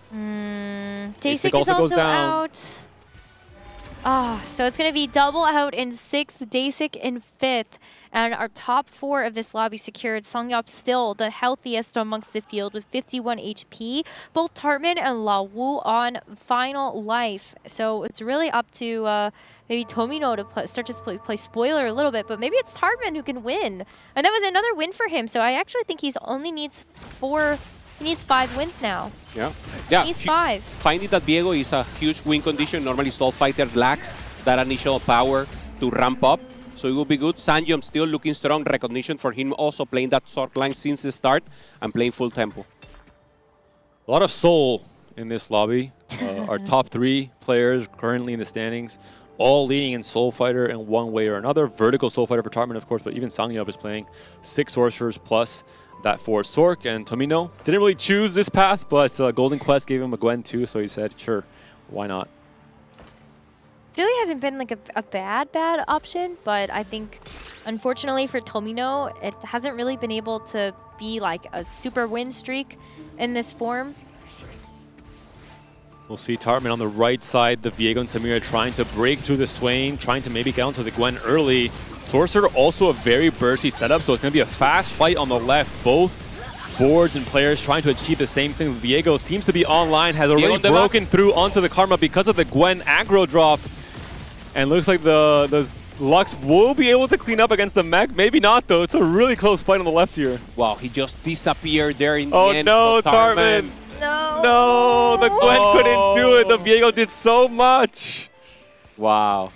It's a top 4 in the end. Yeah, I think you have to feel a little bit bad. The game looked so good, no? With the Viego 3, it's so creative as well. You must feel good as a player. We have him here on the back. He's just like, okay, it's fine. Not bad. Good. Not bad. Taking there the 4th, of course. Always happy to play with Stall Fighter and get it. But of course, we wanted a little more when finding that Viego. Tomino looking strong here, finds in the Zaira. Once again, we already saw him with the Wen. So probably the winner of the lobby. Let's see if HP low. So maybe Sanjop has something up the sleeve that could turn it around. The mana rush on the Zaira as well, going to be a very bursty fight, getting the attack speed right away, the cast from the Zaira, and the extra protection on the Gwen with the Zhonya's against the burstiness of the Sork board. Kind of a Sork Mirror matchup here. Samira goes in, does survive, but it looks like it's a little bit too much. A very close win again for Sangyup. Tomino's down. Oh my goodness. So our finals is going to be CN versus APAC. Lawu has really started to put together a nice little win streak here with the Jinx 2 and the Seraphine 2. And everything else, the Star Guardian Volibear is crazy. Doing the cosplay there. Love to see it. And I mean, very difficult here because Sanjo has that Gwen 2-star that is just so huge, access to backline, and this Jinx I don't think has the defense to even take care of that.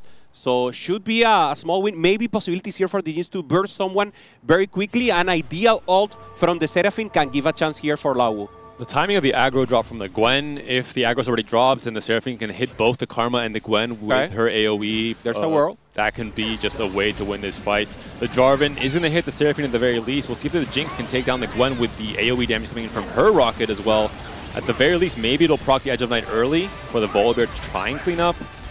See, there's the Seraphine. The Karma's still alive though. She gets the cast off and that might win it.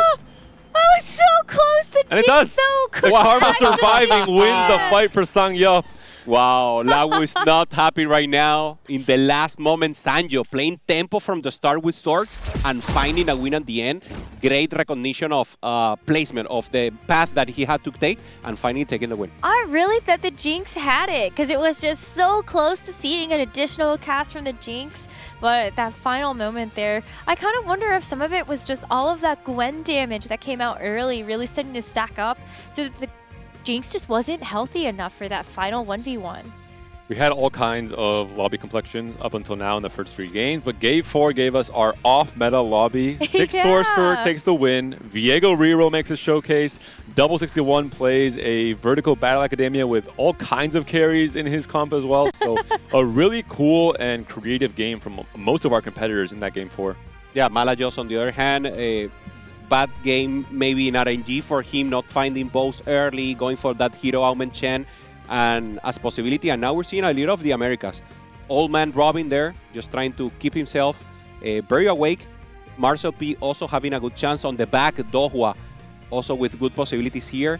JD looking strong, and they're all pretty focused here, Necker. They're definitely focused. I think they're all, a couple of our lobbies are still playing out, so as I hear some pop-offs happening. Michael, yeah. And that's not happy pop-off, huh? Oh, I don't think so. Yeah. Gobo with the now you see me, now you don't. No more singing from Ben. Yeah. I think he stopped the French rap. No, he's really focused And now. there it is. Second half of the day has to get serious. This is not good. Michael having a good game 1 and 2. So we'll have some information right now probably, but this is not happy face. No, it's tough, but I think that's like, it's kind of the nature of the Tactician's crown. Everybody is so strong. Every single game is going to be really hard. You think about the level of player that we have here and to kind of put it into like a ranked perspective. It's like you're playing you're a challenger lobby against the top like 0.001% of challenger players. Yep. Tough. Competition it's is really tough. hard. We're looking at the final lobby screen from that game, number 4. And some really cool boards, like we mentioned. Obviously, finally seeing 6 Sorcerer from the right spot. Sorcerer +1, Soul Fighter +1, 10 win streak. Everything came together for that comp and that line to be viable.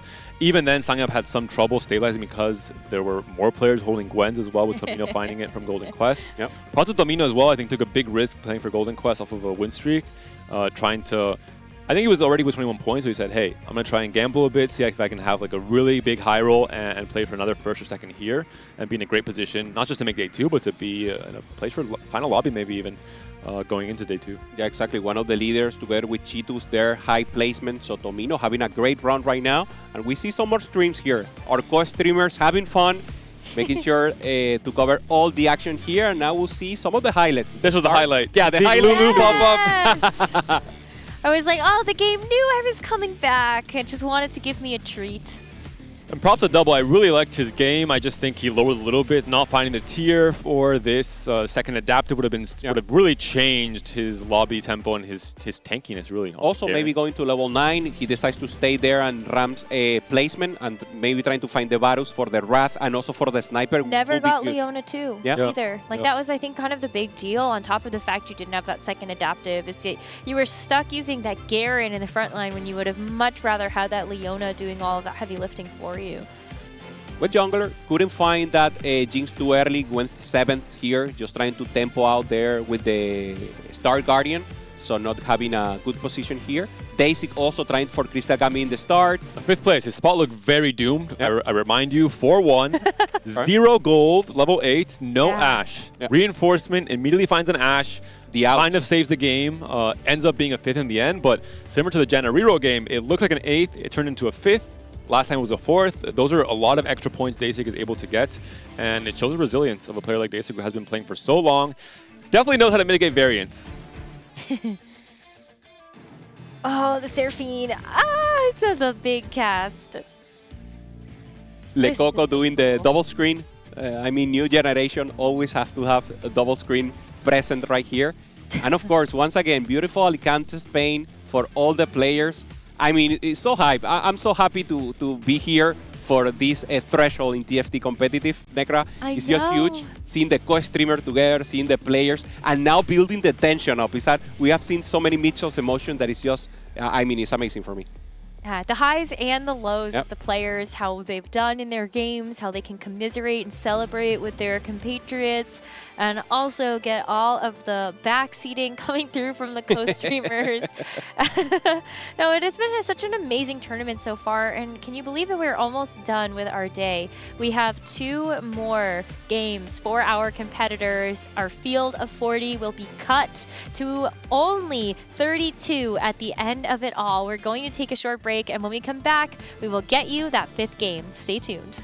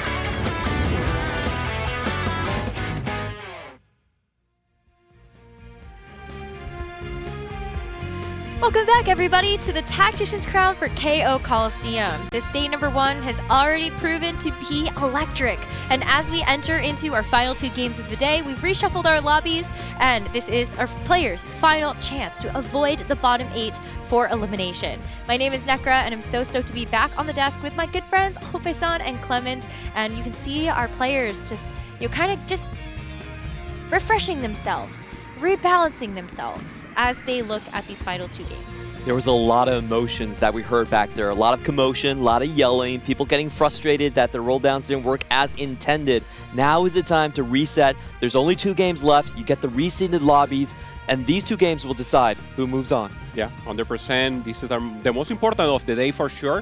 And you were talking about screams and yelling. Normally it's on the America side. They're the ones that when something is good, they show the emotion. Where something goes bad, also, we see there JD talking with Kambuli, bodies. They're going together, and beautiful to see. I mean, training partners now together for Tactician Crown. Gobo doing amazing here, Nekra top 4 right now. Also one of the, not surprises I should say, but I mean a full competitor that is just having a great day. I think that was something that we were discussing before coming back from the break, is when we looked at the standings, it's kind of not going the way we would have expected it to. When we think about the players that typically end up doing well at Tactician's Crowns, it's hard to count out those players that have a lot of experience on the global stage, have land precedent. And when you look at kind of where we are in the bottom 8, these are players that you actually would have expected to make the final day. A lot of our assumptions in the Big 4 are not actually the Big 4 here. Flancy is definitely going to be one of them. I had him as the second best out of CN. Did not have a good start of the day, but he's still ramping up. We have to remember the cut should be around 24 points. Okay. So everyone is still mathematically possible to catch up to the historical precedent. Perfect. Yeah, Lecoco also the one with the best first place in EMEA, having not the greatest day. Just Latte, you mentioned just recently, Clement having a pop-off here with a first place, at least keeping his option open, and Ironbuck. For me, the best of APAC together with YBY, also with the middle position. Wow. And on this next page, a lot of America favorites, Kambuli, Robinsongs, Dohwa, all 3 of them have had some pretty good bounce backs in terms of today, but they're still going back and forth on whether it's a top 4 or a bottom 4, and it's just going to require a little bit more consistency to really clear that rest of that competition. Have to give a big shout out to the mobile players, Sanwei-Zi, Womeng, all in the top half of the lobby. It's pretty insane considering how few games they actually have on the current patch. They didn't get to play desktop for most of their set.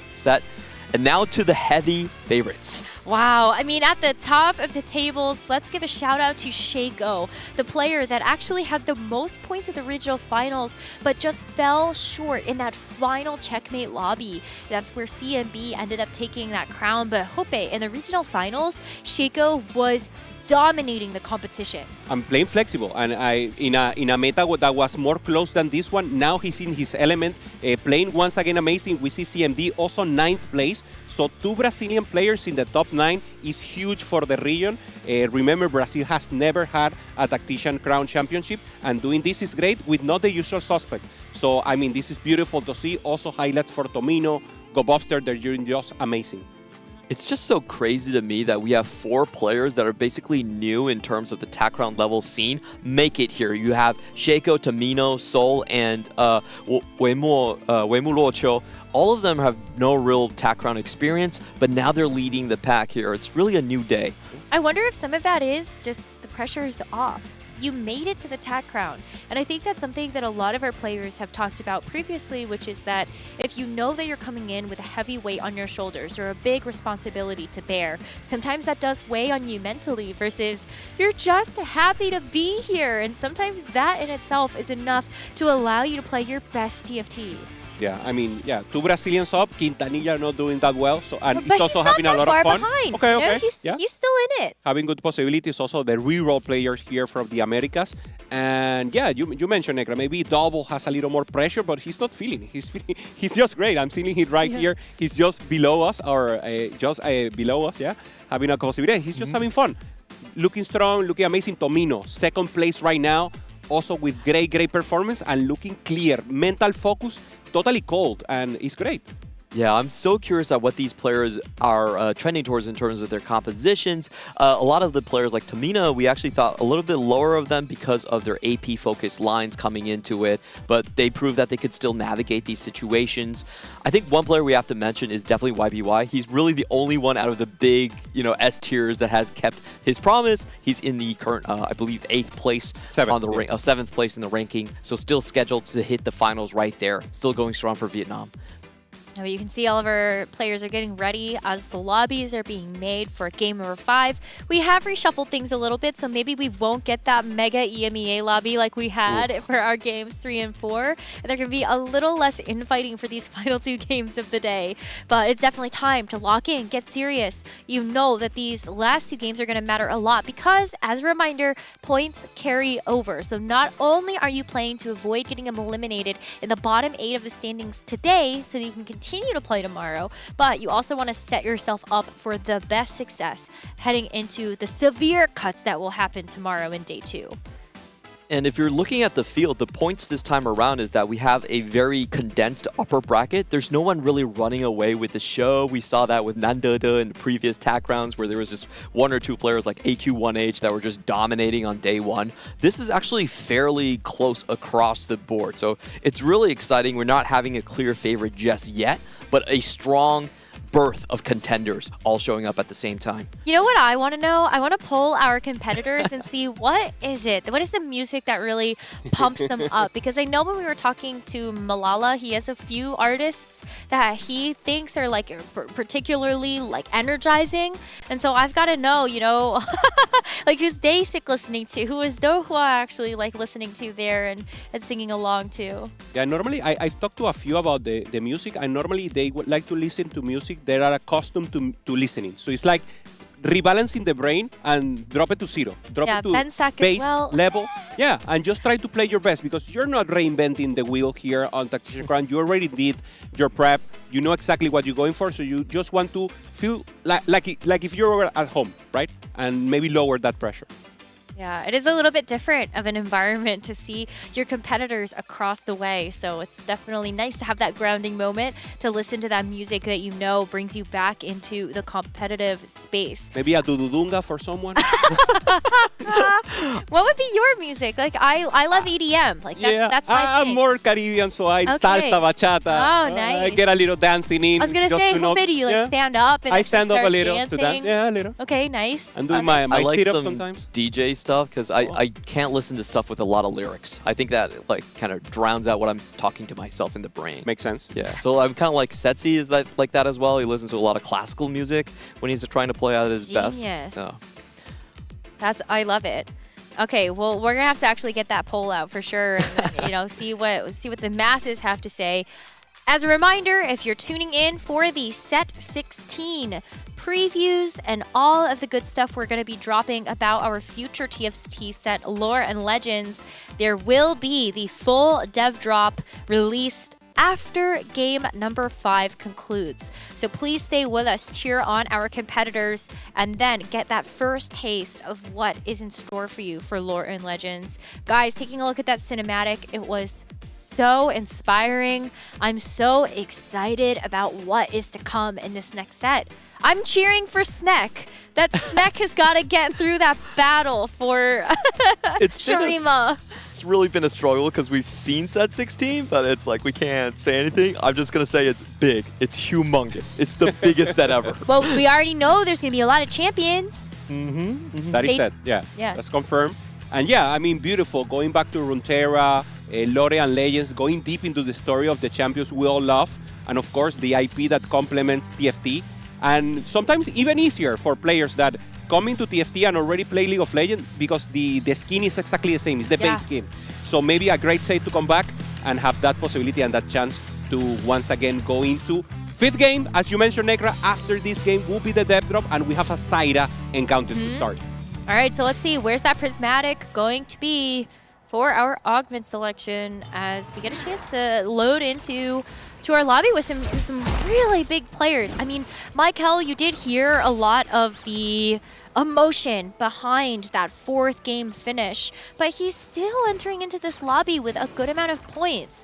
Him, CMB, Tomino is going to be the one that's truly at the top here, but everyone with a good shot now to really just catapult themselves forward these next 2 games. We have a very heavy America's lobby in here, 4 players coming in, and this is kind of interesting when you're fighting for your life and you have those players that played alongside you the entire way throughout the TPC event. So it's kind of interesting where I think the America's players are going to have a better lay of the land. They're going to know what each other is going to go for a little bit more than the rest. Yeah, makes sense.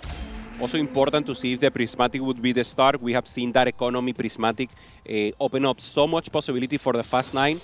Michael is trying to find a pair here, playing automatically. Still maybe affecting him the last game. We look at him focused there, but also not in a great mood right now. I mean, he's a player that also, when he hits the pressure, he plays good.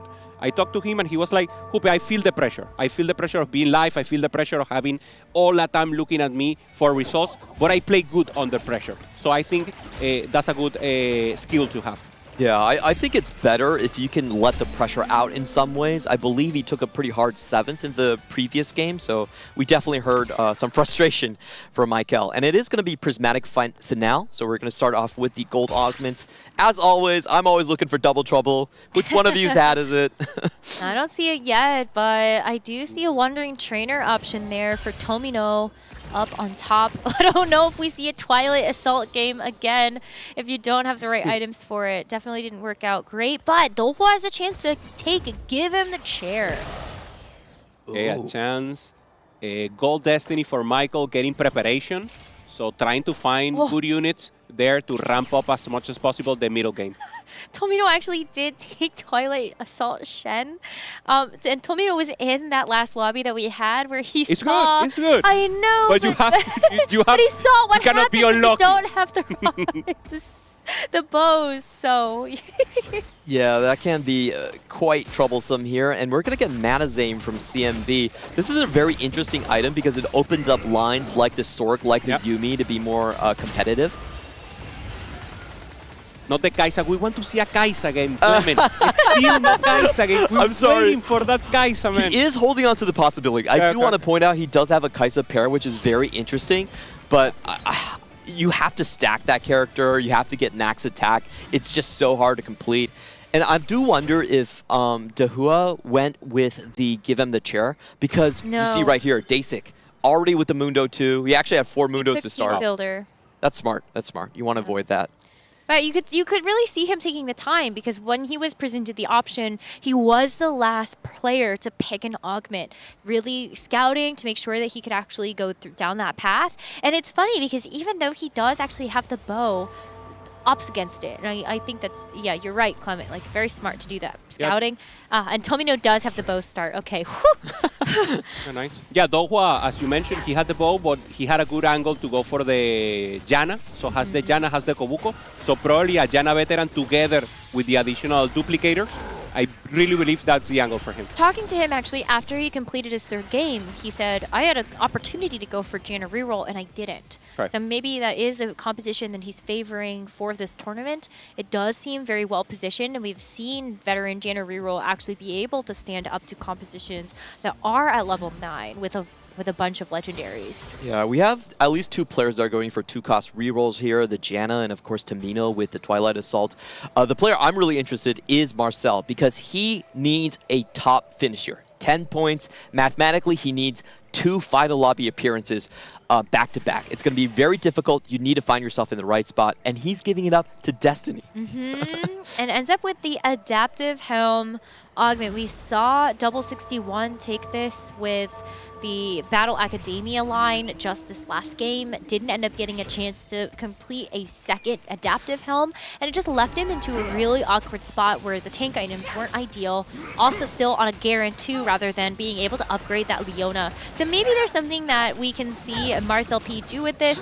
I think at least having the start here where you get the Shadow Clone onto the Kayle just gives you a lot more backline with that Rage Blade as well. Where do you guys see this going? Do you think this could be a Kayle reroll game, or maybe you just go down the Wraith pathline? I think he wants to commit to Kayle. He tried to get the Gold Destiny just to get any additional gold. He knows the third augment will be prismatic, maybe something for economy in the last augment, and that will be his level 9. So I really think Kayle can be a top 1 or top 8 comp, and that's exactly what he's going for. Cool. Yeah, I do think I have a slightly different opinion. I think he needs to cap high, and with the amount of copies of Kales he has right now, which is 1, it doesn't look very promising at the moment. So my guess is just tempo, and then try to go into like maybe a Juggernaut Fast 9 with the Quinzus. We have a face-off here, so let's see. All right, let's see what happens. Let's see. Okay, I'm keeping tabs. If next shop is just 5 kills, that doesn't count, okay? Can we say that? Gentlemen's agreement, shake hands right now. Okay. Well, we do have the Gambler's Blade. So Jazz Latte, another one of our players that ended up taking an artifact from the money-generating ones. And so with the Gambler's Blade, also gets to lock into a Rage Blade, Gambler's Blade, Kayle. And the thing makes more sense now to play Kayle because he has the influx of gold. So they're contesting Clement. I think you're now I'm on your favor because he has a better spot even than the other. Yeah, I do think when you see the Gamblers, Kayle, it's usually just like Fast 9 angle, especially if you hit Shadow Clone. It's just so comfortable. The Shadow Clone also generates the same amount of gold as the regular Kayle as well. So it's kind of the most prized starts that you could go with. And CMB, he does have 22 points. He's relatively safe. But I'm not sure if you want to play a lose streak Kai'Sa. I still think this is probably a pivot to somewhere else. Yeah, makes more sense. You mentioned the Mana Saint going to that sword line, obviously trying to maintain tempo here, but I mean, very difficult to go to a position or to have maybe a smooth transition from the Kai'Sa to something else. So that would be maybe the difficulty here. What do you guys feel are some of the best carries with the Mana Saint? It's like, it's easy to think about some of the legendaries, but you know, what will be your transition to like some of the 4 costs that can hold that item well, or? Honestly, in this meta, it's Braum. That was actually what I was wondering. It's like the Braum or it must be a caster, right? No, it's Braum. It's just Braum. Well, because I see it on Zyra a lot as well, but usually it's like when you get dropped the Mana Zane from a Crystal Gambit cash out, then it's really easy to just apply that onto that particular champion. But I know you know the stats, Clement, so I was hoping for a more scientific answer. In terms of differential, it might be something like Karma, but I think like most players really like Braum just because you get to double throw, you can throw the tank away, just so much damage early on. We're going to be taking a look to see if Daysick can keep that full 5 win streak here with the Mundo 2. Should be okay. Looking good, yeah. Ooh, cutting it close, but the big stun from the Gnar. Okay, Daysick maintains the win streak, punishes Michael here, and YFTX also with the win streak. So 2 players, full HP, and will maintain this tempo, and of course, a huge influx of gold. YFTX is playing around Soul Fighter right now with some heavyweights. You've got the Nefiri that's going to be fully itemized with a Deathblade, Shojin, and a Edge of Night with the Overheal Augment. So I feel like YFTX is set up to be pretty strong in terms of like the melee potential. But then we'll have to see if Tomino can start to get a couple more copies of Shen on the board. And we've talked about this a lot, but this usually is very uncomfortable for the players in the middle of the standings. You have 3 full streakers coming into the lobby, 2 100 HP, and Tomino, of course, making sure no one can get the easy Crystal Gambit cash outs. Okay, Tomino here, just trying to hold on. He can keep losing here, no problem. Get that additional 5 gold with the lose streak, go to level 6, and then start rolling. And his position is great. He has a great interest right here. And remember, last time we saw the Shen, only 5-1 was the moment. And of course, we'll see here Tomino in a good placement. This will be a proper Shen game with good items. So we will see when he decides to pop off and get that Shen 3. Yeah, I think, Clement, I think you probably missed it, but it was maladjust to, didn't hit Shen 3 until 5-1 and didn't get a single bow until stage 4. I'm just going to say it happens. I know. It's the re-roll life, so you just kind of roll with the punches. Dehua, though, very well set up here. He already has the veteran Janna too, so he's on tempo. He isn't even level 6. This is actually pretty far ahead of where he wants to be, so he's sitting very comfortable. Knows there's other 2 costs that are going to filter the pool for him. Should be a pretty stable top 4 game. Okay. Dehua already with veteran Janna, having the 2 mentor in. What about Forge? Yeah, he really wanted to get Horizon Focus, Indomitable for the front line. This is actually pretty good as well for the Kabuko. So decent hits here for the front. Okay, trying to stabilize it. Very important. Stage 3, you want to have that Janna 2, you want to have the Kabuko 2. Rolls like 15 gold, doesn't find anything. Wow, but I mean, like, you got 4 mentor in, which is insane. Wow. Amazing. Yeah, Yeah. he found exactly what he needed. Like, I think you're, yeah, you want the Janna too, but you're fine. I was looking, no, he actually had it. I was looking at the bench, so he actually has everything there. Yeah. So very important to do that deep roll and stabilize and finally finding everything he needed. I mean, Tomino on level 6 finds a Leona as well, so you've got their 6 Bastion in to just help out the Shen, but There's no damage on this board. yeah, it's not looking amazing. You really need this Shen upgraded, but I think you're probably hoping to keep these little Nico duplicators to try to finish off the Shen 3, not necessarily make a Shen 2. Yeah. This is looking pretty dire for him, I would say. The Swain 2, a good hit right now, but of course you need the damage. Yeah. See if we can win out here. Yeah, Swain's just holding too much and also doing good damage. It's a good base unit for damage here. And of course, with the scaling of the Rage Blade, he needs the Shen 2. And that's just enough here. Oh my God, is he gonna roll for it? Surely he can't, right? Nah, he already rolled down on 3-2. I think he just gotta Kind of like leave it alone. Oh. Yeah, but it's not a very comfortable situation. Use a duplicator?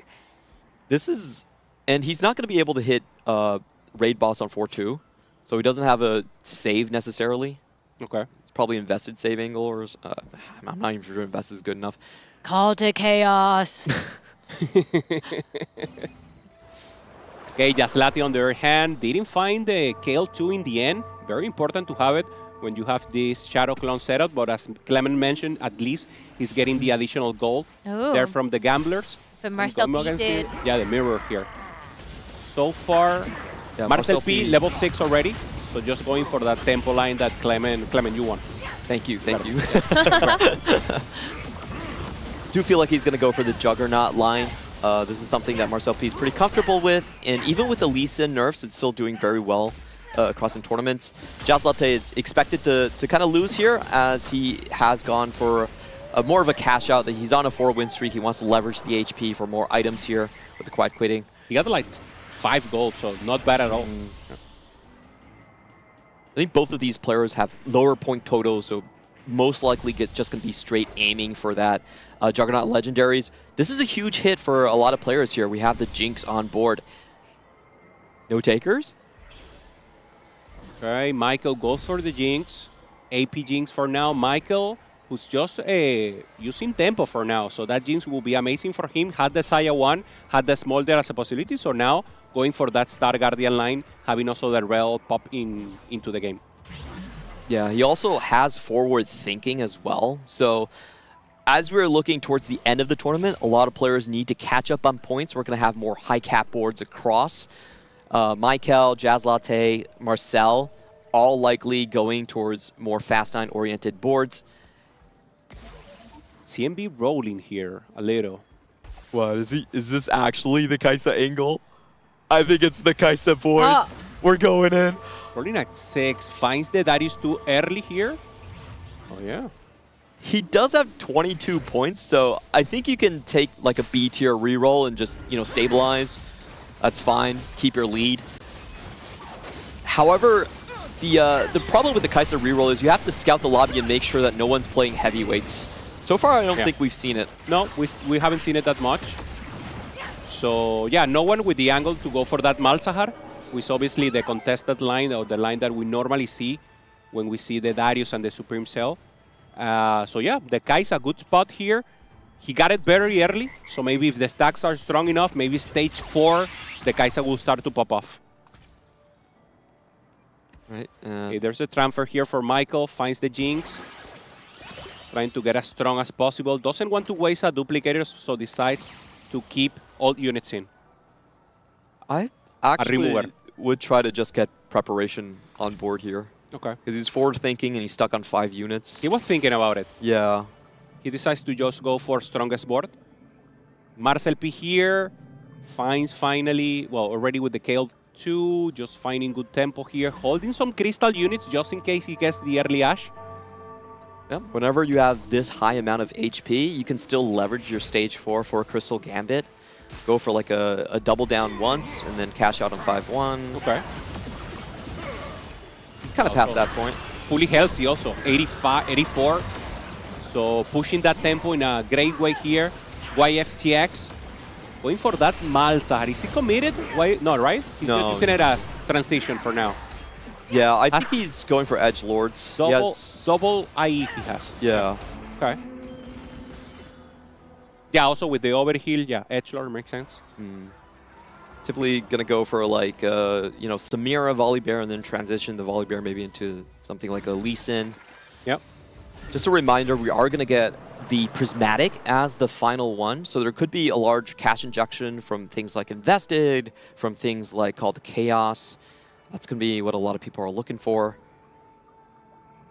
Marcel, he's locked into this sort of high cap board. He has to go for something that can give him a first. Yeah, Bow here, try to go for that Kraken, very important for him, and then just flex the third item. Ideally, try to get another sword and go for Giant Slayer, just to be more flex. Get a great item for, I don't know, an early twist FA. Has its option open. That's exactly what he wants here. And, of course, doing the roll down as early as possible. He will decide to wait one, I believe. Yeah. Okay, so he will be a 4-2 roller here. And CMB is the one rolling right now. Finds a Rammus 2-star. And just stabilizing here to pressure stage 4. I'm really curious how many stacks that CMB actually has on that Kai'Sa.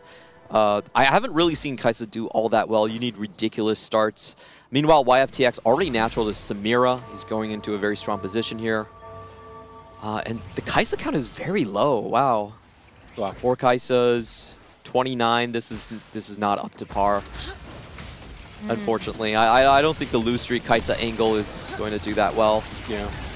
Yeah, he will need to kill so much units right now, so the Darius will have to have or do the heavy lifting. But of course, you need the kills. It's not only the assist. The Kai'Sa has to be the one doing the kills, and now having this buff of Darius with item, maybe will get, I don't know, he will start maybe taking some away.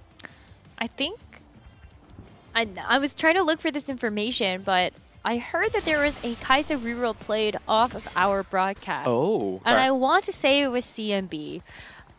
I don't know. I don't know 100%. So I'm going to need someone to help me on that one, but it's definitely how it was out there. Oh, something happening with Michael. I was like, hey, wait, why isn't he trying to grab up all the level 8 units here? Are you a lip reader here? You have an idea? No, I don't understand Spanish. Yeah, Jupe, you're up. I'm up. No, I cannot do it. I don't know. I'll try to commit here. But I mean, just a check here, early pause or quick pause. Just trying to check. Michael just getting the pop-off here or forward thinking. And now just trying to ramp up the level. He has additional gold. He will go to level 8 and now transition to the full board he wants. Michael doesn't like to go fast 9. He's a player that loves to maintain tempo every stage of the game. So I truly believe he will roll deep into stabilize and then get a plan to win more at level 9. Yeah, I was pretty curious about the sponging that he picked up right here. It's a very strong combat augment, but you typically want to play with the vertical here. And I'm wondering if that's what they're talking about. It was a very quick augment selection. So we might have to wait a while, but we have a lot to talk about in this lobby. There's a lot of different lines that are going into this one. Giving me time to find it because I know somebody played Kaiser reroll earlier today, and it is bothering me that I cannot figure out who it is. Yeah, also the Twilight Assault helping the Kai'Sa player. Maybe that made a differential there to have a possibility. That was Tomino, one of the leaders right now in points, doing amazing for his first run here at Tactician Crown. Also Dohua with a good position. Michael with a little problem there. Just Latte, the one who made the pop-off. 8th place in the two previous games. And then got a first place, so in a great position also to pop off and avoid the elimination on this day one. Yeah, I would definitely talk about the players that have lower points. 5 and 6 are so important to continue their tournament. Those are going to be Marcel and Jazz Latte, both of them angling towards Guinsu-oriented legendary boards, most likely the Juggernaut boards that we're going to see from them. I'm not sure how well the rerollers are going to do in this lobby. We did have Dehua on the Janna. We did have the Twilight Assault like you were talking about, but both of them slightly behind tempo from what we can see right now. So, I truly do think like Michael might be the biggest kind of a tectonic shift in this lobby. Yeah. Because he already has the potential to go Fast 9. If he can start sealing away these critical pieces from Marcel and Jazz Latte, that makes their life a lot harder to do. Good items also. You go for that Fast 9 angle. Huge goal. So he's going for that chance as a good possibility. Marcel P trying to go for also full economy, you mentioned. So going for raining gold and full Fast 9 action. And I mean, he's just healthy in HP, already had the item holder, and now his level 9 will be amazing. So maybe the race, right? Who gets first, who gets the perfect units or the fastest 5 costs as soon as possible. Because we know you need a lot of gold level 9. It's not just getting there. You actually need to ramp up, and if not, the rest will pressure you. On average, you need 100 gold when you hit level 9 to hit all of after your getting level 9, yeah. Yes, afterwards. So a lot of the players, what they do is they kind of limp into level 9. And the reasoning behind this is you kind of make that gold back with how good your shop odds are afterwards. Legendaries, there's a X3 times chance that you're going to find them. But you need to survive for a while. It's not just about getting there. It's that's why I think the best Fast 9 angles are those with high HP, like the one Marcel P is playing right now. It's going to be a race. I think Marcel P and Jazz Latte, a lot of pressure on those two players, both going Fast 9 angle. We'll see when we come back who actually gets the lead there. Who hits the Twisted Fate first? Those are kind of the critical ones who can start ramping. Get it early, right? Try to get those cash out as soon as possible. And have a chance to make it happen. This is game 5. Remember, 6 games will be on day 1. And after this game, we have a surprise for everyone, Necra. We do. Remember that dev drop for set 16 is going to be released in full after game 5 finishes. So, we're making you wait just a little longer, but we want to make sure that our competitors are having the right environment to play their games so they can finish them. Le Coco not having the best day, but with a chance of advancing and then popping off and doing a comeback here. So one of the best, if not, at least in stats for EMEA, just below as favorite from Double, doing amazing, huge recognition, both local and internationally. We see him there just trying to ramp up the rest of the lobby. On the right, the America, on the left, EMEA, and on the center, the Tactician crown that only one Clement will be able to take home. Yeah, I can't imagine who's going to raise that one. Having an event in LAN for the first time, I was so impressed by what TOC, the camera work they were able to do, because we saw the players in those crutch moments when the human mind has to deal with overwhelming variance, and a lot of it isn't in your own control. A lot of players reach out to family, to fans, to faith. There's all different sorts of rituals. It's really, it's amazing and a very human moment to see how players kind of deal with those unpredictable fates. Yeah, I agree. Yeah, that's the variance, right? That's the actual component that you cannot control normally. So normally you can play, you can do your screams, you can prepare, you can have all the information, but actually you're in hands of destiny.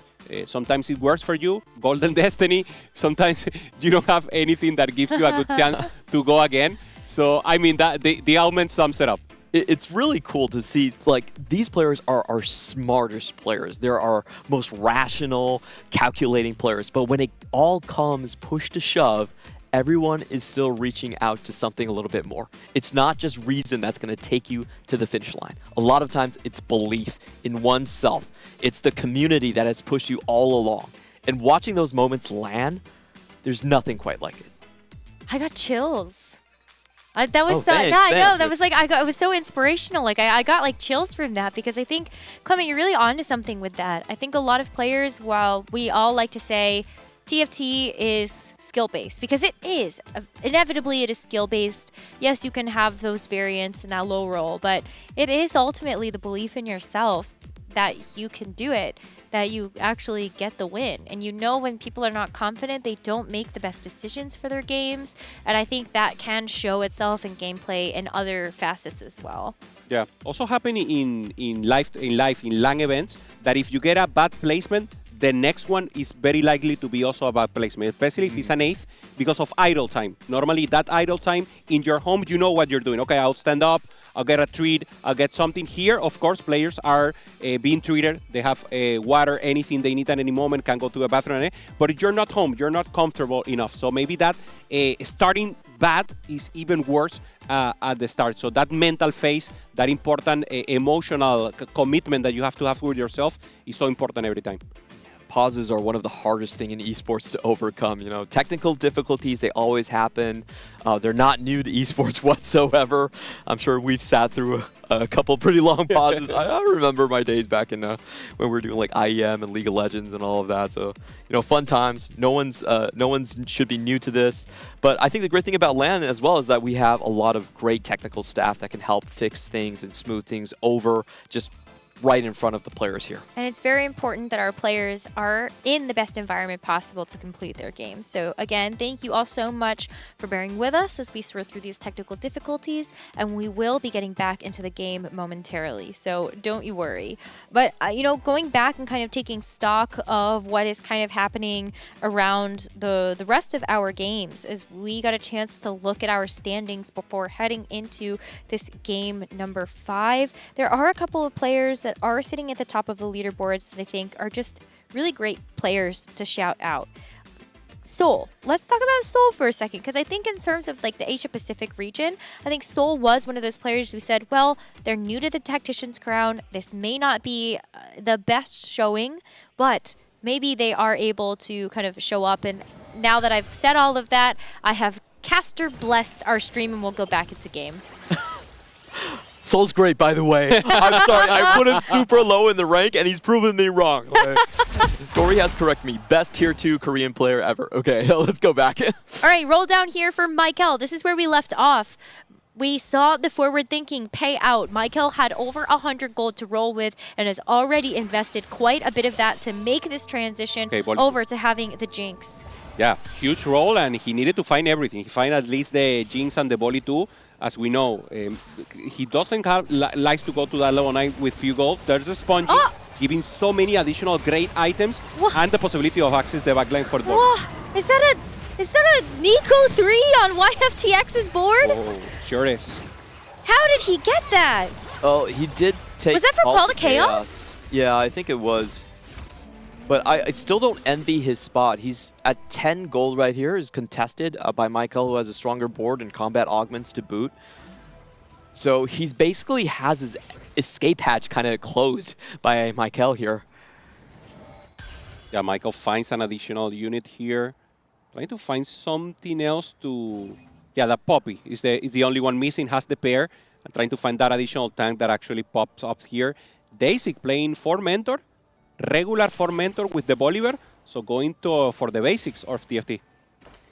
Yeah, so looking what we have seen here, Marcel and Jazz Latte are still going for Fast 9. They have the lowest points. They've seen these other players. They have pivoted out. They have settled for the level 8 compositions, which leaves those legendaries open for them. They just need to lose as few HP as possible to get to that point. And as we've seen for forecast lines, the most important carry is actually going to be the Volley Bear. All 3 of these forecast players are full itemizing their volleys, but unfortunately for YFTX, the Volley 2 does win here. Yeah. That's wild. Great for Daisy. I mean, playing this comp, just playing what the game gives to him, and playing full or trying to maintain tempo as much as possible. He's actually very low right now, 41. And this is not a premium comp, but at least he will try to ramp up. He's at 19, so maybe splitting at the middle table right now in points, just trying to get as away as possible from that bottom 8. Big unit here in that Twisted Fate. I want to see if Jazz Latte already angling for it. He's itching to just go off into the carousel. Who gets it? It's Marcel P that wins the level 9 race. Both of these players started with Winsu's Rage Blade, so that is the preferred carry. And that's good news for Americas as Marcel does steal it away. Yes, America's very happy with this one. As the representative, I'm trying not to be super biased. No, but it is like important to see our players that are towards the bottom of the points here. Marcel, YFTX, Jazz Latte. They need to be able to play these compositions that are going to help them get out of that bottom 8 for elimination. But everyone else is really starting to come online here. I mean, CMB did finish off the Kaisa 3, is 2 copies away from being able to hit the Darius and may not end up hitting the Rammus. But I think you at least got the important one finished, which is that Kaisa. Yeah, the fire test will be next round, maybe stage 5 for now, maintaining good HP with 50. That Kaisa is still getting stronger, and as you mentioned, Menkra, the Darius will help her with the front line and just try to pop off access to the backline now immediately for the Bolivar. So huge here for Marcel, who's just still trying to do the transition. No problem. We got invested. You know, we got the late game. Everyone chill. Everyone chill. Don't worry. 10 points. We're going to bring it back. So do expect the roll down to happen on the PvE rounds here. So, but Jazz Latte has already gone in. Okay, let's see what he hit here. Level 9. No Twisted Fates. 1 Jinx. 1 Braum. No 5 Crystal. Yeah, no, nothing 2-star, actually. Well, the Casante is the one who has to take the face for everyone, but there's no damage Not here. looking good. It always feels so bad when you roll first and you end up with nothing to show for. So that's going to be great for Marcel. They're on the contested line. But Jazz Latte, it's very dire for him. Tomino, on the other hand, finds the Shen. We're stage 5, 6. Good items there. Decides to pop the Quicksilver just to get additional tempo here. Going up against Daisy with the Mentor line. Important to fight against, throws out the Yasuo, so not enough damage. And Tomino, once again, in a perfect spot. Player that has been playing amazing, second in points right now with 27. There's a very stable reroll line here, and I really like this variant that we saw. I believe we saw an EMEA with double, where it's like you go critical threat and you go with the Quicksilver. Kind of like bonuses up on each other because you get the ability crit from the power-up. Okay. A really strong combination there. And Marcel. Varus 2. Good goal. I mean, going to all 9, doing the due diligence, having enough gold to roll, doing some rolling here on creeps, and now we will see deep roll probably still going on. He knows he's contested, so he wants to get as many units as possible. Finds the Twisted Fate. Twisted Fate 2, Varus 2. Looks good. Yeah, I mean, it's still a lot of gold left to work with, too, so we can actually start to get things itemized and roll. No front line still. He needs to keep rolling. At least a set 2. Finding the Brown always good. He does have some good Lee Sin items, but no Lee Sin, so he probably still needs to roll more. 5 jogs. Okay, set is huge. Who is he missing? Mundo. He's missing Mundo or Lee Sin. There we go. There we go. 6 Juggernaut online. Does have the Sterix ready. Go faster! Put your items on your champions! Oh my goodness. This is where APM actually does matter a lot. It does. Can he get everything in the correct order? Okay, at least he has a fully itemized set. Okay. Darius has a Sterix. I mean, AD, not bad. But yeah, not ideal. Enough damage. Goes to the backline. Jinx is down. Jinx didn't cast, so Nico needs to get down. So close. YFTX taking the 8th here. The Nico was just not enough. And Marcel P now in a good position. 21 HP, still lacking frontline, but with huge carrying possibilities.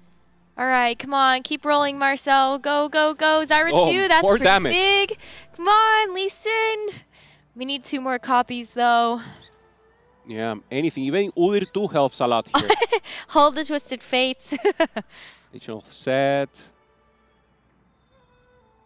Okay, Udyr Udyr's 2 huge. is huge. Yeah, it is.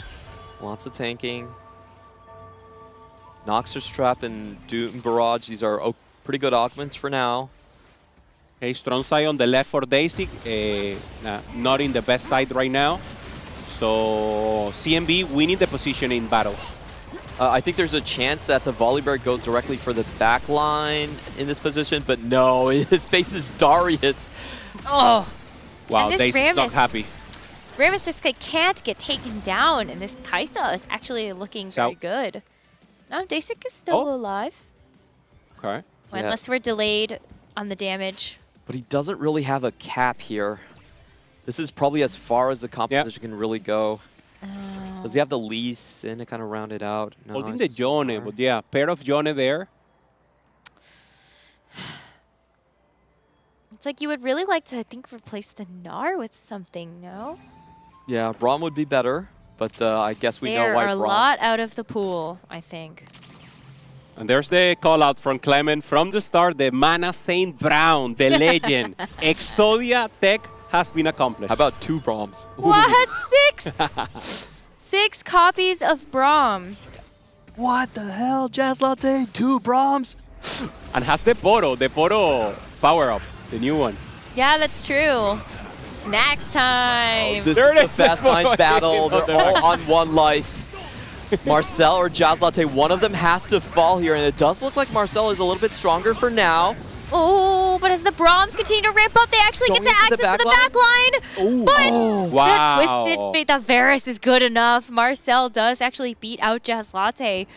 That was wild. Well, now we've got 6 Braums back into the pool for everybody else to try to snap up. That was so close. You could see Marcel, his jaws were open in disbelief. He made it through.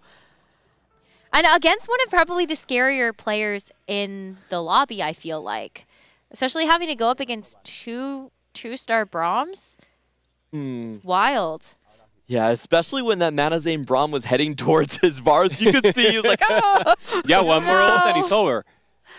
I mean, lacking damage. It was a best shield versus best sword there. So Marcel just popping off there on full damage, and it just wasn't enough. Michael still about 30. Marcel trying to find additional frontline once again. No pair of Lee Sin, pair of Brown. A lot of Brown once again there on store. Still doesn't find them. And goes for the Juggernaut. Twisted Fate. Just to help him a little with the ramp up of the wins. But it's also nice because you get to take out one of the weaker Juggernauts. Yeah. If he gets the Braum too, he probably wants to swap over there. But obviously just putting on something that's already 2-starred. Dehua has had a very good time with his artifact. Also with the Spoonging. Just such a great combat augment. And this position, perfect hit. He's hitting both Twisted Fate and Varus. This could swing the fight in Dehua's favor. He also has a snipe on the back line. Marcel getting out-positioned in this fight heavily. Wow, so much utility there for Dohua. Great positioning from the Kobuko. And the CC making a difference. Marcel P taking a 5th. That is going to be pretty tough pill to swallow. He only has 1 game to climb back to 24. He has 14 points now after that. It's going to be really hard. Yeah, I don't think mathematically it's even possible. He would have to break precedence here. It depends on where the point cutoff ends up being also. Like, we do need to wait and see how the rest of our lobbies shake out. But if the historical precedence is 24, then Marcel is going to be unable to achieve that goal mathematically, even with a first place in that final game. Very tough positioning there. Yeah, we're seeing Michael now, front side on the left, going for that full Jinx. Flex comp here. Jinx, Bolivar with everything in front line, very flexible, only 3-star Guardian. Just trying to ramp up. Bolivar on the back line, but it's just being thrown off by the Shen. Gen is just too much damage, sustain, everything. So let's see if it's just enough here for the Jinx to try to pop off, but Xin Sao is still holding on. Oh, I mean, the Shen, it's actually being able to get through a lot, and there's not another cast from the Jinx. So the Shen is going to finish off that fight. And Tomino, I mean, doing a lot better with this Shen hero reroll augment and hoping to secure a better placement than third right here as Michael now on the elimination zone with 4 HP. Yeah, Mike, just trying to find additional positions here for Michael. CMB is still ramping up, and Dohwa, even though he's very strong, he hasn't improved his board yet. Now, Dohwa does have I believe the Lee Sin 2 found for his composition, so he still looks very, very strong just going into this. And I'm surprised by this Kai'Sa board. I think it's doing a lot better than I thought it would. Teching in the Rammus, I think, definitely helps here. So it's not your sort of standard just heavyweights. It's, you know, the focusing on the Rammus reroll as well as the sort of standard Darius. Roll for Michael, trying to find the Varus or the Brown. Finds only the Neko 2-star. There's the Brown 2. He will need to sell something. Should he here? Maybe try to ramp up. He only has 1 HP, so 1 life left here for Michael. Decides to wait. So very important. Try to get Ghost here. He doesn't, and he goes against Dohwa. There's only 4 players left, so unfortunately no Ghost available there for Michael. Tomino CMB on the right, as you mentioned. Twilight Chen looking strong. The Kai'Sa needs to snipe him on the back lane. Darius is being focused right now. Tanks are being abolished. Darius down. And Shen is focusing the Kai'Sa before. Shen takes it, so CMB falls down. Oh, Tomino wins, and Michael's out. Yeah, I was going to say, watching the fight on the left-hand side, there was a huge stun that came through, but there just wasn't enough damage to actually follow it up. And so, unfortunately, Michael going out in fourth, excuse me. And now it's a race for third. Who will it be? Dohwa looks strong as ever with an 8 win streak being thrown together, as CMB and Tomino right now are going to be the ones that I think have to avoid Dohwa in the matchup pool. Yeah, we're seeing CMB try to position to make sure his Kai'Sa isn't targeted by the Kabuko, placing it in the middle, so the Kabuko should target the sides instead. Let's see if this positioning works out for him. He still has to figure a way to actually focus down the units, though. It's kind of the hard thing between the positioning. Oh, he's going to go against Tomino. Yeah, both with strong side on the right. So Shen is the priority here, trying to go for the damage. And obviously trying to maintain the Darius alive as soon as possible. Taking out the Xin Zhao is huge here. Xin Zhao is out, so good chance here for CMB to take it. And Tomino is out. Great play. And the Kai'Sa, for now, at least top 2 going on against Dohwa, Super Yana veteran. I want to say sorry to Kai'Sa. I massively underestimated you. But the Akali too, just being able to get into the backline, I think was just a huge deal. CMB can still make this Akali even stronger, being able to actually give her another full item. Carousel's coming up here, but is it actually going to be able to withstand the test that is Dohwa's board? This veteran Jaina reroll has looked very strong, and with all of that additional sponging value that Dohwa is getting onto that front line, I just wonder if you're not able to get through the Kabuko fast enough with some of these melees.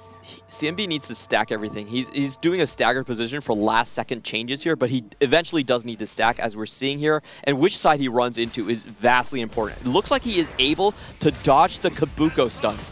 That could be huge. And he also dodges on the Lee Sin positioning. Oh, Dohwa doesn't believe it. It's actually on the Janna. Wow, taking strong side on the left. Dohwa doesn't believe it. Dohwa's still healthy. So it will be a good chance for him to reposition and trying to use that health in his favor. For now, CMB winning the positioning fight and taking a great win. That was so close. Geometric genius coming out from CMB right there. His Kai'Sa actually, he gets the full stack, he dodges Kabuko, he dodges the Lee Sin, and then he gets the wrap. Like, you couldn't ask for anything better right there. And it's not casualty. He actually moved the Kai'Sa he plays in a moment that he has to be. Now Dohwa knows. So what will be the adaptation that he will make to make sure that he gets additional damage there? Can he? I think Dohwa just stacks as well, right? Like, I feel like that has to be kind of the answer here. I think he's going to do a last-second stack, just make sure Kabuko's right in front of the Janna. There's no Darius wrap possible. Okay. So Kabuko directly there on the left, assuming that CMB doesn't move. Okay, no movement on either side. Whoa. It's going to be a last second swap. Changed. Yeah, Okay, Kabuko's over. stays. Kabuko's over. Okay.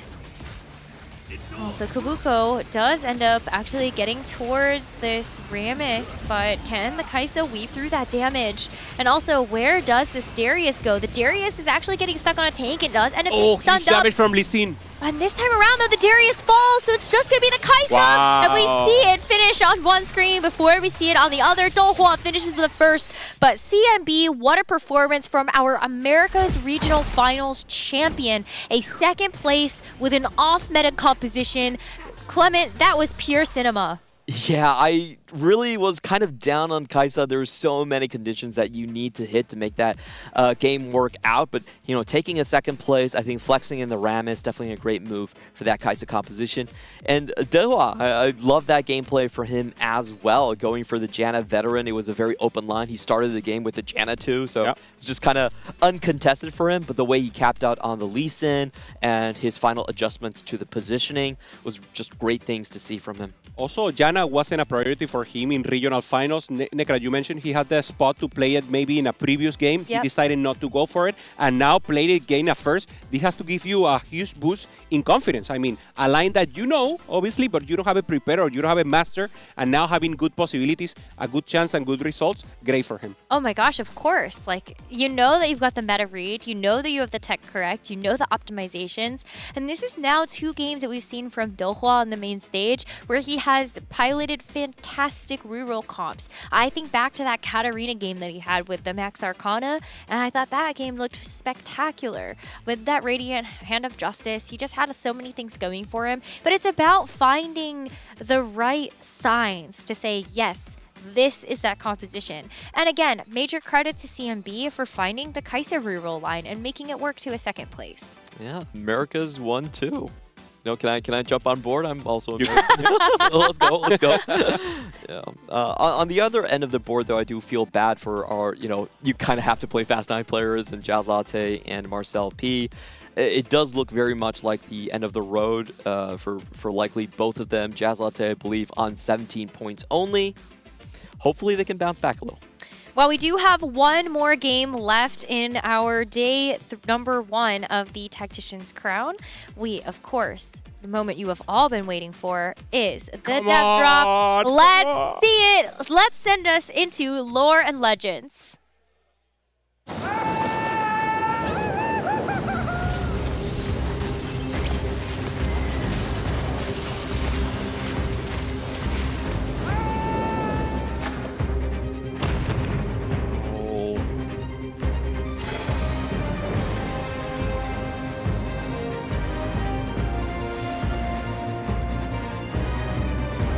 Hey Tacticians, Julian here, the set lead on Lore and Legends. This set will transport you into the stories of Runeterra. In our case, literally. To relive Runeterra's most epic moments, experience every region as an origin, and play with more champions than ever before. You probably haven't been counting, but in past sets we've stuck to roughly 60 champs. For Lore and Legends, there will be 100 unique champions to play with, but you'll access 40 of those 100 through our entirely new set mechanic. Go find Mort. I'll let him tell you all about it.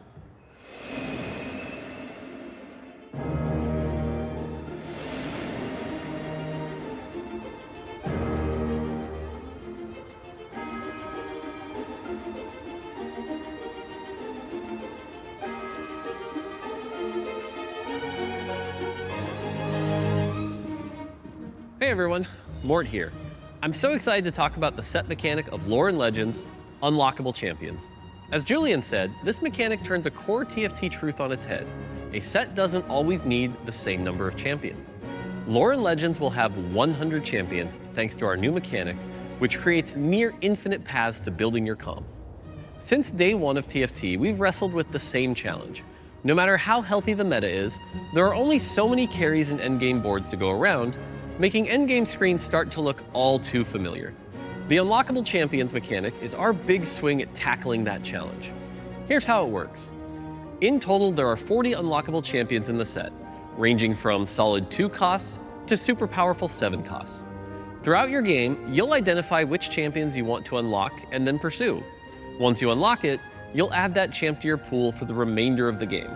And the best part, the moment you unlock one, it's guaranteed to show up in your next shot. No luck required. Let's go through a couple of examples to give you an idea on how unlockable champions will actually play in-game. We'll start simple. You'll learn about the full Demacia trait later, but for now, I'll show you how to unlock its 5-cost, Galio. To bring Galio to your board, get 12 star levels of Demacia. This should happen pretty naturally as you play vertical Demacia. Once unlocked, purchased, and on your bench, Galio becomes active. From there, his traits will count from the bench, and he'll eventually dive into the fight with a shockwave, providing extra support without taking up a unit slot. Now that you've got the basic idea, let's take a look at Yordle, a massive reroll trait that puts unlockables front and center. More than half of the Yordle roster requires an unlock. As for the trait itself, every breakpoint grants fun new perks. Hit 2 Yordle, health and attack speed for each Yordle fielded. 4, your first shop each round has a Yordle in it. 6, 1 free reroll each round. 8, Yordle grab bags full of fun loot. And 10, well, I'll save that for you to find out. Reaching those breakpoints through unlockable units is where the planning and rolling really starts to matter. You'll get a few Yordles just by leaning into their traits and racking up star levels. Kobuko and Yumi, yes, they're 1 unit, is a great example of that, as you'll need 6 star levels of their traits, Brawler, Invoker, or Yordle. Kennen and Poppy are unlocked in a similar way, where simply playing a comp will naturally unlock the units you need, but there are plenty of unlockables that take a bit more planning, including within the Yordle trait. The slippery and disruptive Yordle Fizz requires you to end combat with 6 Yordles or Bilgewater units on your bench. And at the end of this short list is Veigar, a 4-cost whose passive increases all AP received. To unlock him, you'll just have to limbo this high. No, I'm just kidding. You'll need to hoard rods and field a unit with 2 death caps in combat. Ultimately, unlockables should create more late-game comp diversity. Even 2 Yordle players can be playing completely different boards based on who they unlock. And while I'm in the company of these big guys, I'll tell you a bit about the Shurima trait and its unlockables. Shurima is the set's high-powered chase trait. It's all unlockable champs except for Azir, and he's a 5-cost, so you won't see him for a while. Then to unlock the other Shurimans, you'll be tasked with contradictory and ultra-challenging conditions like winning combats in a row for Renekton, losing combats in a row for Nasus, and flip-flopping between wins and losses for Xerath, all without dying, by the way. Victory and defeat, high rolling, and HP preservation, only then will you truly ascend. If you can field all 4, your Shurimans reach godhood, all becoming 3-star. Okay, now how to unlock the next section of the dev drop. Where's that old sun disk?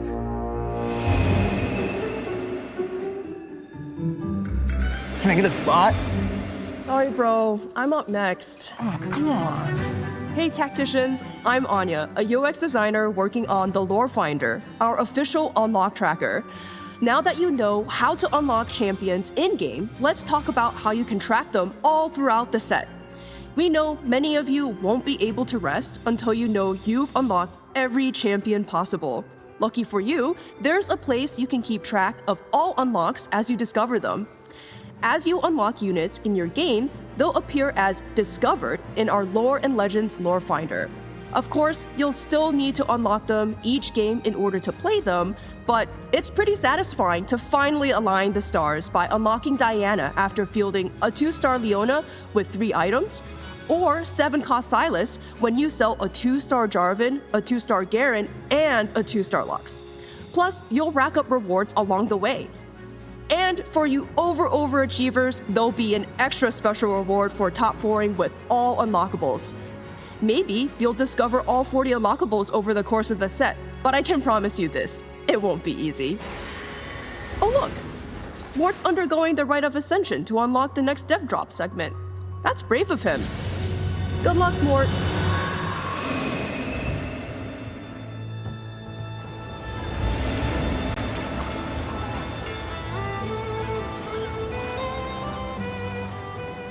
Now for a few trait reveals, starting with Bilgewater, of course.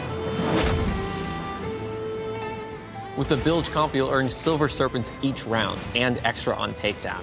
You can use these Serpents to buy stats, champions, and loot from the black market. Bilgewater has a lot of fun unlockable champions, like 2-cost Graves, who's unlocked by itemizing Twisted Fate. And yes, we will be unbenching Tom Kench from Gizmos and Gadgets. You have to spend some serious serpents to get him, though. Feed this Glutton an ally each round to grant him permanent stats, and he may even spit something back up for you later. On the other side of Runeterra, Demacians are preparing for battle with increased armor and magic resist.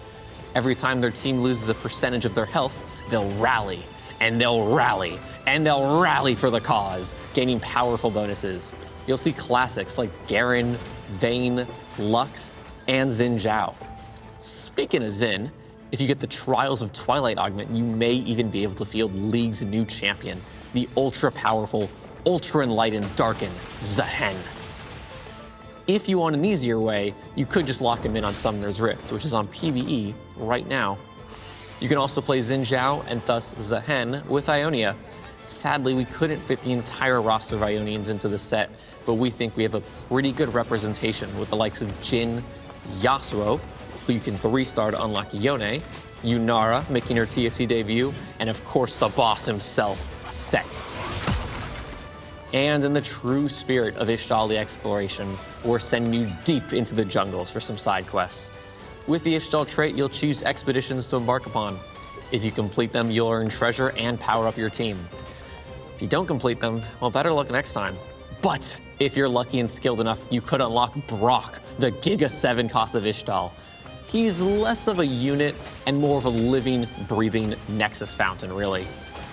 What's the lore on this legend? Great question. I have no idea. In theory, the Ishtali made similar constructs to fight the Void, so who's to say he's not related to Malphite? You'll have to wait for my 7-hour-long video on that. And that is after I finish my magnum opus on the lore of the River Sprites. Back to you, Julian. And if we cross the sea to the Shadow Isles, you'll find Viego and a powerful roster of unlockable champions who gain power by collecting the souls of dead units. Field the 2-star to Viego to start, give him 2 items to unlock Yorick, and then use the traits mechanic to unlock the rest. With Yorick and Viego in the same team, you'll need just 20 souls to unlock Gwen, 75 for Callista, and 150 for the 5-cost Thresh, who brings his whole kit from Summoner's Rift and more, creating a walled prison, draining the life from enemies, and dragging unsuspecting foes to their grave. Speaking of dragging foes to their grave, I better get into this Riftbound game. The plundering Oro. Good luck, lass. Ahoy, Tacticians! I'm Ryan, a game designer on Lore and Legends. We need to talk about some legendary units, starting with the ultimate raid boss, Baron Nashor. Get ready for Baron fights to hit the convergence. This 2-slot, tough-to-unlock unit deals AoE damage, knocks up enemies with his tentacles, and pulls the entire board into a Void Rift. The only thing missing is the purple buff on his defeat. And we're bringing in another monster from Summoner's Rift. The Corrupt Ascended Otacon isn't a 5-cost, but a monstrous summon for the Noxus trait. Empower him with more Noxians and star levels, and if you can make it to Prismatic Noxus, not even LeBlanc can keep this monstrosity bound. Fighting alongside Otacon is none other than Mel, the 5-cost for Noxus who's only unlockable after having a 2-star Ambessa die. And it wouldn't be a Runeterra set without Rise, who unlocks after you field 4 different regions together in combat. Rise benefits from all active regions, but contributes to none.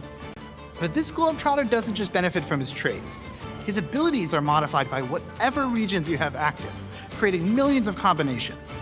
Bilge makes the ability explode, Targon makes it heal, Yordle makes it shrink enemies, and Void makes it shred and sunder. Pack your bags, activate your traits, and explore the world of possibilities.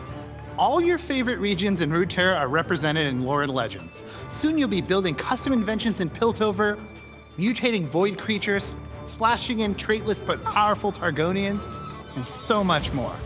Oh, yes! Yes! Awesome play. Yeah! 8 points! You dirty cheats! Not a fair fight! Send him to the depths!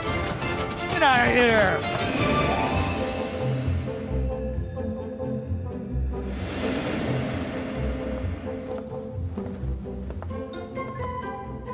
Hey Tacticians, To kick things off, I'd like to congratulate all our incredible players who made it to the pro circuit for Lauren Legends. As a reminder, in Lauren Legends, CompeteTFT.com will be your home for all things TFT esports.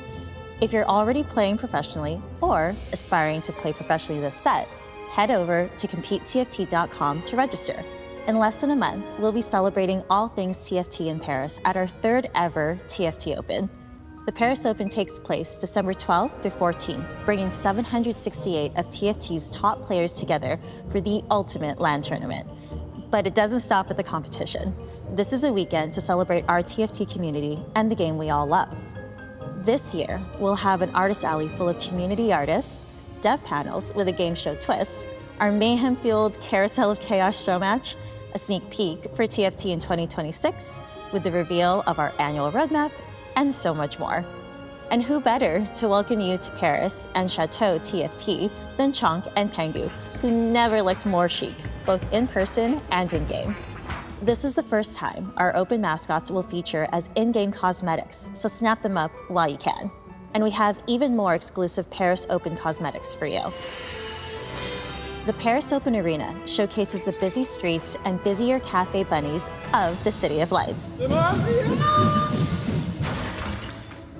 Not again. Okay, I'll send you over to the cosmetics team. And if we don't see you in person in Paris, we'll see you on broadcast December 12th through the 14th.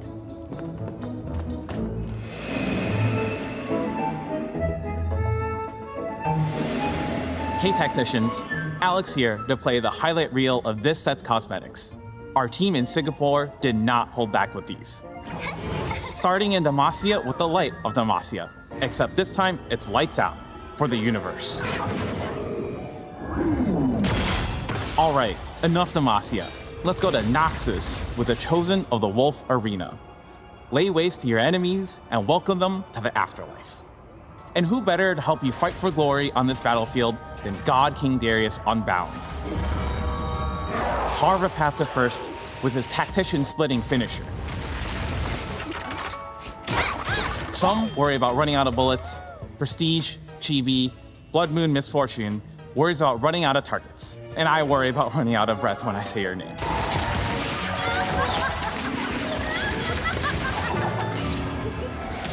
We'll round things out with the ultimate showstopper, KDA Ari Unbound. First, she'll dance and sing her way into everyone's hearts. Then, she'll bring your foes down, down, down, down, down, down. Later in the set, expect a big cosmetic celebration moment for Gwen. Alex, you're the last step. Let's wrap it up. You're right, we gotta get out of here. Players, get ready to jump into Lauren Legends when it launches on December 3rd. See you then.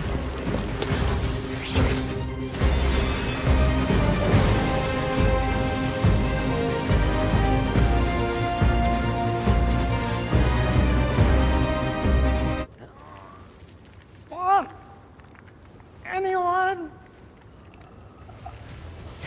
Someone save Roger! Where's Brock when you need him? We left him in Shurima. No. Oh no. I think the Zier's gonna have to go dig him out of that one.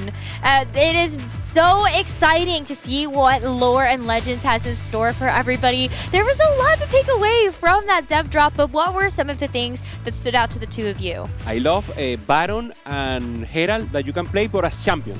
They're not summons, but you actually can play, so you can give them items maybe.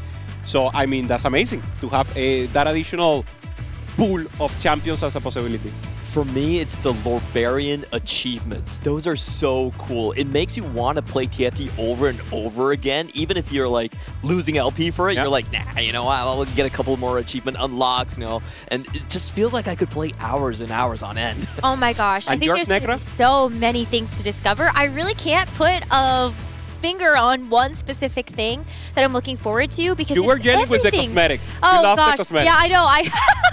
I popped off really hard because I actually hadn't seen some of those cosmetics yet, and they look so good. That little Cafe Bun Bun stadium is to die for when it comes to the Paris Open. But let's get back into our competition here at the KO Coliseum Tactician's Crown. We've got one game left to play for our 40 competitors that have taken to the global stage. And the goal of today is to not be in the bottom 8. You will be eliminated at the end of this today. Every single player still has a chance to make it. Our cut this year after Game 5 is a little bit lower than what we had in the previous set. So maybe even 22. Marcel, yep, everyone has a shot. Yeah, and now we see players that are already in that 22 threshold. That could be the possibility of advancing, but obviously maybe 23 can be a chance. So obviously you have to sum up points tomorrow. These players will keep summing points, and we don't have a reset, so you need to keep pushing here, Necra. Yes, absolutely. I mean, there are a couple of players that have already really catapulted themselves back up into the standings. Looking at Ironbog and Dohua, both taking first places in their last games. And there are some that are just maintaining position.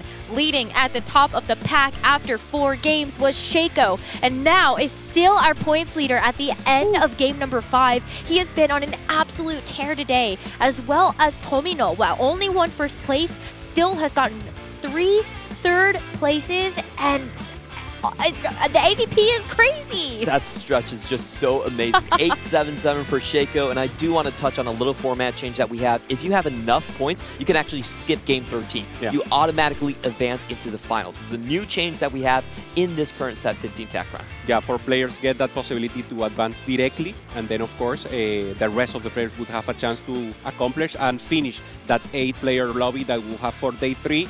We're seeing, again, good hypes. I think they saw just the preview with the depths, and we see Robin here laughing.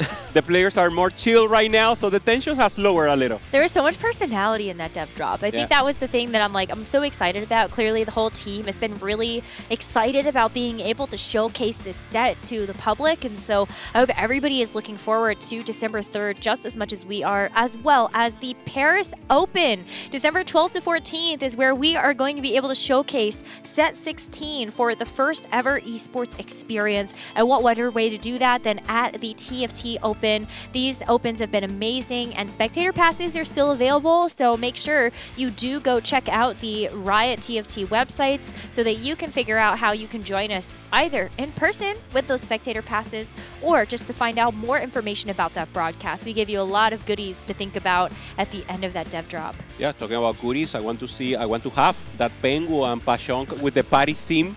It looks so amazing. I need that cafe board. I have to have The it. City of Light board looks amazing, and they have like 2 modes for it, one in light, one night. Yeah, I love good. that. Like more of the recent TFT boards, it's like when you get to level 7, that's when the board changes shape, dynamic, the colors, like the sounds. It's great. Beautiful at all. And now, once again, we see in the crown, only one player will be able to take it home. On the right, America's roster. On the left, EMEA roster. And on Chengdu, we have APAC and CN also live for the first time. Beautiful time for TFT Esports. Yeah, we still have to come back to this TAC round for sure. The job is not finished for the players right here. One last game.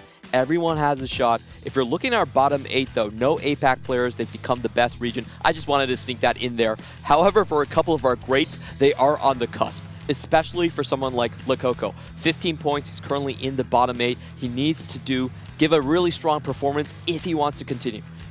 Quintanilla also 16 points. Also in that difficult cutoff as a possibility.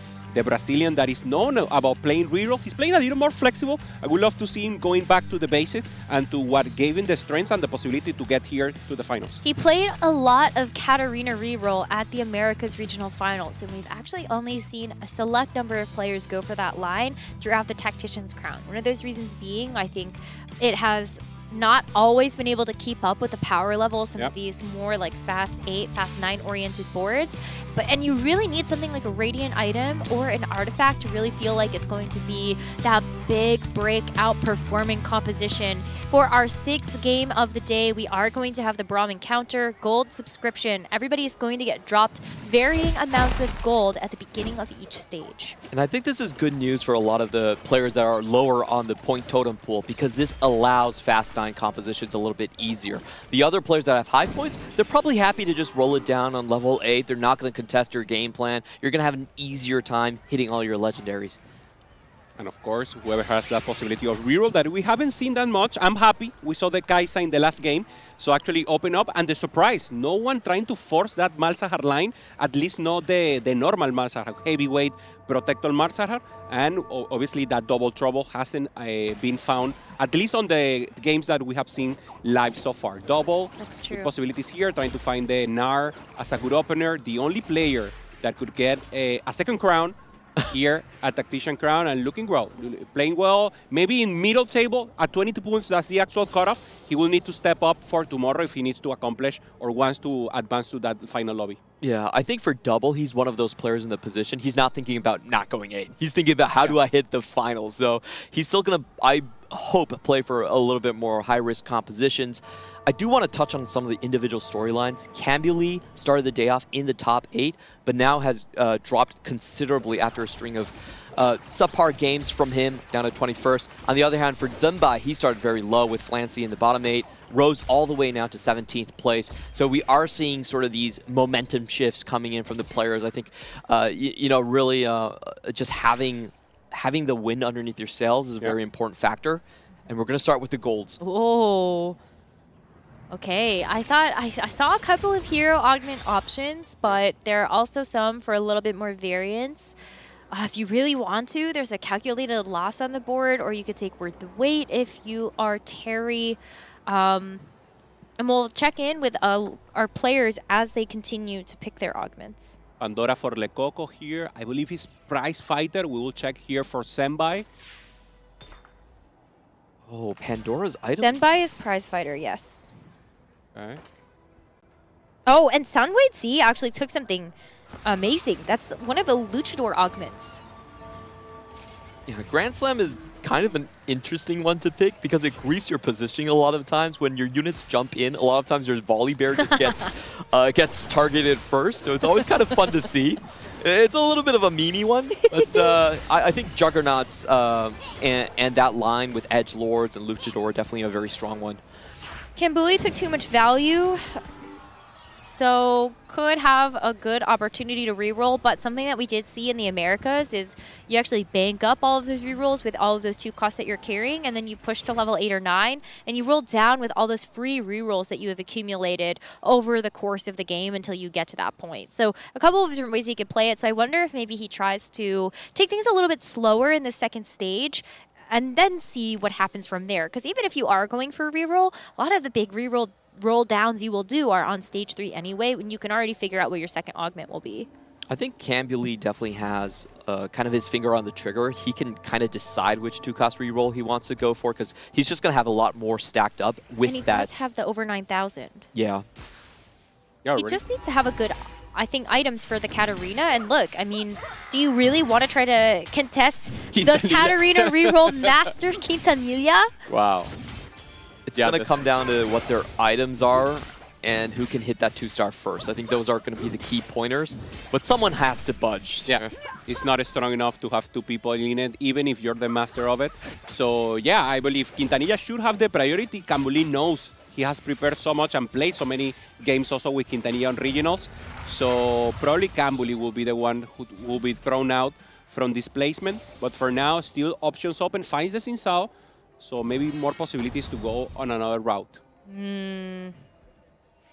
It's tough. I like the Callista though, because you enable the Executioner for the Katarina, and so I think that can also help you like try to keep a win streak if you want. But Quintanilla has done the same thing, so it's it's an interesting staring contest here. Yeah. So weird. Cam made it. He made the Xin Zhao too, so maybe go more for a Soul Fighter line there. Or maybe like Zaya, but you don't really have like the best items yet.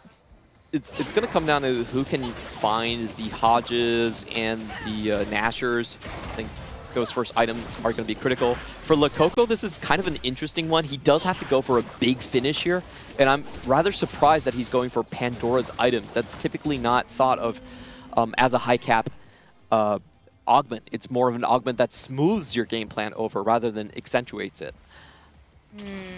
Yeah, interesting. And also the direction, right? He has a Rabadon, he has a Rage Blade. So it's like going for tempo with the possibility of slamming any items combination possible. This is huge. Who's going to get it? It's Quintanilla.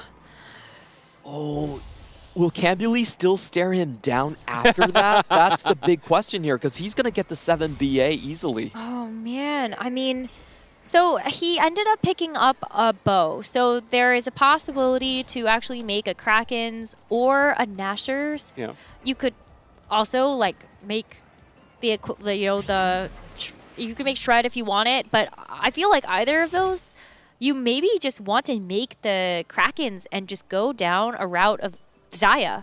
Yeah, I think that's a great call out. You know, you have the Shen and Zaya line, but the Zaya is going to be pretty contested across the board. A lot of Star Guardians holding on to it. Gobo, we just saw, had that 2-star Zaya already built. And what is this? How? Terry? Wave theory? What? Well, so there's a worth the wait, and I have to imagine that the worth the wait Zach. is Zach. Yeah. But where did this That's variance. star? That's variance in favor here of Terry. And, I mean, great position right now. Older, man. Okay, I mean, that's going to make life hard for a lot of these other rerollers that need points, because it means their streaks are probably going to get broken on stage 3. If you're trying to go Janna, you're trying to go Katarina, and Terry is this far ahead, you're not going to like the results. Uh-oh. Yeah, it will depend on what he gets on stage 3. Maybe he can go for Malzahar. He's still open. Slamming this Giant Slayer, he can go for anything he wants. Could be Malzahar, could be Fast 9. So let's see what he goes for. For now, 4 heavyweights, looking like Malzahar, and obviously trying to go for that big sack as his main tank, Soundwaves.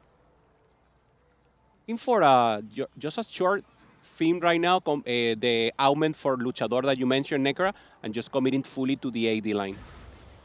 Yep, gonna play through the Grand Slam. This one makes your Luchadors jump into the enemy composition at the start of combat. It's a really fun one, but it has some unpredictable results, if I may say so myself. Watch the Nar. This is going to be a different player. Zumbai, can he get the 5 win streak? That's the big thing. The prize fighter does catch you out, I believe, on 4. It's been a while since I picked this because it's so hard to actually do, but I think it shows Zumbai's mentality. He's here to go all the way to finals. He's not, settling just to avoid cuts. He wants highest points as possible. And Gobo, on the other hand, slamming the Bramble. What was that comment? I just think it's unfortunate prize fighter when you have like a 2-star Smolder, 2-star Zaya on your boards. It's just like, okay.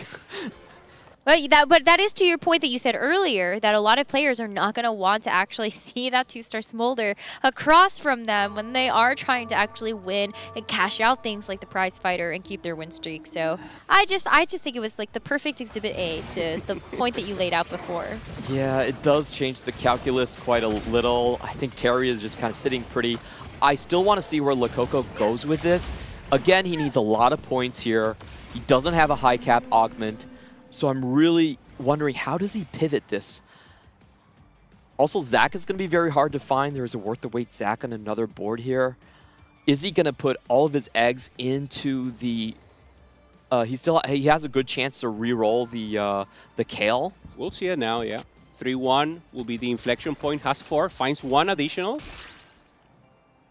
Oh, more dogs trying to tell him something. There it is. There's a roll down. So committing to the Kale. Trying to find the stack 2 will be very important. We know he contested, and getting as much as possible. You drop to 30 here, or just maintain? I think the shop is trying to tell me something. I'm going to... Small wave here for him. To Malzahar. Ooh. Can he pivot? I don't think so. That's a Darius also. Well, you have the Pandora's Bench, so like, could you actually? I think the problem is you have he doesn't have Pandora's Bench. He has item. Sorry. So what I mean is, yes, I said the wrong one. But could you put like the Rabadons onto the Malzahar and let the Red Buff and the Rage Blade reroll? You could reroll the items. I think the problem is Terry is already established on heavyweights, and he's also full win streaking. So it's really hard to see him pivot. Yeah. So as we see, Coco is not picking up the 2 Malzahars. He's just staying on 40 and probably keeping to the Kale line. Yeah, he already rolled so much, he has to stay here. If not, he loses total tempo to go for another line, and then he will try to find that additional inflation. We know there's additional economy from the encounter, so there's that possibility to get to level 9 after getting the kill 3-star. And I believe he takes a care package here. Thought he might be considering some of the combat augments, but just getting more HP. And we also have to check in onto our rerollers. I believe I see an Ash on Quintanilla. Okay, good chance. Yeah, I think he like full pivoted actually. He took out the Katarina entirely. Went to 5 Crystal Gambit. Hey, I'll pivot out if I get a... uses 3 fruits and couldn't find the veteran Katarina, and he already had 3 mentors, so huge cap out for him, and now he will have to fish for that Katarina. If he doesn't find it, it's worst nightmare. The good news for him is that at least the rerollers are pivoting out. Quintanilla is obviously going to be established into this line. He used his spat to go for a strategist emblem in the front line, already with a 2-star Swain. This is one of the best tempo spots you could look for here. This could be the comeback story for Quintanilla. I don't think any board out there is going to be strong enough to disrupt his tempo. And Cambuli, unfortunately, has to face the wrath of the 5 crystals. Oh. Ooh, he knows this is a tough spot. It's really hard. I mean, this is a very strong board, and I just kind of wonder, you know, where does Cambuli actually go? I think he has to stay. He already rolled a little. He's rolling again. Okay, well, he gets like quite a few big upgrades here. Gets another copy of the Vi. Yeah, needs to commit here fully on the Janna plus the Kobuko, and then on the next neutral round needs to hit. He needs to hit the veteran. Oh, this is just so painful to watch. It is the set 15 special, but you do have to find the correct power up for a lot of these compositions to reach their full potential. The good thing for him is even though he's not going to get a streak on stage 3, he is pretty far ahead in copies. You know, 6 copies of Janna. Chance there. Going up against Senbai. Still holding items on the Gnar. Shadow Clone. Good front line. Juggernaut as a possibility. Also one of the ones trying to go for that level 9. Holding the Crystal Gambit. So maybe hoping also for that Ashe in the middle ground. Of course, he's heavily contested. And in a bad position. Taking the loss. So double. Just looking strong right now. Tempo, 6-level fighter. And doing what he has to do with this comp. The Coco hit Kale 3, by the way. Okay.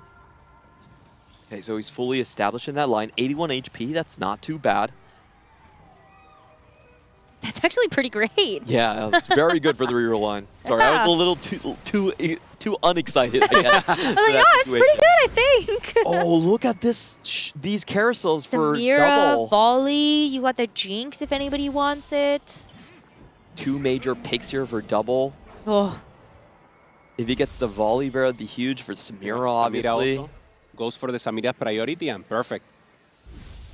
Going deep into the line and a chance for double to hit early when and go for the edge fighter also. Yeah, let's see if there's anything for Terry to extend his win streak. He's kind of sitting pretty. He was on 5 win streak with the Zac, the natural smolder.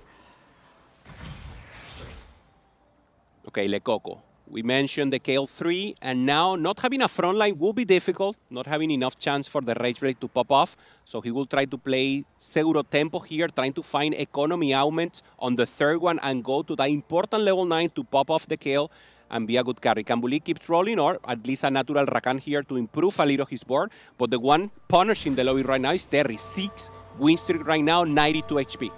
Yeah, I do feel like Terry is going to give kind of a free pass to all of the Fast 9 players or like level 8 players because the rerollers are not getting their tempo. They're not really getting ahead in terms of the economy. So Terry's basically just serving this game up to a few of the players here. I think Double's happy to see Terry in this position.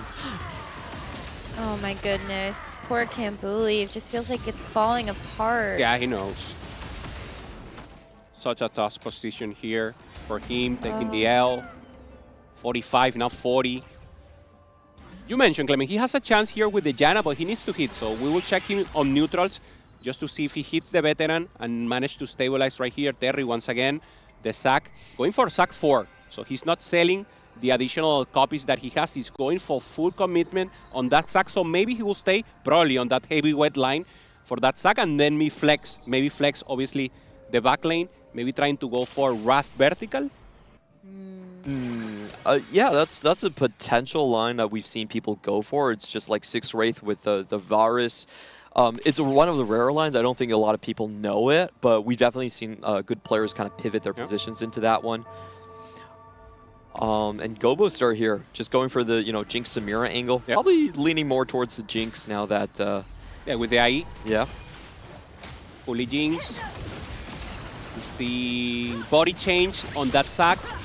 He got me confused for a second. It was the Darius. And now Smolder, the one doing the heavy lifting here. Full damage, trying to access the backline. Once again, Terry holding up the win streak. Now 8 win streak for him. There's a lot of things we need to pay attention to. I think, for me, Cambuli's next power-up. Can he hit that one veteran? That is going to shape up his tournament. It's going to be absolutely critical for him. Okay, Janna. Does find the Janna. That's Nice. good. That's good. Oof. We see the expression, the tension. He knows. If he doesn't hit, we'll see a commitment laughter there because there's nothing you can do. The sigh of relief is going to be immense if he does finally find it, but if he doesn't, that's such a roller coaster of emotions to go through. Start the day out strong, but then fall into this position. It all comes down to this. I know. I'm like nervous. My heart is pounding. 31 HP.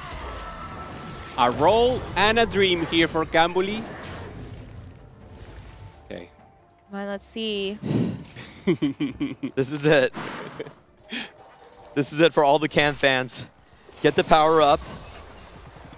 Okay. See what we can do with it. Here we go. Here we go. Please. No! Oh. Wow. Oh, what do you take here? You just Goes take the for best. efficient. Yeah, you just take the best combat augment. Okay, so now you don't play mentor, right? You try to flex, maybe? Try to go full strategist? Could be an option here. I'm honestly not even sure what you do in this spot. Yeah. I mean, besides going 8th. I'm looking for a chance here, Clem. Yeah. Help me out. There has to be an angle. Okay, You just play strategist, I guess. Okay. Strategist, mech, try to do the best you can. He still has a good, decent smite on 4-1-4-2, but the thing is he needs to make it all the way to stage 5 to go back to veteran. Okay, Quintanilla looking good. Access to the backline there from the Jace is not enough. Casante holding the front line. And this should be a win for the Ashe in the last moment by the slightest. HP Quintanilla didn't even blink. That was so close for comfort. I can't believe he's so calm. 16, he needs 6 points. So 3rd or better for Quintanilla to stay alive. Yeah, 23 to be day 3. safe, so he needs 2nd place. 2nd place to be at 100% least. safe, yeah. Exponential growth coming in for Lecoco. Explosive. Yeah, okay, explosive, sorry. Could help them Potential. You win. can pitch it in. You know that they're actually, but you need to win something, Clement. You need to win like an open something, and you get the augment with your recognition. Oh yeah. Next tag card winner right here. Yeah. Right. Wait for me, guys. I love it. Okay, Senbai doing transition here. Level 8, trying to find priority unit. I can't believe the risks that he's taking. He's going prize fighter, malicious monetization. Oh my Like, what happens God. if you don't hit the Braum? It's like, wow. Well. You gotta trust himself. You gotta trust yourself. This is what we were talking about. Coming into that Jinx, didn't find even the pair. I believe he was rolling to true 0 there. Yeah. Doesn't find it, is right. I'm not sure he got the Dead volley last. bear. He got the Braum, but no, I don't think I saw the volley. Come on, this is Quintanilla. This has to be the He comeback. got story. one volley. Yep. Senpai has exactly one. But One is good enough. One is good enough. Flicker Blade here for Quintanilla. Looking strong. Casante popping off. Already with the 2nd transformation. Falls down. Ashe doesn't target the Samira. Late, but it's good enough. Okay, good win here for Quinta once again. The clear favorite to win out in this lobby. Okay, Kimbuli got a 2nd win. We got the Rise 2. Okay. Get some upgrades over there. Okay, there it is. Playing the vertical set. Decides to go for the mentor. So it will be important to have that rise also with item to ensure the full influx of stats goes to that rise immediately. Yep, just still going to be strategist mentor here and just try for his luck later on with the rolls. Oh my God, did he reforge for the Manazane? He had to have, right? Yeah, he reforged for Manazane. Wow! What a nice hit! This is regression to the mean. If you're so unlucky with your power-ups, you have to get that luck back. Yeah, Gotta make real. It's just the karmic balance, you know? Yeah. I mean, you can't miss on everything, right? You got to hit somewhere. So there we go. There we go. Normally balance on the next game, not on the same one, but actually getting this on could the be the last game. We don't want to wait for next. No, we're going to have it on this game. Thank you, Hupe. Oh, but Zumbai, on the other hand, malicious monetization, but going into a 9-loss streak. Brown is also a priority here. Ooh, Zumbai could pick this up. Are we going to go for the level 8 Braum 2? Is that the game plan? Thinking about it.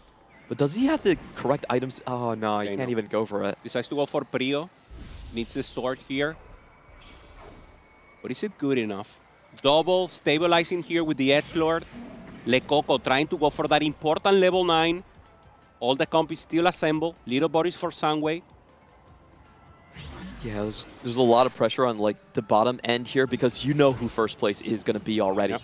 Like, there's no question. Yeah, Danielia is just first place. So the best Lecoco can do is, you know, just kind of like the second place with 7 points. Oh, finds the Jinx. Huge hit for Senbai. Has the Gather Force with the Shojin, so great setup here. Huge damage trying to find the Bolivar, but at least the Jinx will enable him to stabilize. He only 13. I think he needs to sell here. Yeah, 100%, 100%. There's no way you keep that Cassante. Yeah, okay. Oh my goodness. Ooh, and going up against this Oh, Boulder no. 3, I think it's over for Senpai. He knows. Yeah, so difficult position. Zac looking strong in the front line, vertical heavyweight, and the Smolder doing so much damage here. He should stay alive. He just needs to kill 3 units, but this is terrible because he can't use the malicious monetization. Yeah, very close, actually. Only by 2. So as you mentioned, Clement, he should stay alive here. 3 HP. And 3 HP and a dream. Well, if you picked 3 HP for your pick'ems, then, you know, maybe Senpai will turn it around. But it is looking really tough. I mean, the Volibear 2 is going to be a nice hit here, but the fact that you're still sitting at Braum 1, Cassante 1, it's just going to be about making sure you get the sides right. Yeah, you need to be on strong side. You need to try to get the Bolivar in as soon as possible. So maybe the switch to the left. Final moment, there it is. Decides to leave the Jinx on this side. Maybe a mistake, probably because you need to get the damage all in one phase. We're going to be taking a look at Lecoco here. He's also in a decent position, I believe. Didn't lose too much HP on stage 4. He's going straight 9 here. That game plan should work out for him. And because he's going 9, I think this is going to be a decent win for Senpai. Yep. Senpai will stay alive. Ooh, and so does Kambuli on the left-hand side. Starting to heat up here for our final game, as we have a lot of players now looking at very low HP totals, especially when it comes to our bottom 4. Quintanilla continues to get stronger, though, and this is a player you just absolutely don't want to run into anytime soon if you are in that bottom 4. Yeah, and already level 9 and punishing fast 9ers, just taking those units out of them immediately and just getting stronger and stronger. And Terry closer now to the Zac 4-star, lacking 6 units. Yep, and the high rollers are just too strong in this lobby. I think that's the big issue so far. Everyone that needs to go for points is kind of looking in despair at these boards. There's even a 4-star Zac coming online sometime soon. And you could also roll for Jace 3, which would cap out that board even further. Yeah, so much more upwards potential for that. Soundwaves is stuck on level 8 here with this board, even with... Tough. Yeah. Not much he can do here. Looking like an 8th, trying to save the 7 here against Senpai. But yeah, no position here. Doesn't have enough gold. 4 luchador is normally additional utility, but you don't have the base. You don't have the core of any comp. Yeah. It's just tough too, because if you want to actually get Little Buddy's value, think about also the lower cost units that you want to have on your board. And you're going up against the Kale 3 on the other side. Senpai goes up against this Amelia board. And so they might both get eliminated here. Yeah, power spike here for the Kale. Immediate line here for level 9, and both are eliminated here. So both Senway C and Senbai go 7 and 8. CN taking a huge loss here, both with 23, so they both qualify for tomorrow, but in a very difficult position. They will be on bottom table. Yeah, it's very hard for them to survive the cuts, and this is good news for Cambuli, of course. Like, he was looking in a very bad position. Yep. He finally gets his veteran on stage 5. Oh my gosh. And I think it's amazing the way he pivoted that board. He wasn't, you know, just beating up himself. He was able to stabilize. He won 4 matches. Did you also see how many copies of Kobuko he had to sell? And he's just now remaking the Kobuko after getting the Janna. So he actually knew he needed to sell things, buy some upgrades to his board, actually stabilize, and now he can get things back in. But Clement, I see you making this face. What's going through your head in this matchup with this KO reroll versus the Ashe? You just don't want to face Quintanilla. You know, face him early, the chances you're going to hit him again, they're pretty high. Might be players going out on this stage and you could hit him again. Yeah. So. And looking strong, Cambuli taking a huge loss here against Gobo. Cambu faces Quintanilla as it's over for him. Right now, level 8, trying to find that level 9 and get something else in. He already has the frontline 2-star, has everything set up. It's just a matter of taking additional win more from now on. Yeah, I think Cambuli just saw who he's going to face next, possibly. He's shaking his head. You know, he might survive the next cut, you know, 23 to be safe, but Cambuli, we had much higher expectations for him. He's not just looking at the top 32. Well, when you're coming off the back of being in a final lobby at the previous Tactician's Crown, remember he ended up in the top 8 of Cyber City. I think a lot of people saw that, and also the exponential growth that he has had as a competitor in the America scene, and said Cambuli is really in some of the best shape that we have seen him in. And so I think it is a disappointment. Just as a Cambuli fan, you know that he can do a lot more than this, but it is the global stage, and it is so hard. But maybe he's able to make it through this. It's the Samira on the other side, but as the Braum actually throws things around, the Samira gets another cast, and the Janna actually does it! Taking the win! And Lecoco falls down against Terry. We have the confirmation, and Cambuli getting additional positions. Oh, that's so huge to keep yourself alive in the future cuts here. Lecoco, though, I think that has to just unfortunately be the end of his journey there. 3 points, 17 total, too far away. Story though, right? Like Coco is one of those big EMEA greats that I think everybody has always looked at and said, your time is coming. Something just never has seemed to be quite the right conditions for you to get that big major finish on that global international stage. And you know, but he's still considered to be one of the best players in EMEA, whether it is just the experience that he has had, being able to make it to this stage several times now at the Global Tactician's Crown. So yeah, it is definitely a disappointment, but you know, home field advantage coming for Lecoco in Paris. He'll always be a great, but he really needed to hit a final lobbies at TAC Crown for him to kind of advance himself into that contester, to show that he can still perform and have that composure in the highest tiers of competition. He's going to have to wait for next set, unfortunately. Yeah, but let's not forget how tough it is to even get here. And I think that's why while we can say it is still a disappointment, we have to celebrate the fact that making it at all is such an enormous accomplishment. And someone like KC61, who is definitely making sure that he can kind of stay in this, you know, he wants to accumulate as many points as possible. Unfortunately, on the other side, I think Cambuli did fall, whether it was to Quintanilla or it was to Terry. Cambuli is now going to go out in 5th place. So overall, that is going to be 25 points for him. You know, still not a very acceptable finish, about like 1 point below the average line, if we're doing the calculations right there. Yeah, he still has a chance to save it for sure. Yeah, we'll need a great run tomorrow. Obviously, but it's possible. Top. Yeah, it is. Yep. You know, hit the VODs tonight. You know, get a nice rest. Make sure that you are feeling good about going into tomorrow's competition. I feel like it's just the major hurdle is getting there at all. So the fact that you've saved yourself for a second day of competition feels amazing. Now on Elimination Zone, Gobel Stewart versus Double. And this is a hard-fought battle, but the Samira just feels so strong. Polly with the Kraken slam out is just not enough. Yep, it was a level 9 angle for Double. So is able to take that over Gobo. And this is really important for Gobo because he was in contention for just getting a top 4 bye in game 13. different players aiming for different things right here. 31 points, finishing in 36 right now. Amazing for him. Wow, but Quintanilla, again, like the story of today.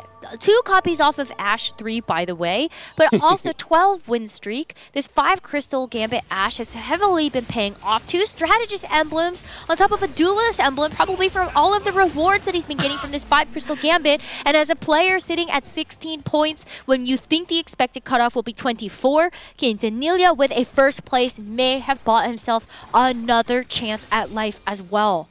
Yeah, there's just no way that the other 2 players can catch up to him. Level 10 remotely. There was a fade in there. You're going to get the Rise 2. Oh my goodness, he's going to roll for like a 3-star 4 cost. He's got 5 copies of Cassante. Okay, decides to sell it because he knows that he can actually get that in there. But I mean, wow. Do we get bounties for Lee Sin 3, maybe? That would I'm be not sure. Yeah, I like the prize format over in the TFT for sure. But I don't think that that's an option here, but you still have a couple of upgrades regardless. I want to check in whether or not Double and Terry have actually been clued in, whether they should actually hold some of these units now. So it's going to be a showdown between Quintanilla and Double 61, and it kind of seems like this is going to be Double going out in 3rd place for a 1v1 showdown between Quintanilla and Terry in the 6th and final game of day 1 of the Tactician's Crown. Oh my goodness, Quintanilla, take a victory lap, why don't you? I don't know how Terry actually catches up to this. Bar going level 10, and he only has 3 gold. He doesn't. I just don't think he does it. I think this is the time where Terry can start playing GeoGuessr on his second monitor and stuff. You know, gotta chill out for the day. Ooh, both of these players just such high rollers in this lobby. Just I think it changed the game plan for the rest of the lobby so much. It's just not much you can do if you really needed the points to contest this. Yeah, Terry finds the stack 4, trying to go for the J 3-star as an additional carry, but it's just not enough. Quintanilla is fully capped and has a fully Exodia War right now. Oh my god, but he could get a 3-star Ash. This is not even the highest form yet, Hoope. Amazing. Beautiful. Beautiful at all. Taking good damage. Now the focus fully on the Darius. Is the one who has to access the back lane to have some possibility. And now, huge chunk of HP. Terry at 30. No, 52. So we'll have a few rounds here. Yep. I know, but Terry knows. Yeah, he can't do anything against this. You technically can sell, but you cannot forfeit. Those are just the rules I want to explain to everyone. Okay. Give you a bit of a sense. I think, yeah, Terry's just gonna think about his day. You know, oh, one more away from Ash. One away from Ash. One away from Ash. Okay, 2 away from Lee Sin. Not my pick'ems. It's good. They both have enough HP, so we can wait 1 round. And of course, Quintanilla wants to give us the show. 3-star 4 cost and the possibility of 3-star Lee Sin also. Quintanilla can't actually make it because there is 1 copy of Lee Sin on Terry's board. So I actually think this is an angle where next round, if you can't get the Ash off of the carousel, sell your Lee Sins and go for the Ash and finish this game with a first in style. Nice. Yeah. I wish he showed some more emotion. You know, it was like, yay! Get it in, finish the day strong. But, you know, just going over his game, he naturaled the Ash on 3-2. This is gold subscription, so that means he was able to accelerate his tempo much higher than everyone else. You know, just straight roll down with 5 crystal, get the max cap. So everything lined up perfectly for Quintanilla here. Just the correct map, the correct timing for the Ash to show up. And for Terry, his game plan was relatively simple. I believe he just naturaled the Lulu. You can't get the Lulus off of the carousels anyway. Terry is holding a copy of Ash. Come on, Terry. More sell the Lee Sin. He's doing the right thing, but not the fun thing. Okay, 1 off. He has another Ash in the store, so no more Ash available here. No! It's in the worst game because Quintanilla has hope, but he doesn't know. Yeah. I think this is the correct play to make. I think he's just practicing. You want your mechanics right. Of course. Yeah, so. Your due diligence. I can't fault him for that. But I wanted to see the 3-star Ash. For sure. But regardless, congratulations to Quintanilla. This has just been an amazing game for him. someone who is able to make this photo finish happen with a first place here puts him at 24 points and with a chance to move forward to day 2 of our competition. So what a game to make it happen, and what a great chance for Brazil. You know, we were saying in the standings as we came into this, we saw Shaco and CMB towards the top and Quintanilha sort of on the outside looking in. But this is a player that you just cannot underestimate. After the performance that he had at the Americas Regional Finals, being able to get into that final lobby, it just feels like Quintanilha has really turned a new page in this chapter that is Brazil. These 3 incredible Brazilian stars that are coming in to represent the region, and they're all doing amazing in this first day. Yeah, some recognition. We thought about maybe this is training art for Brazil new young guns as a possibility, and they're outperforming the rest. They're doing amazing, and this is great for the region, not only for Brazil, for the whole Americas, and for whole TFT. Players that are coming again. CMB has been in Tactician Crown, but a lot of sets ago, he had like a hiatus where he didn't perform well, and now coming back again, huge. So huge for Brazil and America as a whole. Yeah, Quintanilha most likely will escape the cut. We're not 100% sure. There is still mathematical possibility for 24 to not be enough, but most Either way, likely. it's a great showing. And the way he did it, I think, is really important, because he was one of our least favored Crystal Ash players, being able to get a first place on the line that he did the poorest on during the regionals. Exactly. Confidence. You remember the finals? Final We saw the lobby, final. He yes. tried to play Crystal Ash, didn't work every time. Only He reroll played was it about working. 4 times in a row in that final lobby of the regional finals and ended up going out in the bottom 2 of all 4 of those games. And so it really is a redemption in that own right, Clement. So I'm really glad that you brought that up, because I think that also showed us now, like with also the different lines that Quintanilha is playing, it's not just Katarina reroll. There are a lot of other options that he has available to him that he can pull on to make it forward. And so it's been such a spectacular day of competition here, and I can't wait to see what's going to happen when all of our games finish up. But I do believe that we have a game that is still playing out as we see Michael and Wet Jungler all locked in. We have 5 players still going on right behind us right now. We're looking at their expressions. Hopefully we can catch a glimpse of their game. That would be really cool to see.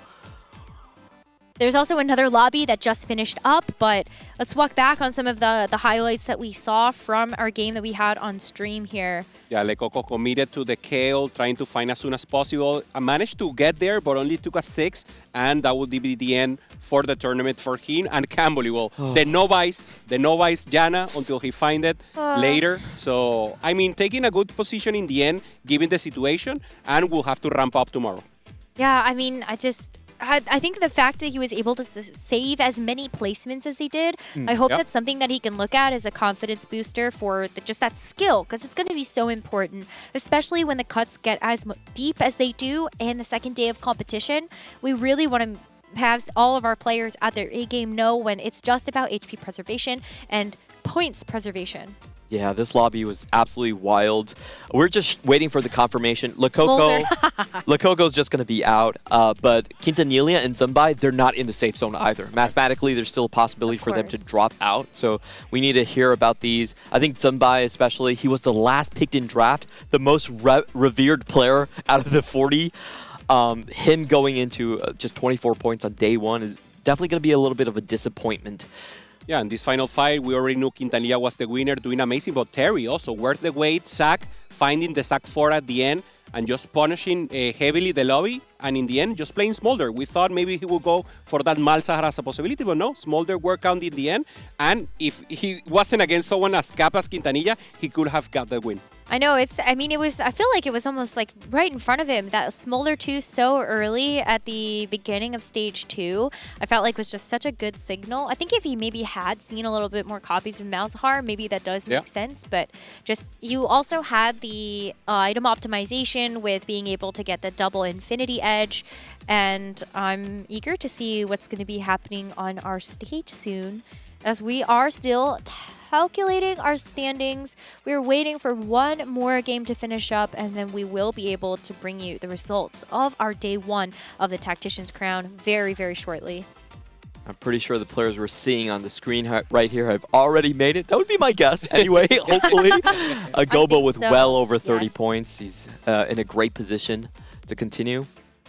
Yeah, Gobo and Shaco we have there in the middle together with Panda. Shaco have been doing amazing, so much, both in regionals, the highest one in points, and now once again in the global stage, doing so amazing, playing flexible, whatever the game gives him, and a huge representative, huge player, and with a lot of future also. Oh, guys, I'm getting so nervous as our final game finishes and we start to actually tally those scores. Oh, it's going to be hard. This is my least favorite part of our Tacticians Crown weekends, is eliminating players. Yeah, there's going to be a lot more of those tomorrow. Today we're saying goodbye to 8. Tomorrow it's going to be a 16, no, not 16, sorry, 24 player cut. So it's just very brutal. Yeah, 24. So we play 7 games tomorrow, and we'll repeat this again when we get to tomorrow's actual broadcast day. But it'll be 7 games, and we will be kind of shaving off players from the bottom until we get to game number 12, where we will automatically send 4 players forward, and then the remaining 8 will compete against each other to see who will fill out that final lobby for Checkmate on Sunday. We're getting a nice couple of shots from the Chengdu, China LAN center, and it's so cool to be able to see our players over there as well. I know it's getting late over there too. They're 8 hours ahead of us right now. Yeah, we did see Chitu with the winner tag right there, so that means he's well into the 30-point mark. Typically, if you get 62, 63, you can try to aim for the finals. It's going to be a little bit different because there's an extra game this time. But yeah, he should be very well established in the point ranking. Expect him to be in the top 10. Also the co-streamers there in the bottom, just to give you a setup. On the right is America, and now on top of them are all the co-streamers just doing and hyping up the scene. Oh, you can see it. CNB with the top 2, at the very least. Nice for him once again. Brazil, the ones in the top doing better and better. So the trend, if you will, a positioning or a placement wave for all of these players. Oh my goodness, I want to see that epic showdown in that final lobby. I wonder if it is Dohwa and CMB. Could be. Could be. We see Brosev right there. I want to get thoughts from I got some Brosev. glasses for you, bro. I got you. It looks like tennis. You know, in tennis, the coach cannot tell you anything. Yeah. Bros is like, come on, man. do it. But I don't think he's saying anything. I think he's just stunned. Let's go. Dohwa just won that game. And the celebration there between Dohwa and Brosev. What an amazing showdown. Yeah, that's huge. Getting first place, it means you get essentially an extra tiebreaker point as well at the end. Getting into the finals, a lot of people are going to be on those 62, 63 to get in the final lobby, so very important. Wow. I mean, what a great finish there. And congratulations to CMB then for getting a second place in that final game. I know it's going to be celebration across the board as we get ready to show you our players' standings.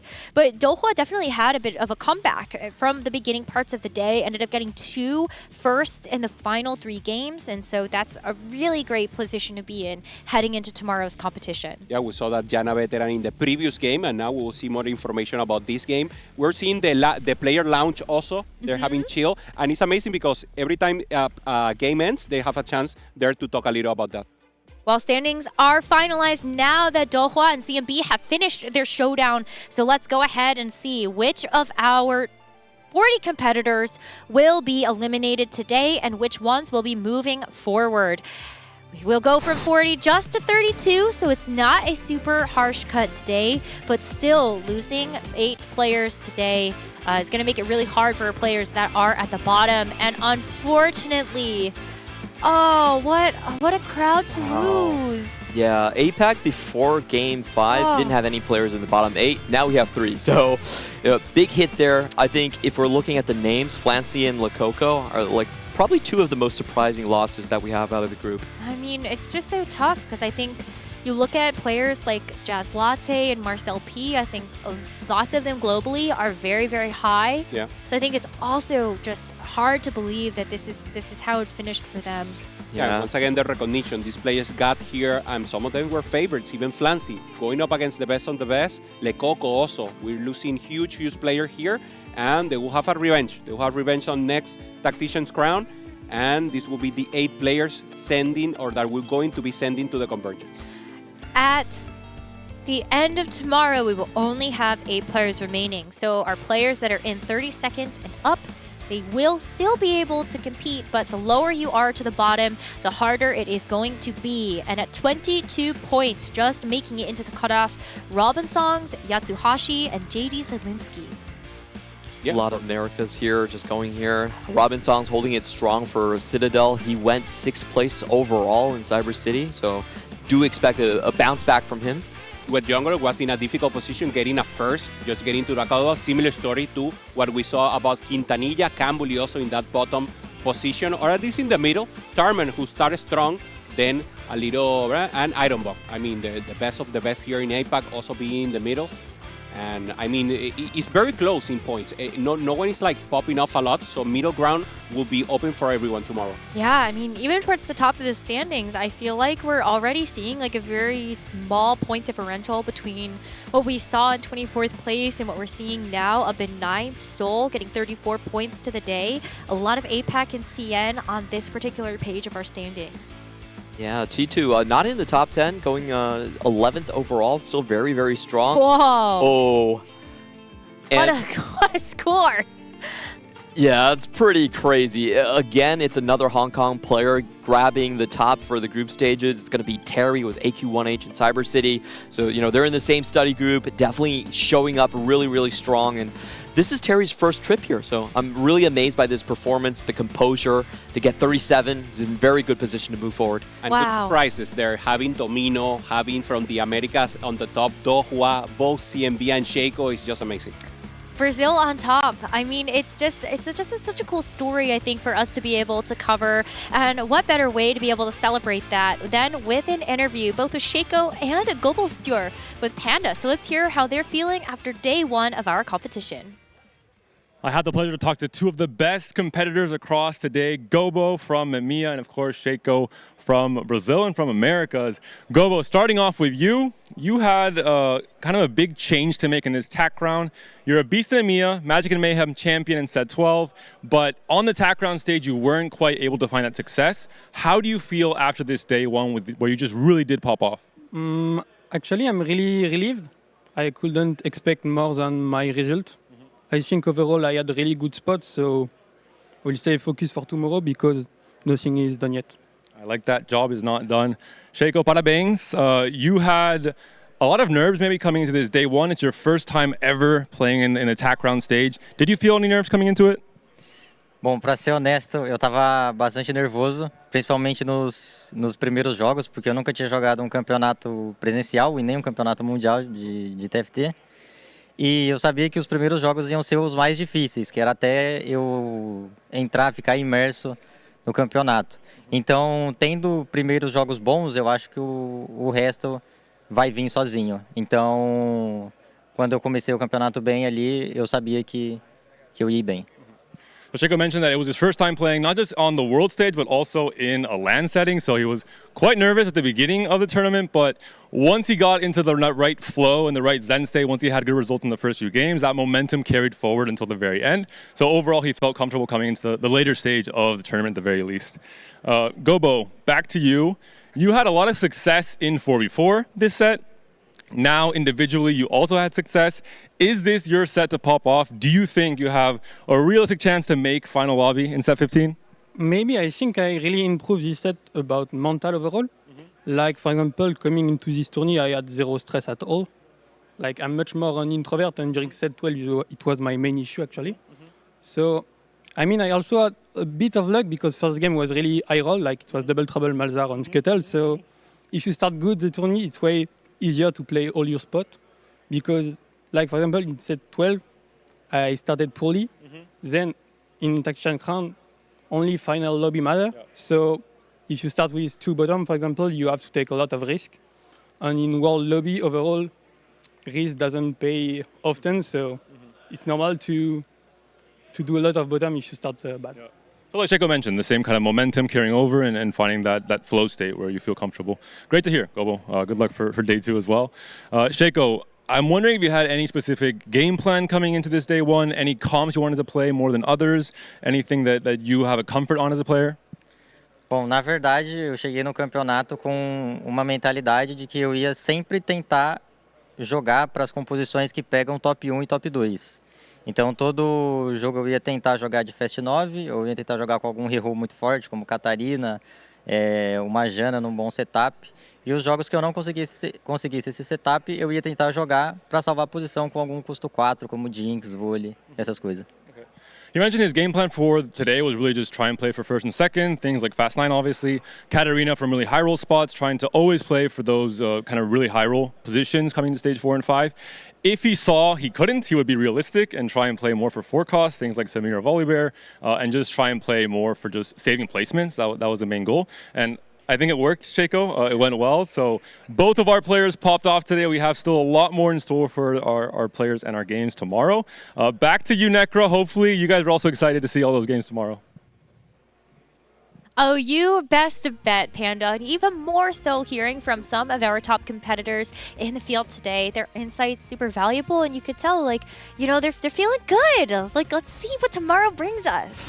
Yeah, the top players are so close to this time around. If you're looking at the top edge of the spread, only 3 points between first and 10th place. And that group is really far ahead. This is one of the highest day one points that we've seen so far. Very difficult to overcome if you're a little bit lower. Yeah, the players who finish in a well position today will have that traction for tomorrow. I mean, finishing in a good spot will help with the mental that both Shaco Gobuster mentioned. Having that possibility of getting the trend, getting into the flow, and pushing in, obviously important. We do have a night, though, that's going to separate today's competition and day 2. And so I wonder, does some of that momentum from our top competitors start to fall off a little bit now that you get into sleep? You're going to sleep, right? with a smile, I believe. But what about those players that do know that in day number 2 they've got to step it up? Maybe it is going to be that good night's rest that's going to help them kind of flip that switch and get back into things. Or full prep. What are you going to do at night? Yeah. You're seeing all the bots, you're analyzing information, getting additional spot that you didn't have maybe. In a way, if you have people in your study group that were eliminated, that actually becomes a bit of a buff because you have more eyes watching you and giving you feedback on how you should play. So if you have a big study group with some players that maybe have already been cut, I think they can join in and help you a lot. Or maybe you brought your own analyst, like we just saw Dehua right there. So, you know, getting help. That would be my main point. Well, hopefully everyone at home is also getting excited as we will have day 2 of our competition for the KO Coliseum Tactician's Crown return tomorrow at 1 a.m. Pacific time. I know that's a little bit early, but you know, if you're in any other part of the world, we'll hope to see you there no matter what, because we've got more in store for you in terms of our competition here, as well as more surprises, not just for set 16, but also for what you can expect to see at the Paris Open. So a lot of incredible stuff to come tomorrow. So we'll hope that you'll be there. Final thoughts though, gentlemen, before we get on out of here? I'm just happy to see the level of competition, everything we expected and more. Players are happy, players are nervous, they're not having fun, and I mean, just the greatest moment for TFT Sport right now, and I'm happy for the players and for the whole community. I'm just saying CB Lowell is coming back, so, you know, it's a great celebration for them there. You really, really proved the doubters wrong. I love it. Well, thank you all so much for tuning in and for supporting our players and, of course, Teamfight Tactics. We will see you tomorrow at 1 a.m. Pacific, and make sure that you stay tuned for all of the special events we've got planned. Good night.